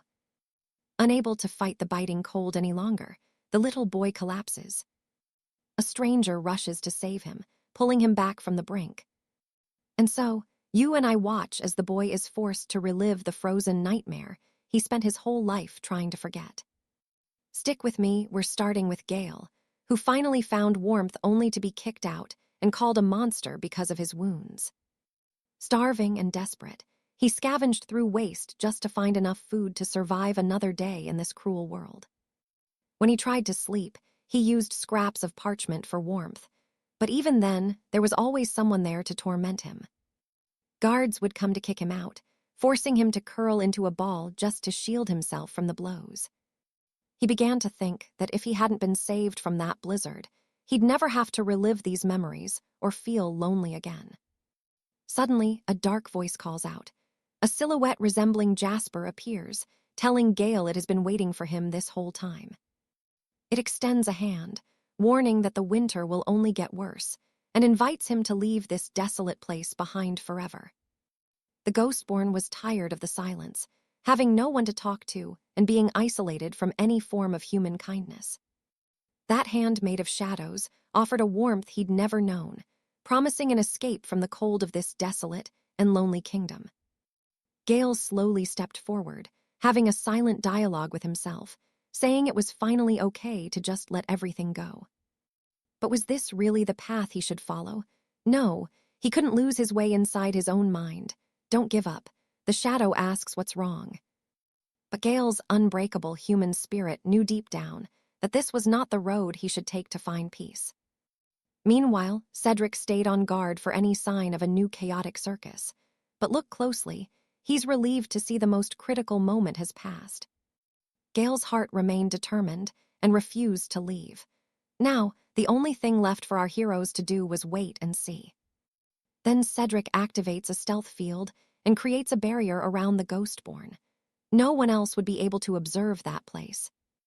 Now would be the perfect time for our protagonist to pay a visit to the Royal Research Spire. But first, he intends to hunt the rats following him from the archives. He activates his beast sense and tracks Scylla's as leaves scatter under hurried footsteps. A trail of energy, like a rushing wind, swept through the center of the Scarlet Forest. It was Scylla's, intending to reveal the truth about Cedric to the kingdom as quickly as he possibly could. He tried to use the moment Cedric was busy treating Gale to make a sneaky escape, but none of that worked out. The tyrant was already catching up. The stalker looks up and sees his hunter following his sprint from above. Cedric was licking his lips, thinking of ways to catch that cockroach. A shock wave of golden energy explodes as the protagonist lands. Scylla's lies on the ground in a position of total defeat, but he manages to recover and face his opponent once more. Seeing that Cedric seemed to like the challenge, the desperate stalker draws his sword from his inventory, intending to fight his way out. But before he could even unsheath his blade, the tyrant's fang had already made its lightning strike. The protagonist shoves him and pins him to a tree. That charge was so powerful Scylla's was practically embedded into the solid wood. You saw that smile, right? Cedric shows an ironic joy at finally catching that annoying little cockroach. Then our hero reveals he was planning to squash the insect like a bug with a heavy slipper. But he changes his mind, since that would alert Lord Oswald. Scylla's doesn't quite understand the situation and feels very anxious. Now here is the good part. There was an easier method to make a snitch behave properly in this situation. The stalker had to swallow that pearl like a rotten egg. Silence falls. Not even the Scarlet Forest dared to make a sound. No leaf even considered falling. Scylla's falls to his knees as if losing his very self. All that remained was an empty shell. Cedric orders him to stand up. Slowly, the body rises. Cedric closely watches the effects of the Pearl of Phantasms, checking if it left the vessel empty or fully possessed the soul. Either way, experiments needed to be done. The protagonist gives commands as if he were ordering a common dog. Scylla's obeys every order like a good boy. But Cedric wanted to be sure he wasn't faking, so he orders him to end everything. Obeying the command, he places a hand on his own throat and begins to activate his mana for the final strike. Seeing that the pearl had effectively done its job, he calls off the act before the stalker can finish it. Cedric approaches and looks into his eyes, impressed with the first book's teachings and curious about the contents of the others. He orders him to tell Lord Oswald that Cedric showed no suspicious movements and to act like nothing had happened at all. To check that everything was clear, he asks if Scylla's understood. The body confirms that it understood every single command perfectly. Clapping his hands like he's closing a hypnosis show, the protagonist tells the man to leave his presence. With life returning to his eyes, Scylla's thanks him and activates his skill. Suddenly, Cedric tells him to wait for one more thing. The body obeys and asks if there were more orders for him to follow. Finding that power interesting and seeing its usefulness, he decides to teach it to Gale. Scylla's explains the skill is called Stormrunner's Pace. Trust me, we're just getting started. All right, let's see if our hero can master an impossible skill without even using a magic scroll. Arthur simply replies that he will find a way to learn it regardless. Suddenly, Cedric blurs into motion, his steps guided by a magical gale while Arthur watches every move. But something shocks Cedric. Arthur is already channeling the fabled winds of the great tiger. Arthur orders his knight to keep going, repeating the drill until a system alert confirms he has mastered a new skill, the Gale Force Hunt. Stunned by such genius, Cedric bows his head in absolute respect for his master. Arthur commands him to depart at once, and with a quick shout, Cedric vanishes in a flash. After training intensely to adapt the tiger steps, Arthur levels up and unlocks the legendary sovereign step technique. He even gains high-level stealth skills. Ready at last, he leaps skyward to test his incredible new speed. From a distance, Arthur is seen gliding among the clouds, light as a leaf caught in a breeze. A living gust of wind tears through the jagged mountain peaks. Pay attention now. Arthur reaches his destination, searching for a phantom phoenix egg that only appears once a century. Soon, he discovers a massive nest glowing with pink flames, heat radiating directly from the phantom phoenix egg itself. Arthur explains that these spectral creatures can actually take on 3 distinct forms. Originally, they were nothing more than spirit beings without any physical shape. They took the form of birds because of their lineage, but they can adapt to any environment. However, Arthur has much bigger plans. Taming a phoenix as a familiar is possible, so he prepares to seal the egg within his soul. As the spirit heads for Arthur's pouch, Leo wonders exactly how he plans to hatch this legendary egg. The spirit considers their final form. Since birds are clumsy, he suggests the hatchling should become a fierce tiger. Arthur finishes the sealing process just as Barnaby appears, arguing against the tiger form and suggesting a hunting companion instead. Right then, the 2 spirits start bickering like 2 old ladies fighting over a sale at the market. Honestly, their fighting doesn't matter. The only thing that counts is the hatchling growing inside Arthur's soul space. Okay, I know what you're thinking. With the egg safe, it's time to hit the secret research center. Arthur vanishes like a gust of wind, heading toward a mysterious mountain covered in strange red plants. A suspicious-looking laboratory hideout sits right in the middle of the peaks. Inside a room filled with human-sized capsules, a nervous voice asks for the location of the director. Suddenly, a tall scientist in glasses slams his desk, screaming curses at the top of his lungs. He fumes about his past success creating legendary weapons, powerful artifacts, and divine tools with his unique skills, only for the silver griffins to send investigators after him. He suspects this is payback for stealing resources for himself, yet his pleas to the director for help are ignored. Suddenly, he shouts into the empty air, cursing the board for mocking his work while his staff cowers. He then orders all incriminating documents destroyed immediately. Desperate for a backup plan, he decides to use Project Yodel to gain favor with other powerful guilds. He needs to join a group, just as strong as the Silver Griffins. One that ignores his dark research, like the Duchy of Oakhaven. Just thinking of it brings him relief. The Iron Shadow Syndicate is a massive industrial empire. He could get incredibly rich working for them. He gazes at his lab capsules, hoping to have some strong pawns for his upcoming escape. He's also eyeing 2 new talents, the Ghostborn Knight and the rookie Arthur. He wants them for his experiments. Staring at a specific subject, he feels confident having such a powerful tool ready for the coming storm. Then he remembers, the men sent to steal the Eye of Deception still haven't returned from their mission. He orders a search party to find them deep within the forest of the Bloodstone Peaks. Shadows move through the red leaves as Arthur travels, forced to listen to the spirits' non-stop bickering. Their constant chatter is draining his patience, and he desperately prays for a silence that just won't come. He finally reaches a clearing, filled with strange, muddy flowers. Trust me, Arthur has found the secret lab. Let's see if he can survive what's waiting inside that facility. Let's dive in. Alistair triggers the Gale of the Silver Lion for total stealth. The swirling winds mask his movements and muffle every sound. He slips toward the hidden alchemical labs, gliding past the 2 guards at the grand entrance. One sentry pauses, feeling a strange, cold breeze brush past his neck. They bicker about a potential intruder, but eventually laugh it off as simple nerves caused by the recent Noble Inspection Department. Deep inside the labs, Alistair uses his keen lion reflexes to dance around the deadly hidden traps. Combining the serpent's gaze with his gale makes the path easy. Sir Julian laughs, watching Alistair abuse his legendary perks. But the atmosphere is off. Guards are frantic, scurrying through the halls as if searching for something lost.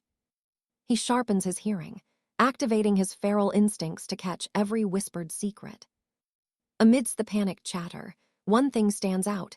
They are talking about the stolen phantom orbs.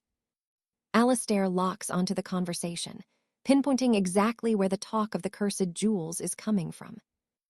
Moving like a literal flash of lightning, he weaves through the chaotic rush of armored guards. Now pay attention. He reaches the facility producing those spectral spheres, but as he enters, the heavy door slams shut and locks. Immediately, the thick, sickly scent of poisonous blossoms fills the air, threatening to choke his lungs. As he dodges the desperate alchemists, a warning pops up.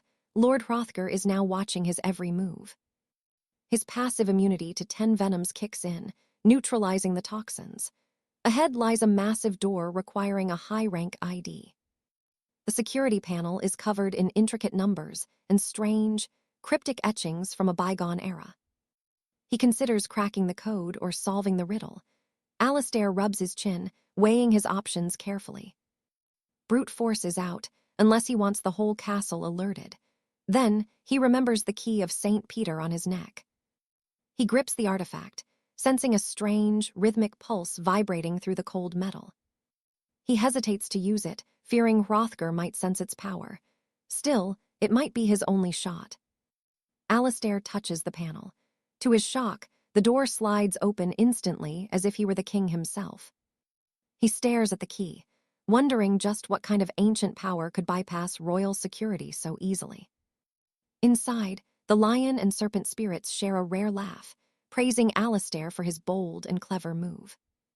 He feels a bit strange being called a viper, and finds it odd that Hrothgar didn't notice the key. You see that too, right? Forward he goes, but a horrific sight stops him cold. He finds the victims. 1, 2, no. Rows of people are trapped in glass capsules, being drained to create a new army of holy sentinels. The sight, mixed with Hrothgar's cruel laughter, makes Alistair sick. Suddenly, Lady Minerva appears, furious at these dark deeds. The goddess of justice offers him a quest, promising her divine blessing if he puts an end to this. Alistair hesitates. He didn't expect a high goddess to act on a personal grudge like this. Still, Minerva's blessing could grant him a brand new authority that would change everything. But Alistair is in a tight spot. Refusing either god means making a legendary enemy out of a deity today. Finding a way to keep both deities happy is going to be an absolute nightmare for him. He almost hits the decline button, but then a crazy idea starts forming in his mind. A plan for ultimate profit. He looks toward the spirit of the tyrant tiger, ready to make a deal. Staring into the void as if meeting Hrothgar's gaze, Alistair makes his demand. The tyrant accepts. Surprised, Alistair asks if the god already knew what he was planning to do here. Hrothgar admits he knew, but says that wasn't the right question. Alistair then asks if he can take it all. He declares that if he cannot possess it, then nobody will. He wants the tiger's take on this chaos.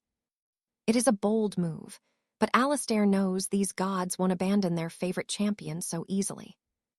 The tiger god roars with delight, granting him a looting quest. Alistair grins, the deal is done. He waits for Minerva's reaction. Surprisingly, she says she expected nothing less from a true tyrant. He accepts both quests. The mission: burn the factory to the ground and steal every treasure in sight. Negotiations are over, but he has wasted too much time. It is time for the final step. Dropping his stealth, he is instantly spotted. Alistair unleashes hellish flames from the arcane furnace, incinerating the entire alchemical facility. He equips the phoenix urn, sprouting massive flaming wings. Trust me, you and I shouldn't miss what comes next. Stick with me. You're about to see a hellish gale unleashed on these enemies. The knights recognize this spectral power, and wonder what it's doing inside the royal fortress. Arthur smiles like a demon and charges forward with a savage rush, summoning an infernal storm. The attack hits both men, turning them to ash instantly as the mountain hanger is pulverized in a massive golden explosion. Desperate screams ring out through the smoke. Sudden arguments are cut short by yet another massive blast.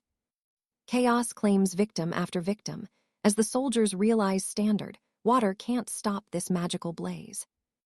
They desperately conjure frost barriers, but the intense heat shatters the ice into nothing but steam. The high mage in spectacles watches the destruction, unable to believe his research sanctum is falling apart.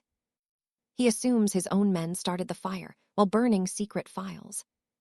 Before he can even get a solid answer, a massive explosion erupts, sending him flying across the room.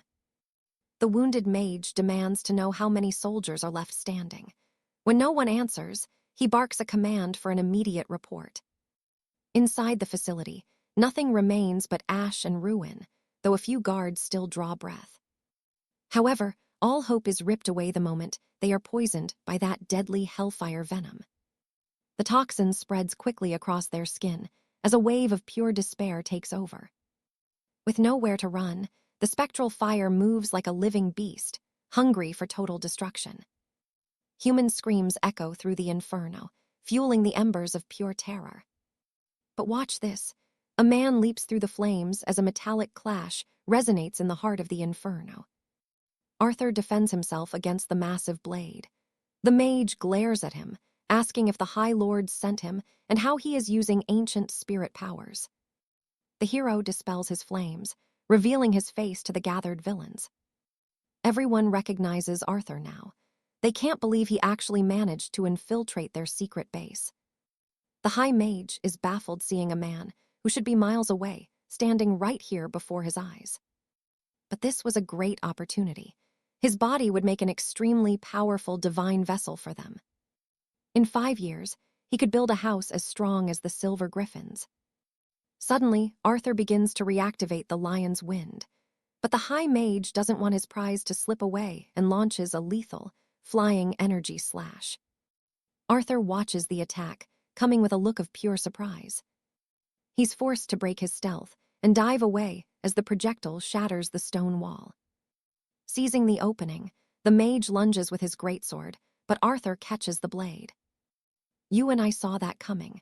Now, our hero realizes this fight just got extremely serious.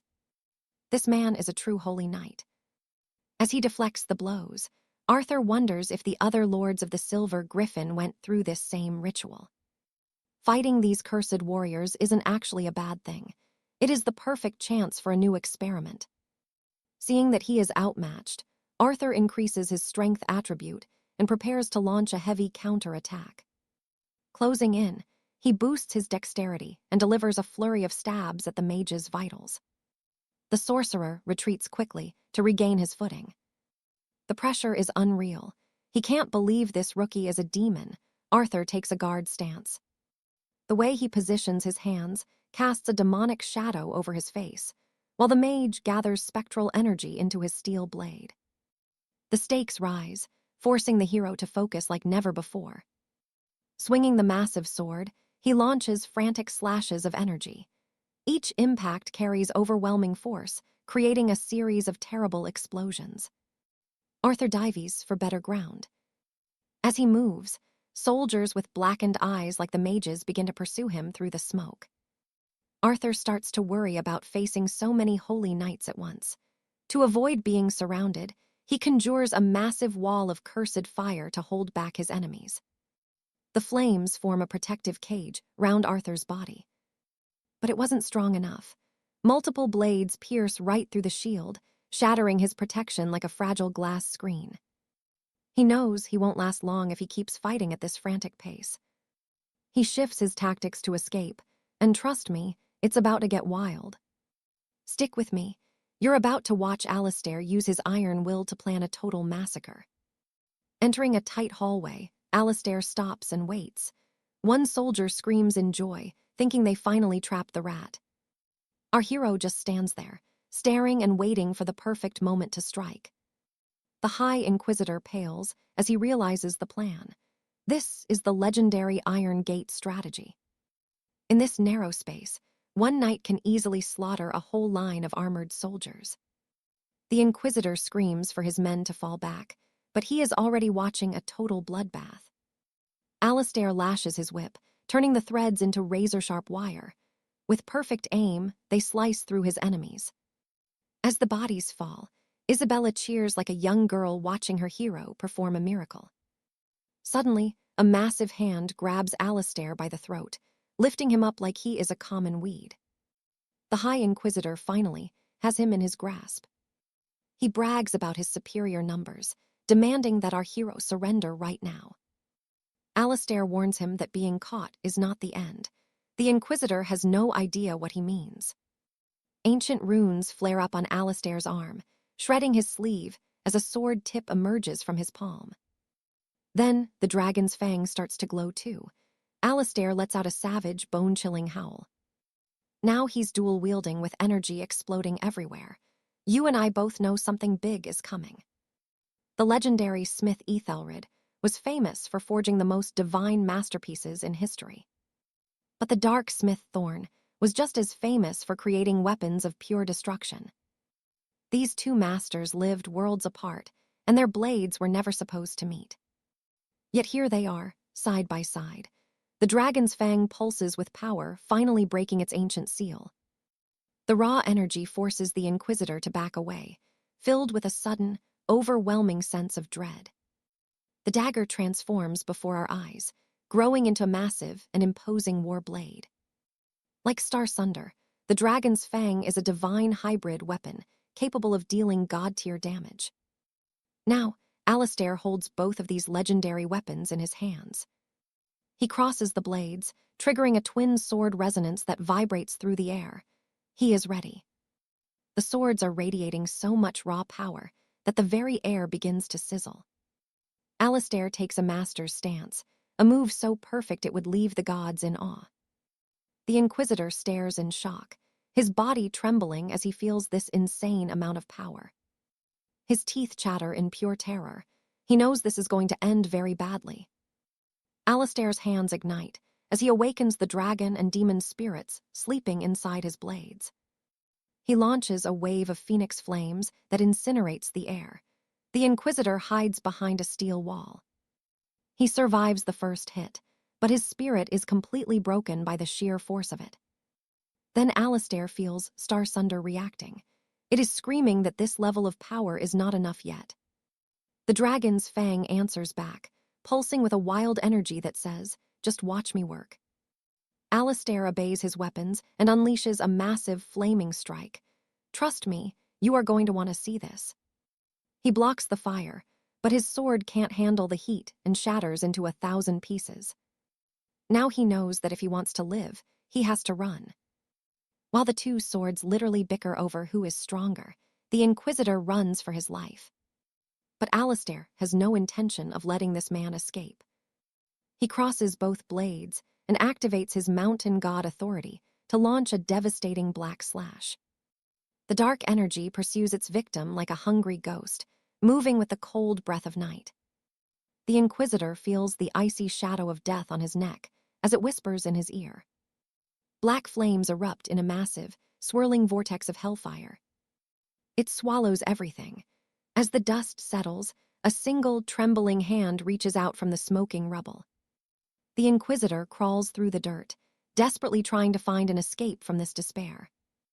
Alistair follows him like death itself, and trust me, you and I just witnessed a true legend in action. Stick with me. You and I are about to watch Alaric follow a dying man out of pure curiosity instead of finishing him off. The man's hand stops moving as a spectral window, confirms that Sir Silas has finally departed from this world. His body lies cold near a heavy door. Alaric sheathes his blade, his mind racing with dark questions. He can't believe a man would die just inches away from reaching the next hidden chamber. Using the same trick as before, he tries to unlock the seal with the skeleton key and touches the ancient door panel. A moment later, it clicks open. Apparently, this master key has the power to breach any lock in the kingdom. Stepping inside, he finds himself in the middle of a strange and futuristic alchemical laboratory.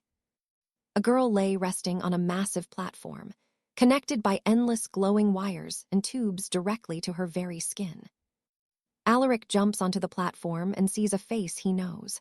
At first, the name escapes his mind. Of course, it is Lady Alara. He quickly grabs the girl's hand, checking her pulse for any sign of abnormal mutation. The knight stands on guard. She had not been turned into a warrior yet, but something about her was different. Alaric thinks for a moment about the demonic beasts, the legless ghouls, and the spectral wraiths he had faced. Thinking about these horrors, he finally discovers the secret that the Grand Director, Lord Oswald, wanted to hide. The divine warriors were merely prototypes for a terrifying beast called Grendel, the legendary king of the night goblins from ancient tales. Activating his beast senses, he learns that the mutation of Lady Alara was already at 41% completion. At nearly half completion, her body had enhanced far beyond normal, but he is relieved her mind is still intact. Eva shows curiosity about his next move, while the goddess Minerva begs her hero to save the poor girl. The young tyrant decides to save her, interrupting the dark process before she turns into a complete abomination. He activates his eternal sensor and releases the soul fire, trying to cleanse the entire infection from her body. Now watch this part closely. The battle between the holy flames and the dark toxins is getting absolutely grueling. Alaric wanted to purge the mutation, while keeping the beneficial enhancements for the girl to use later. Just like what happened with his previous ally, the success of this treatment would depend entirely on her will. Eva is dissatisfied with his greed and demands to know why he insists on taking everything he desires. The protagonist simply replies that he has no intention of leaving this dungeon empty-handed. Raising his arms, he uses his authority to absorb the souls of the fallen from the last 24 hours. Silas's body integrates along with the dead soldiers. Countless ashes move in gigantic dark tentacles, responding to his call like shadows in the night. The remnants of his enemies fuse into him while Alara is also being absorbed. As Alaric gains power, his inner beast laughs. The protagonist calls the spirit crazy for laughing at such a dire and dangerous situation. Then he remembers the rumors about the inspection department and how the soldiers were terrified of their arrival. You and I see it now, right? Lord Oswald wanted this dungeon destroyed before Commander Roland could arrive to inspect it. Something terrible was about to happen at that very moment in the heart of the mountain. Alaric quickly activates his wraith power and picks up the unconscious girl firmly in his arms. Then he jumps as high as he can, trying to leave that doomed place as quickly as possible. The surviving soldiers watch the center being destroyed from the outside as the ground beneath them starts to collapse. They don't understand what is happening, but before they can react, the entire mountain explodes into pieces. Meanwhile, Alaric is already flying through the sky, far away from the scene of the massive explosion. Someone was watching the burning mountain from a distance. This was the legendary veteran of the Silver Wolves, Commander Roland. Suddenly, 2 of his elite subordinates arrived behind him to give their report. He asks if they found the cause, and the men report that several explosives were hidden in the underground. Many traces of incendiary magical artifacts and high-level explosives were discovered among the ruins. Roland concludes it was a planned destruction caused by the spectral fire of a powerful wraith. The inspection director looks at the destruction with great suspicion and narrowing eyes. It seemed like a trap set for him, but it was triggered earlier than expected because of an unknown variable. He orders his men to continue the search, but stops to warn them about a rat leaking secret information. Trust me, you and I are ready for the fallout of this revelation. Let's dive back in as these cowards bow, swearing to eliminate the pest immediately.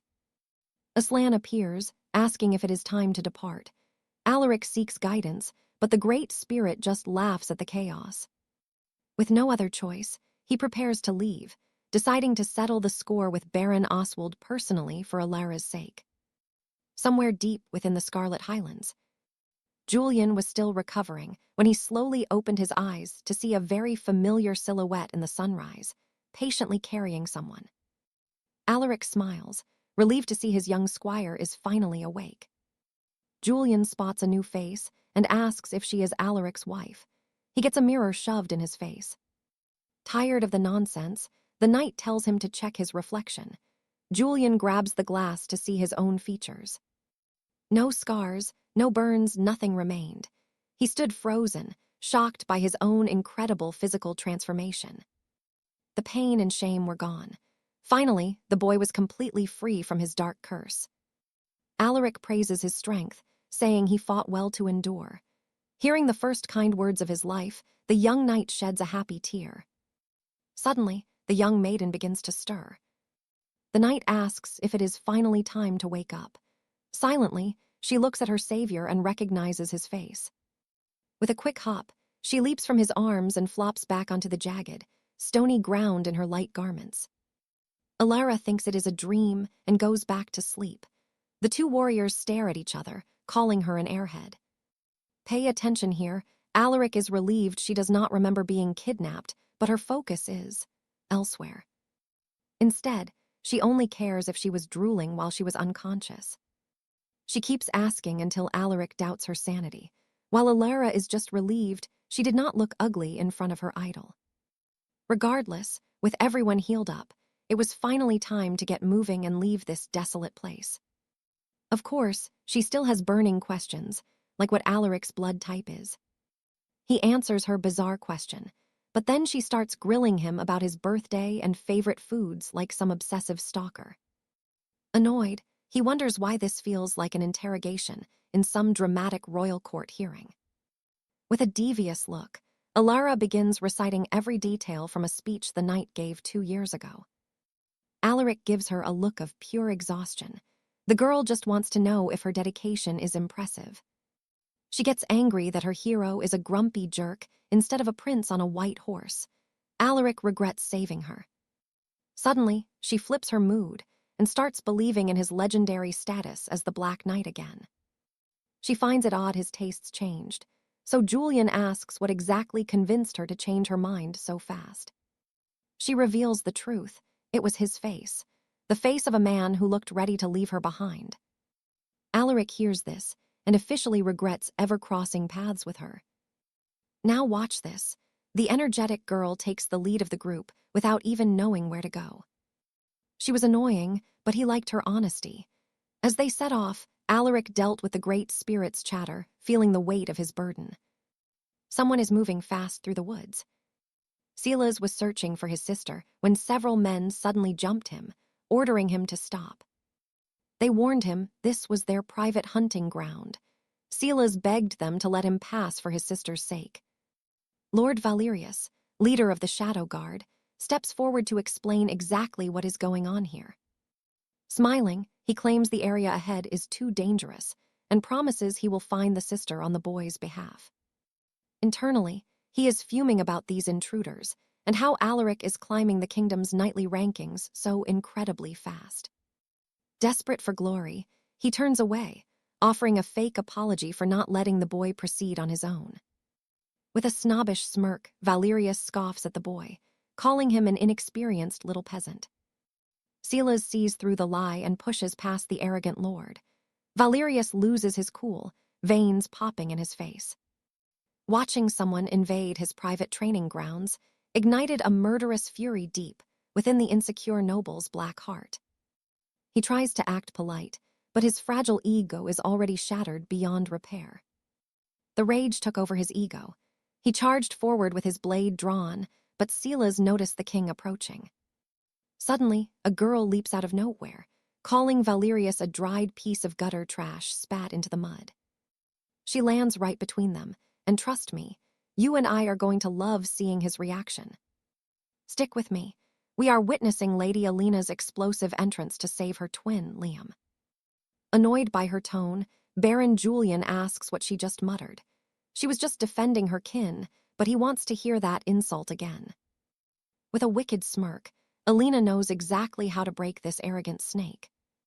Now watch this. She unleashes a verbal assault so sharp it pierces his pride like a barrage of 2-meter-long steel needles hitting every pressure point. The man looks utterly destroyed, like someone who will never show his face in the kingdom again. After that soul-crushing roasting, he claims he's offended. Alina just tells him to get lost and ties back her hair. She demands to know their business with her brother. Naturally, they wanted a very violent talk using their fists. Alina isn't impressed, mocking them for needing an entire squad just to corner one solitary man. Then, she flares her lion's spirit aura to join the debate. You and I can see Sir Alaric and Arthur watching from afar. Alaric wants to help, but Arthur holds him back. He wanted a front row seat to see what she could do with her newfound strength. Alina was dominating them so naturally, she didn't even notice her own body changing.